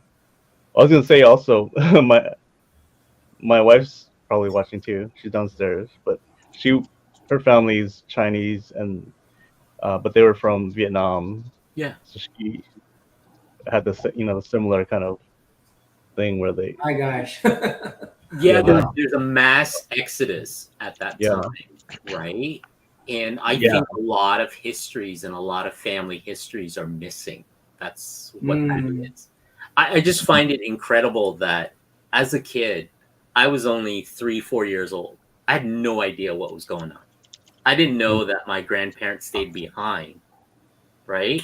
Because they were trying to delay, or because Pol Pot, my mom told me that Pol Pot was going into Laos and murdering and like getting kids, kidnap kids for his army, right? Getting them to kill their parents and stuff, right? So my mom and dad just got out of there, cousins and the whole bit, because I know that my grandparents is in the middle of Vietnam, which is called Hue, right? And when the war broke out, that was where everything went to shit, right? From the North and the South and the Americans and all that stuff. So they scattered and went across Laos. I have some families down in the Philippines, they got on boats, they got on whatever, right? So yeah, it's a history that as I'm older now, I'm looking at it, it's like, holy crap, I don't have any record of this. Yeah. Right? And I'm afraid it's gonna get lost. And That's exactly what I said, was that these stories, especially my Uncle George, he was back then, he was like one of the go-to for a lot of the second generation to work, because there wasn't really a lot of work for, America was pretty still kind of racist at that time and different things. But it's like, if I know there's a couple of people that are supposed to do some documentaries and maybe write books, but it's kind of up in the air. But also like if I don't do it, and I feel, my profession is doing storytelling, comic books, so I'm like, if I don't do it, then it's gonna get lost forever, and then there's gonna be no record of it. So yeah, I whether you guys plan to publish it or not, I think just putting the story down on paper for your own benefit is important, and if you can share it with as many people, because I just really, Ryan's story is just so, it's just so inspiring. By the way, these stories, As is yours, Lok. So I would just encourage you to pursue that. these stories, no one can even steal it, guys. Right? These are you guys' stories. No one can steal this, right? well, I'm not worried about the stealing part. I'm worried about getting lost in history. Yeah. That's really what it is. It's just like, I feel like sometimes my history makes who I am. Ryan's history makes who he is, right? Nam's history and everybody's here has their little things and stuff, right? And as I'm getting older, I'm noticing, oh, okay, I'm starting to notice my last name showing up on, what you call Western film, right? As a kid, I used to watch this show in Canada called, I think it was The Polka Dot Door, where this lady would look through a glass and look for her name, and my name is Locke, and it's never there. It's always Brian and Steve or Bill, right?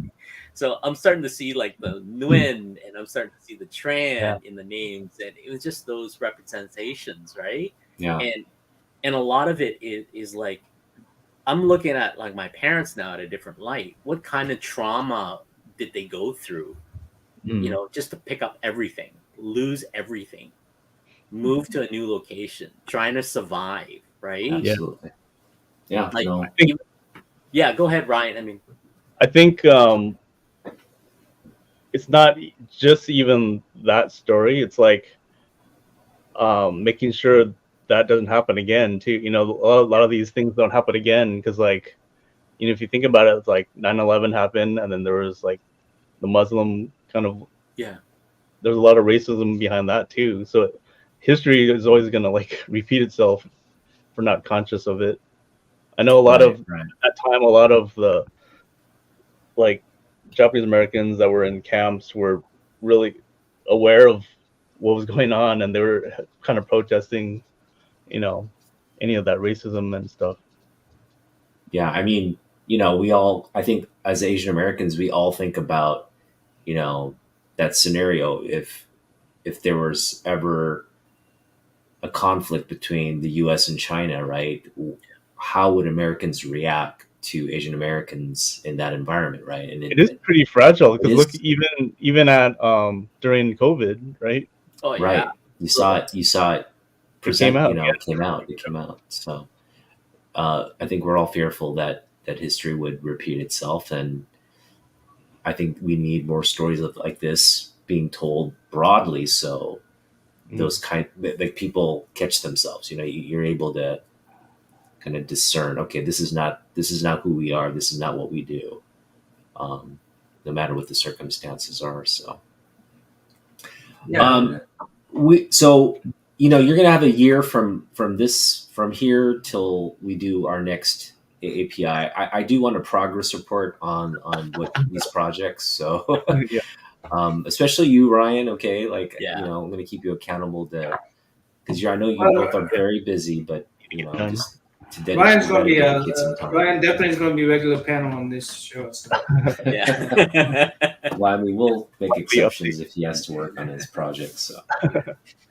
Yeah, I'm just trying to like clear my plate to make room for it as much as possible. Yeah, that's what I'm trying to get these commissions done and these prints done for Comic-Con, and then try to like focus. It's hard, isn't it? It's hard to. Yeah. I had this for about 2 years now because I was over at my mom just cleaning up stuff because of COVID, and I found this. I'm like, oh my god, I forgot all about this, right? Yeah. And now I was like, okay, over COVID, I was gonna take this. I was gonna scan the pages. Then something would come up, right? Yeah. Upper Deck would call, or somebody would call and say, we need a cover, we need a, and things, and everything gets pushed aside. Ryan's stuff is like, he's got photo archive, man. This is something cool that I found too. It was my grandmother's photo album. Wow. And it tells a lot of, well, me can't see. Wow. There's one picture that I should have marked it. Looks like Ryan has a support from his family. That's good because they're trusting him with all those things. I know.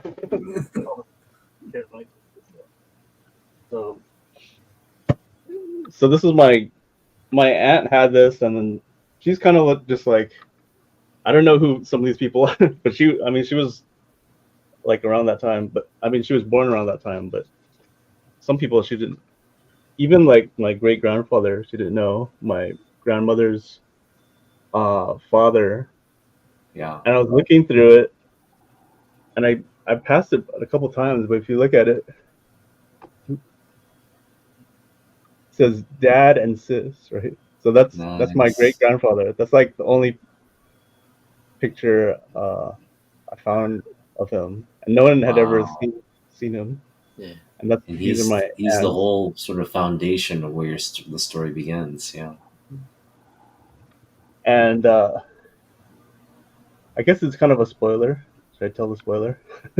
Sure. But he went to Hiroshima. I just had to say Hiroshima, and then you know what happened. Oh yeah. Yeah. He died in Hiroshima. He was living over here. Jeez. But don't tell anyone the spoiler, because that's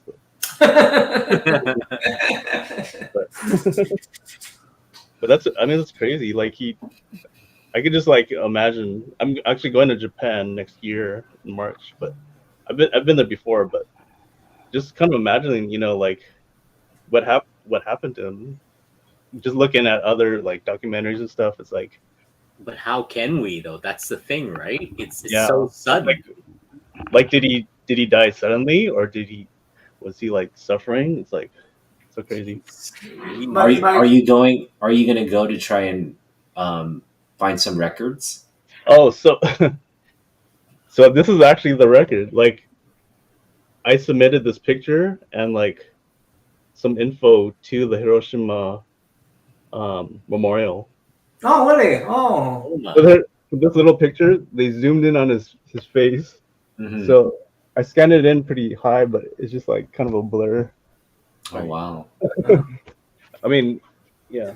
but Ryan's reproducing him in his comic graphic novel. In his graphic novel, so Mhm. see, his character is designing all these historical figures. So Yeah. that's an amazing project. Both of you guys are kind of envious of taking on such a huge project like that, guys. I don't know. I mean, for me, it's just one of those where when I saw Ryan's stuff, it's like I thought I was the one who was trying to, right? But I didn't know. I mean, that's something that was like, yeah, that's amazing, right? You have photo history. I don't have a lot of that, right? Yeah. Like a lot of stuff was lost, right? And then that's a 3 generation back, 3 or 4 generations back. Yeah, right. Yeah. I mean, the war did a lot of shit to every family that Everyone, was yeah. at that time, right? And that's the thing, and it's one of those things where like I don't know any history besides just from what my mom told me, right? Yeah. And that's all it is, right? And any photos I got was bits and pieces, Polaroids and stuff, but they're not, grandparents and storefronts, because I knew that my mom told me like grandparents had a store, like any Asian kind of stuff. Like I don't know what they did, I don't know those kind of things, right? Yeah, Oh. it's amazing what we can find. No, it really is. Like I would do just simple Google searches, and like a lot of things would pop up. Like I'd find a picture of my uncle as like a kid, one of my uncles, and then yeah. Well, I mean, it depends. There was a lot of different records for this, so I mean, it depends on the person, I guess. But sometimes if you really, because my mom, I'd ask my mom a question sometimes, and she'd be like, well, you don't know that, it already happened and stuff like that. But if you just kind of give up, then you'll never know. But if you keep on digging, like things sometimes pop up. Wow. If there's records out there. Michelle, you're gonna go to Korea. You're gonna dig up some history for the family. I don't know. We'll see how it is in Korea. I mean, it's kind of interesting because, like, my family still has their history, but the personal effects, a lot of them were lost during the war. Like my great grandpa's, he actually went to Meiji University, like I guess a lot of Koreans at that time. And he went to Meiji University, and my dad was talking about how, like, his diploma was like a size of a flag. It was very strange to hear about that, but he said it got lost during the war. The only baby picture I saw of my father is one. I don't know if that was the only one was there. And my nephew looks like a lot like him to me. Now, she might look like he might look like his father, but I never saw a lot of pictures of, my sister's husband as a child, so I can't really ascertain that. But it kind of strikes me as during the war, it's like for Korean people, as far as I know, at least with my family, like they had to kind of abandon their house, but they never had to like run across like pretty much right after the war. Like my parents immigrated when they were in their 20s, like they were college age. But I guess that's still technically refugee status, apparently, that I've heard. It's very interesting because it's sort of like I didn't think they were refugees because they weren't really fleeing the country at the time. But my mom told me that Korea was very poor then, and Yeah. the infrastructure sucked and all this other shit. So that's that's why it's like when I found out about that, and then they had the thing about President, I think Park, he was the general, and he was tired of the weak reconstruction after the Korean War, so he just took matters into his own hands, essentially took over the country. And some of the fallout was like Rotae-woo in the 80s, because I think he was the follower, and it was like Korea was actually pretty unstable in some ways, because I heard that some of the presidents afterwards of Korea it was kind of crazy. They had one where they lit the KCIA, which is the Korean version of the CIA. And I'm not related to the guy, just like crazy shit in Korea's history is like they took one of the presidents out in the middle of the ocean on a boat, and they were going to dump his ass in the river and leave him to die. They were just going to like kick him off and have him die. Jeez. But then just mysteriously, they just went back and brought him back and left him home. And it's like he's like a dude in his 80s, probably. He's pretty old. So I was just kind of laughing, like, yeah, that's kind of like sometimes how it is in Korea. Like, just people do crazy shit, like some old boy shit. So it's like that. If anybody's ever seen Old Boy, great movie. But I kind of felt like I had to take a shower after I watched that movie. It's good, but it's good, but it's fucked up good. Intense. You know? Yeah. Chrissy, are any members of your family from North originally, from the North?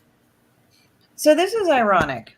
So I would say that I have heard a few generations before my parents had the Korean War, or several, that they were actually from the North just because of our physical appearance. But by the time the war hit, we had long left North Korea. I don't know originally, because with my clan, I think it's Pyeongsam Shin. So it's like this whole, like, I think where a lot of the Pyeongsam Shin is actually into North Korea. So there's the clan of Shin, but it's like 3 subclans, and we're the biggest subclan. And each of the Shin subclans has their own story of how they came to be. Yeah. So I thought that was very funny about that. Yeah. So it's interesting because one of my family members actually was a victim of war, but not directly, from what I understand. On one of my family members' sides, literally, I think he had a psychotic break or something.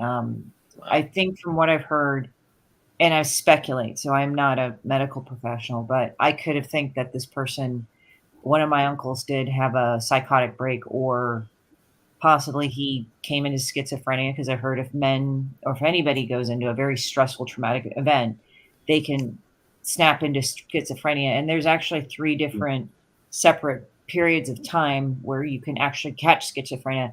Men tend to get it slightly more than women, but I've known women that got it, but more men I've known have come into, the most common is puberty to early mid 20s. The second bit is 45 to 55. And the last bit is, ironically and surprisingly, 70s to 80s, which is often confused with dementia. Yeah. And those are the 2 major things.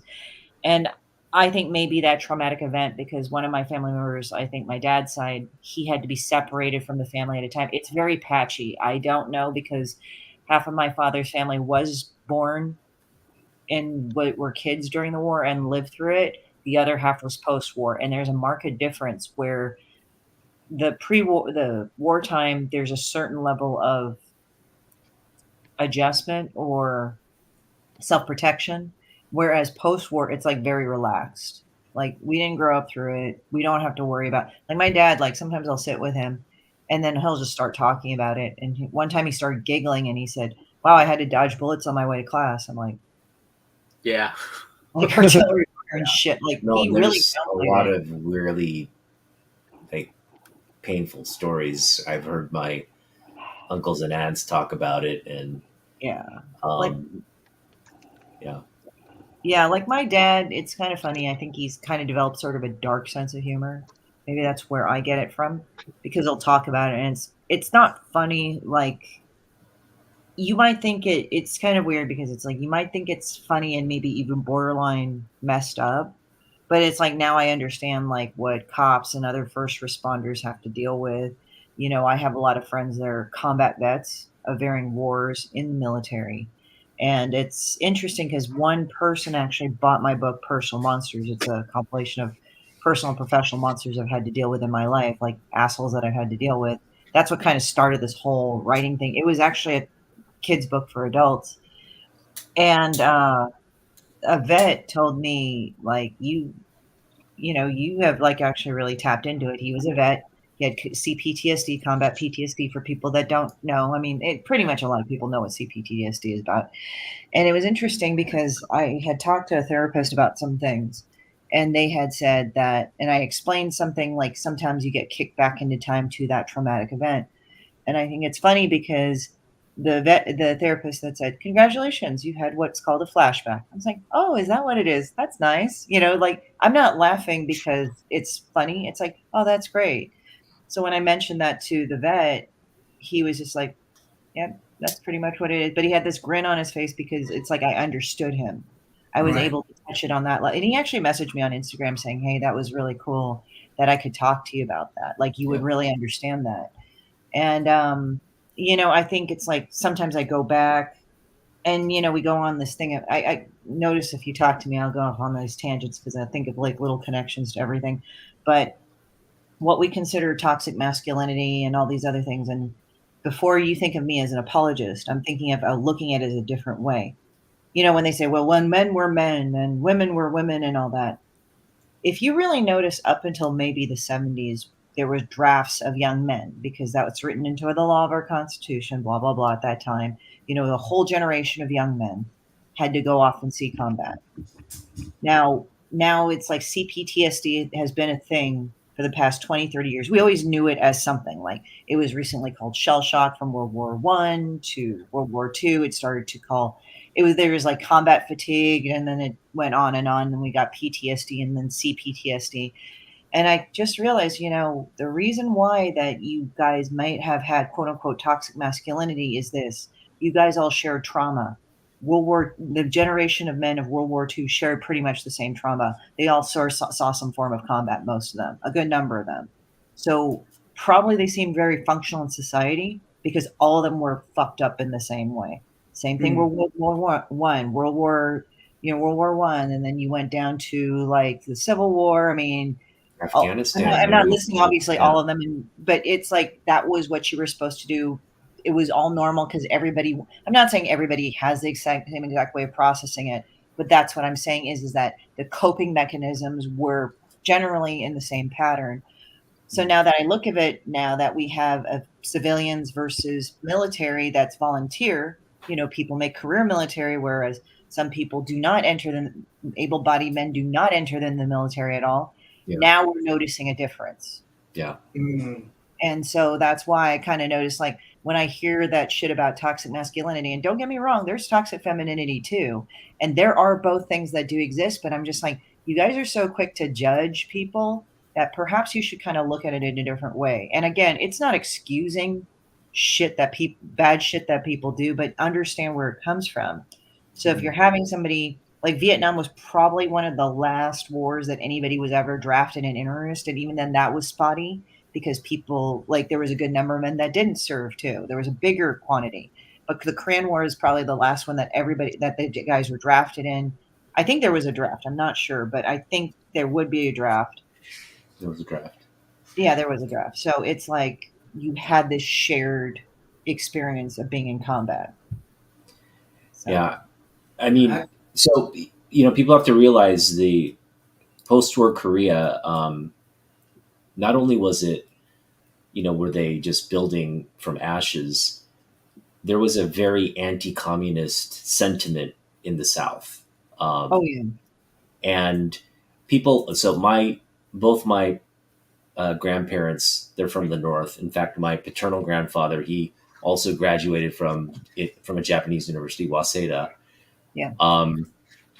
My parents were refugees at the South. They had refugee status in the South. So yeah. His family were among the poorest of the poor. But he was educated. Both my parents graduated from university. And when the opportunity to immigrate to America came, like, we're not staying here. We're going to, we want to go to where there's opportunity, because they saw potential, like, discrimination in South Korean society for being North Korean. So I think and Jim Lee shares we talk about Jim Lee, but Jim Lee shared his similar immigration path. His parents are also North Korea. Like his grandparents are also North Korean, Yeah. and so there was this kind of, I think, stream of North Korean status refugees that were choosing America over their homeland. But in hindsight, my mom and dad are like, we probably should have stayed in South Korea because there was so much economic upswing. Had they stayed during the like the transition to democracy, they probably would have I think economically the 15 years after the war, it was especially bad. And then they had President Park essentially became a dictator in the country and, actually I'm not advocating dictatorships, people, so shut up if you guys are going to be about it. But the thing is that he actually was the one that enabled the oligarchs, Samsung and all that, and Daewoo and all that to actually restructure the country. That's why they became oligarchs. Because the South Korean presidents after the war were weak. They were very corrupt. There's even a joke that I think my mom told me, like in the 80s, is that we would prefer the bridges that the Japanese built. They would have stayed. But the South Korean bridges were just shit.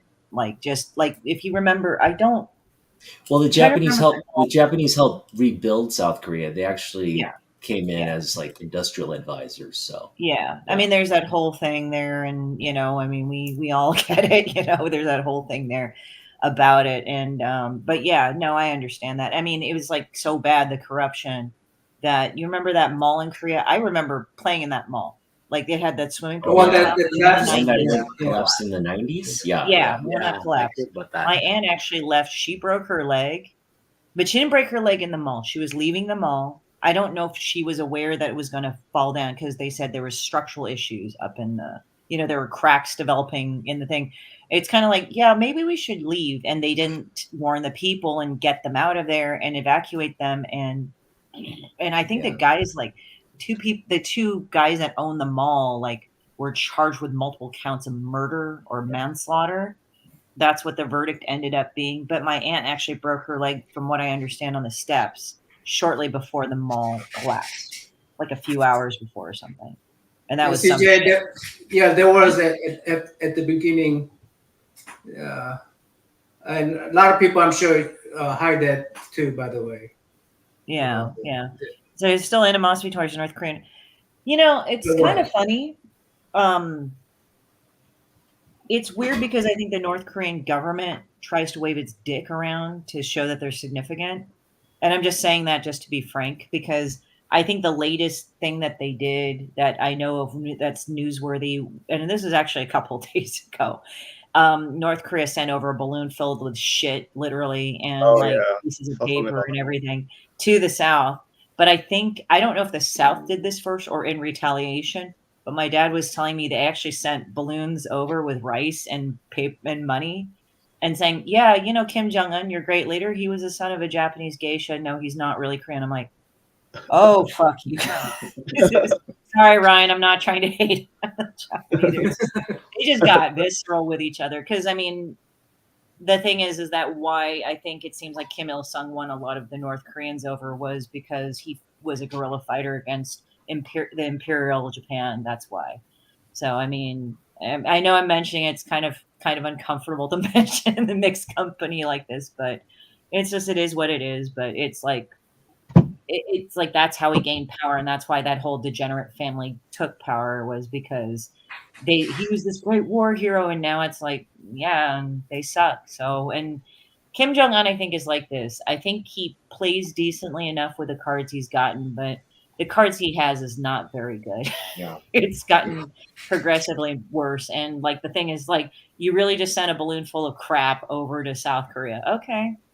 Actually, I will say this is why the North Korean refugees that come down to the South, because there's people that go through China and then make their way to the South, right? And they come with very strong North Korean accents, so they can't really mask that in South Korean society, and they are discriminated against in the South. Yeah, but I will say this. I mean, from what I understand too, I don't know how recent, but I think it was at least 30 years ago, I'm guessing. But they did have like a South Korean integration program for people that were fleeing the North, so they could kind of learn things. Because like, it was weird because it's like sometimes I'm bored and look at YouTube, and sometimes they'll do sometimes, some ethnicities will put up things like, like Mexican moms try Korean food or Thai food, and they have their responses. And then, they'll do it all sorts of ways, but they actually had North Koreans look at popular memes. So during COVID-19, it was like, the infrared thermometer. And then the last one is North Korean. It's a gun because they executed the person that had COVID in their country. Apparently the only person. And then like a North Korean, it was actually kind of comical, but it was sort of fucked up and sad. Like a North Korean woman who had defected, she was looking at that meme and she's like, I know what they're trying to say, but why would you use a gun? Because Right. they're expensive. And I'm like, Yeah. wow, like dark shit. But you have Yeah. people that defected from the North and they'll have them experience things in South Korea like, oh, there's barbecue, like North Koreans try like freaking barbecue. And it's like South Korean people would be like, oh, this is weird and all that. But like North Koreans, it's like it's a whole other world. It's like they're stuck in the 90s, but the 90s communism. And Yeah. it's like this level of. If you look at Yeah. so like some of the Chaebol, the oligarchs you're mentioning, the Chaebol families, a lot of them are from the north. And in fact, if you look at the Lotte Chaebol or like Matasoshi Son, they're all Korean Japanese, but they have North Korean blood. Yeah. Where I you think run it's into like Anichi Korean in Japan too. yeah, where you run into discrimination is when you have like a North Korean dialect in South Korea where it sticks out. Yeah.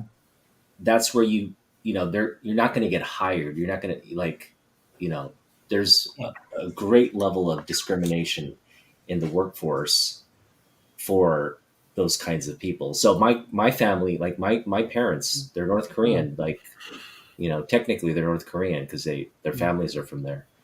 But they grew up in South Korea and they don't have any resemblance of North Korean dialect, or unless they out themselves, right? But they're completely like South Korean because they're raised from a young age in South Korea.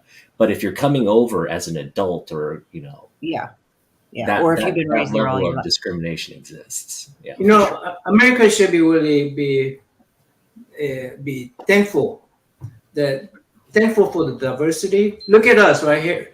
Like here we got the South Korean, North Korean, that they would be hitting on each other, discriminating against each other.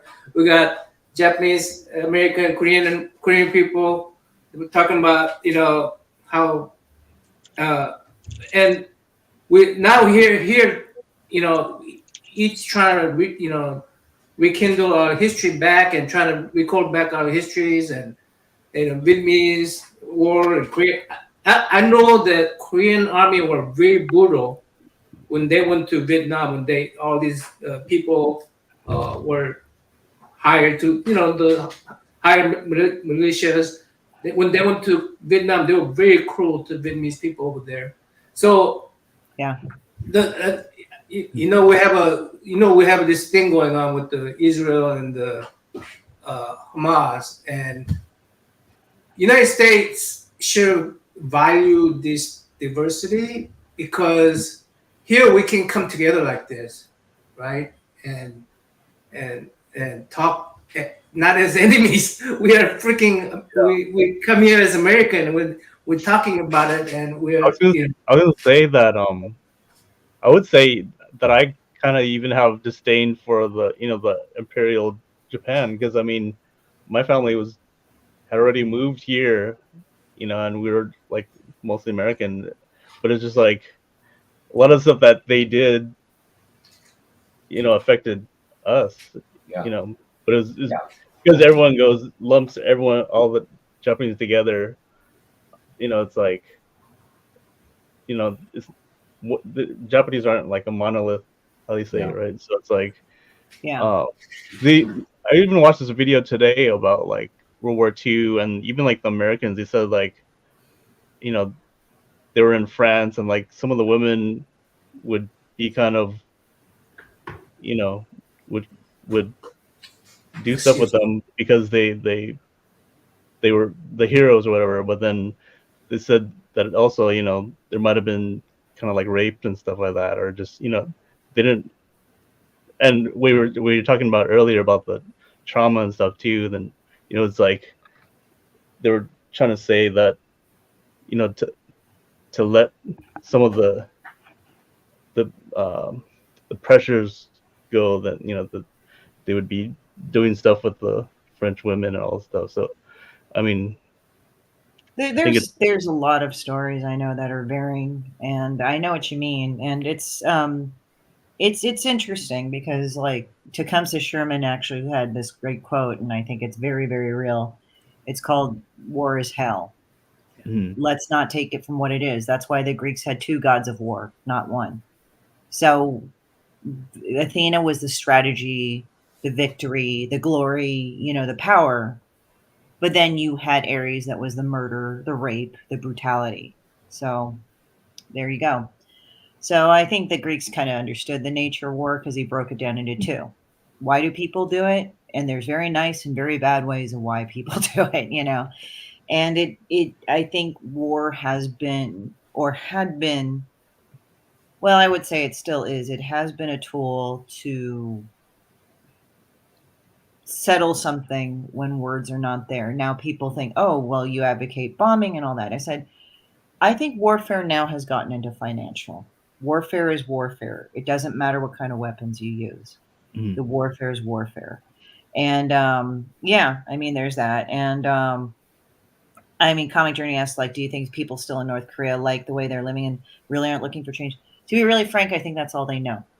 It's called the Hermit. It's not called the Hermit Kingdom for nothing. But the thing is that it's leaking in. Like I was talking with Don Wynn, one of the artists, and I said, I'm looking at the form of subversion in entertainment in America, and now people might go like, oh, this is weird. But the WGA strike is an indicator of that. So one of the reasons why the WGA strike happened, and please, I don't know every single detail. I'm not part of the WGA. But one of the things they would do, no matter what the writer's political leanings were, they would write out the story, whatever it was, and then the shareholders would look at it.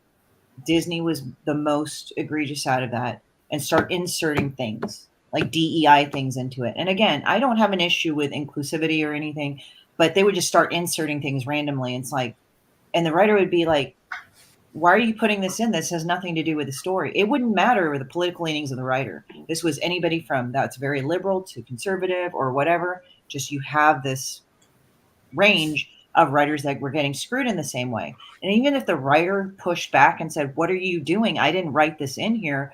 I didn't feel that it needed to be in the story. Immediately the studio would fire them and blackball them and wouldn't pay them. So the union lawyers had to spend a whole year to sue for back pay. Wow.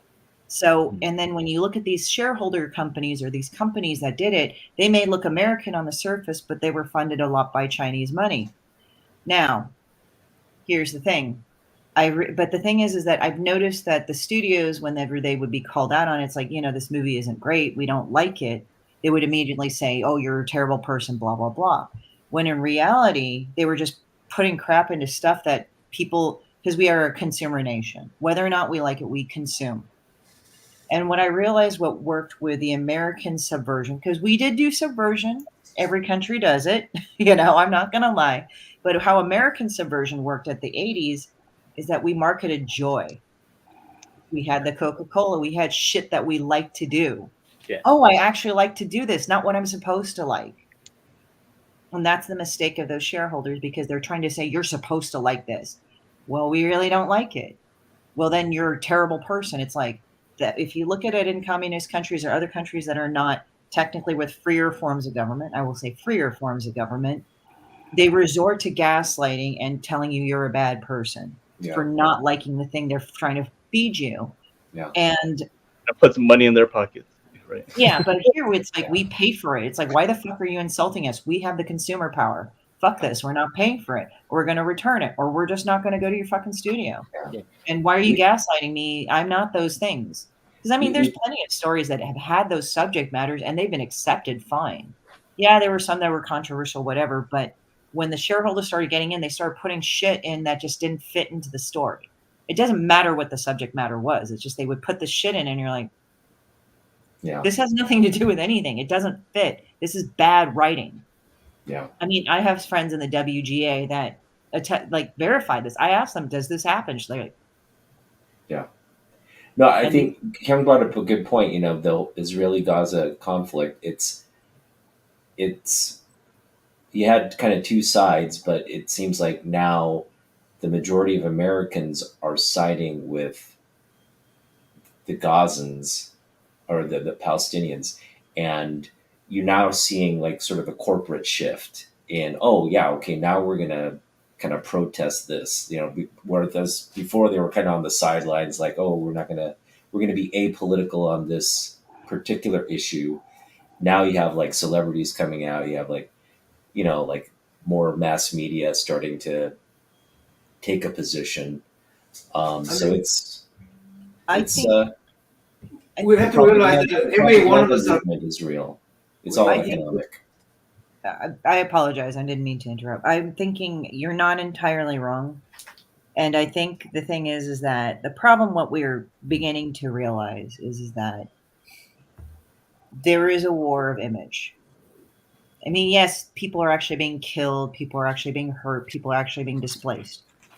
People are actually being invaded. There are acts of war. Okay. But I think we're kind of ignorant on some of how the regions work, because literally I had a friend from the United Arab Emirates, and I asked them, like, what do you think of Iran and Iraq and blah blah. I'm not going to say their name, but Iran, Iraq, and Israel and all that. They're like, shh, let us not talk about our stupid neighbors. So even in the Middle East, they're not dogpiling on all this shit. They're just like, we give aid, we say this is a bad thing, but we don't want to get involved. Whereas as of 60 years ago, they would have all dogpiled on one thing or another. And I think it's gotten to a point where people are just kind of getting tired. I'm not going to pick a side, or if I do, it's like, I think people, when they see injustice, and I think that should happen, that they should protest against it. But I think we're realizing now, or at least I've been seeing both sides of the equation, and I'm just saying some shady shit on both sides. Even the son of the co-founder of Hamas said these are all tribes.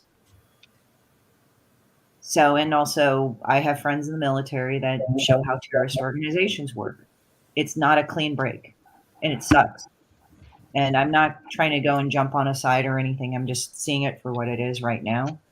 And it's really messed up. It's like, it's bad for both people personally, but it's not in the way that's typically shown.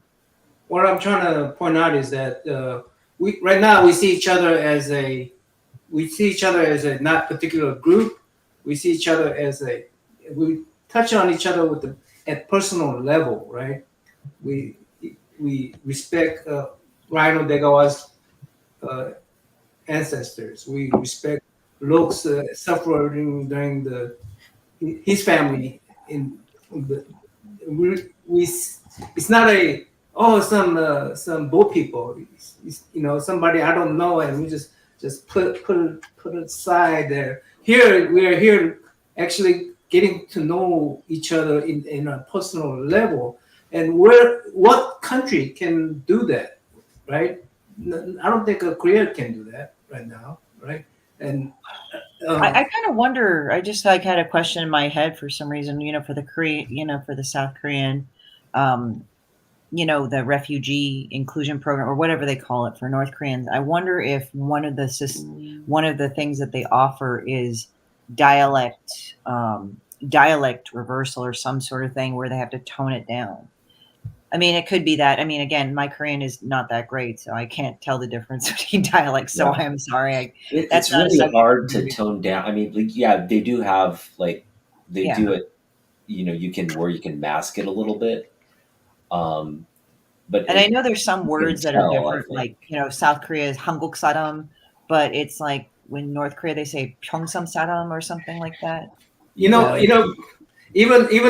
the I don't know if you guys know, there's a region called the Jeollado. The Jeollado is the province Jeollado. That's where where they almost started a civil war back.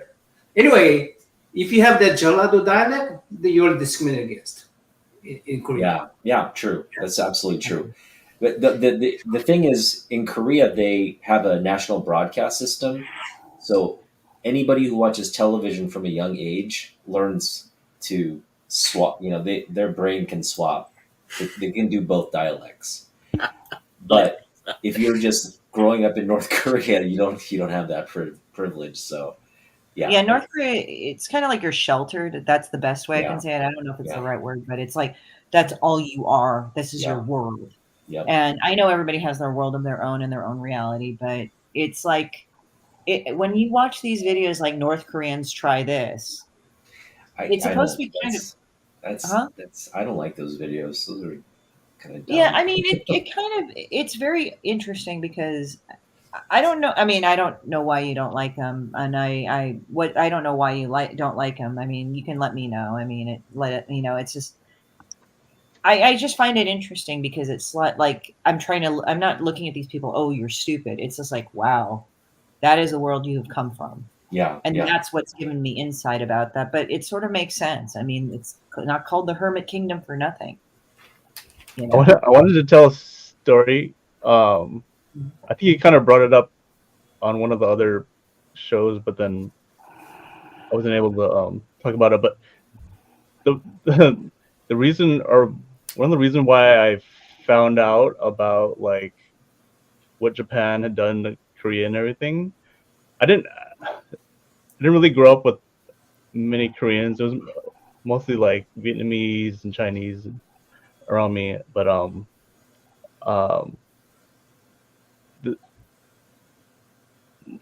the common friend of my wife, her brother, we went to eat at their house.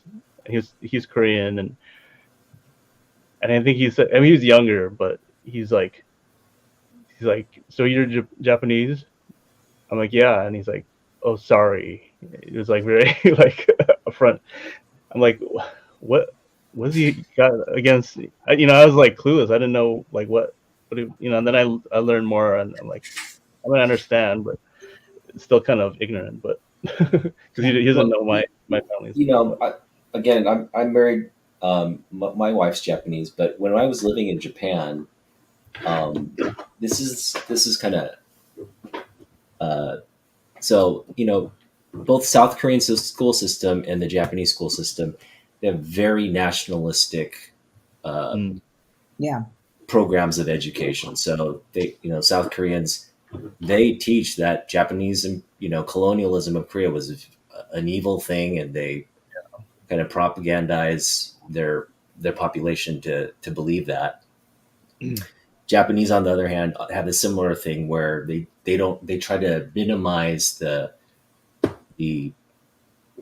I guess the misdeeds of the Imperial Army during that colonization.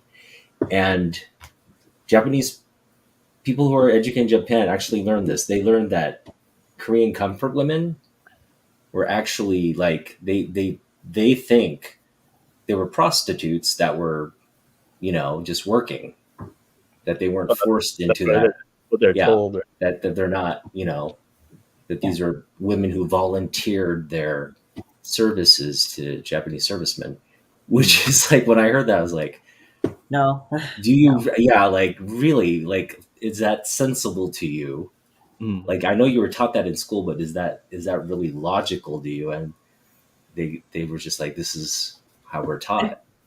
And I think going back to what Hyung said, like, we as Americans, like we're not programmed like that. We have not that we're probably programmed under the American propaganda educational system, but that's a different story. But you know what I mean? We don't have those Asian, like, we don't have Asian nationalism guiding our sense of what the world is, right?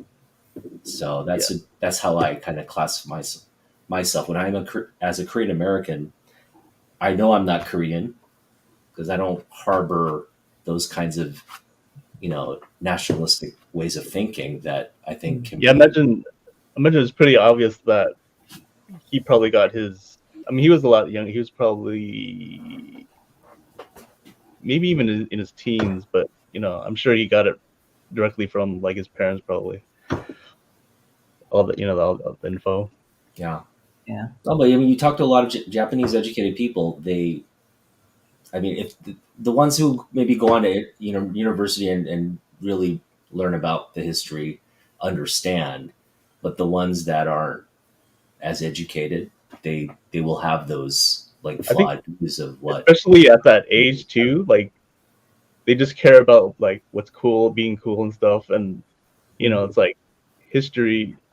I mean, especially even with like me, like history gets more important as you get older. But back then, it's kind of like you hear stuff and it's like, okay, maybe just take it Yeah. for what it is. But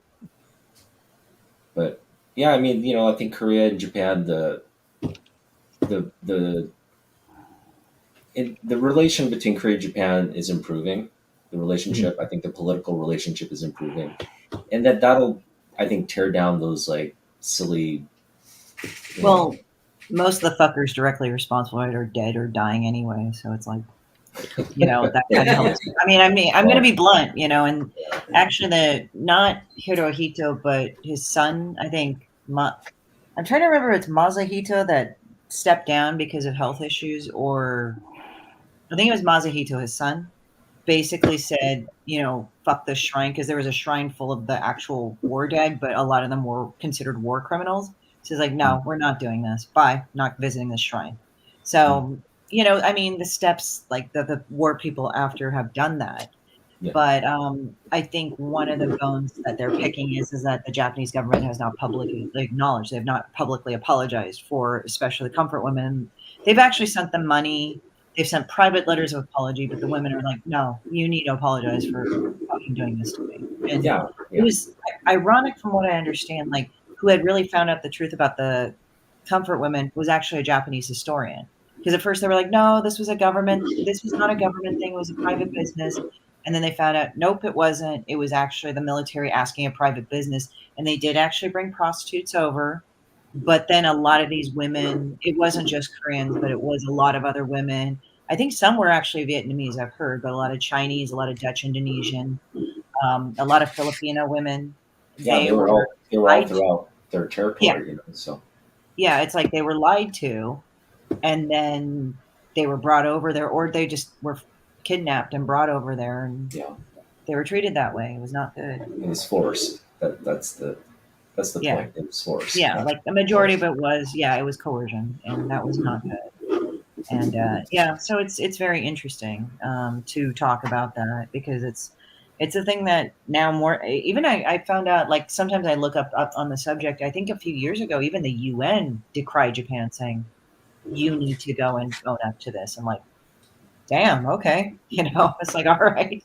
But again, that's why I say, if any nation, any country, any state, any group, if you are for banning a book or burning a book, you need to be you need to be suspicious of why that is happening. To me, I'm a Christian, right? But even if there's a text about the devil worshiping, I'm not for banning that book.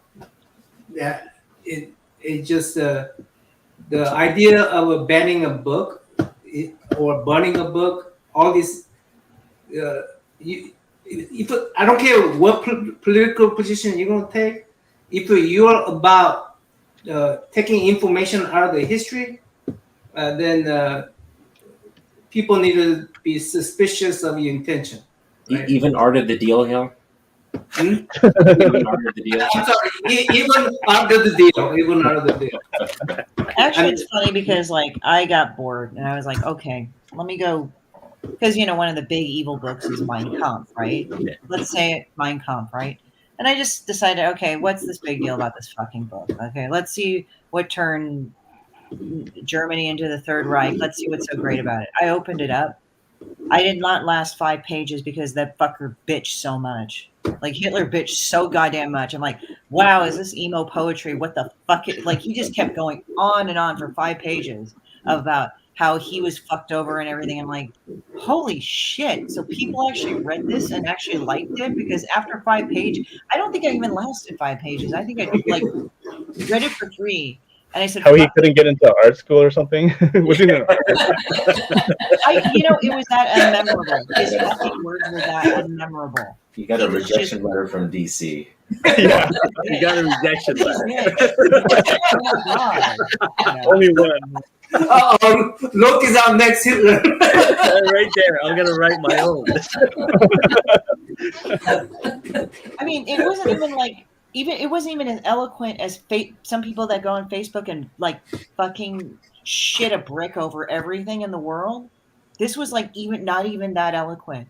Yeah. And I'm really digging here. It was like I literally opened it up. I read a few pages. I'm like, wow, my energy is so goddamn drained now. It's like you don't need to burn this book. You know what? You can just have people read that and just know that Nazism bad because you just have some pathetic little fucker bitching the whole time.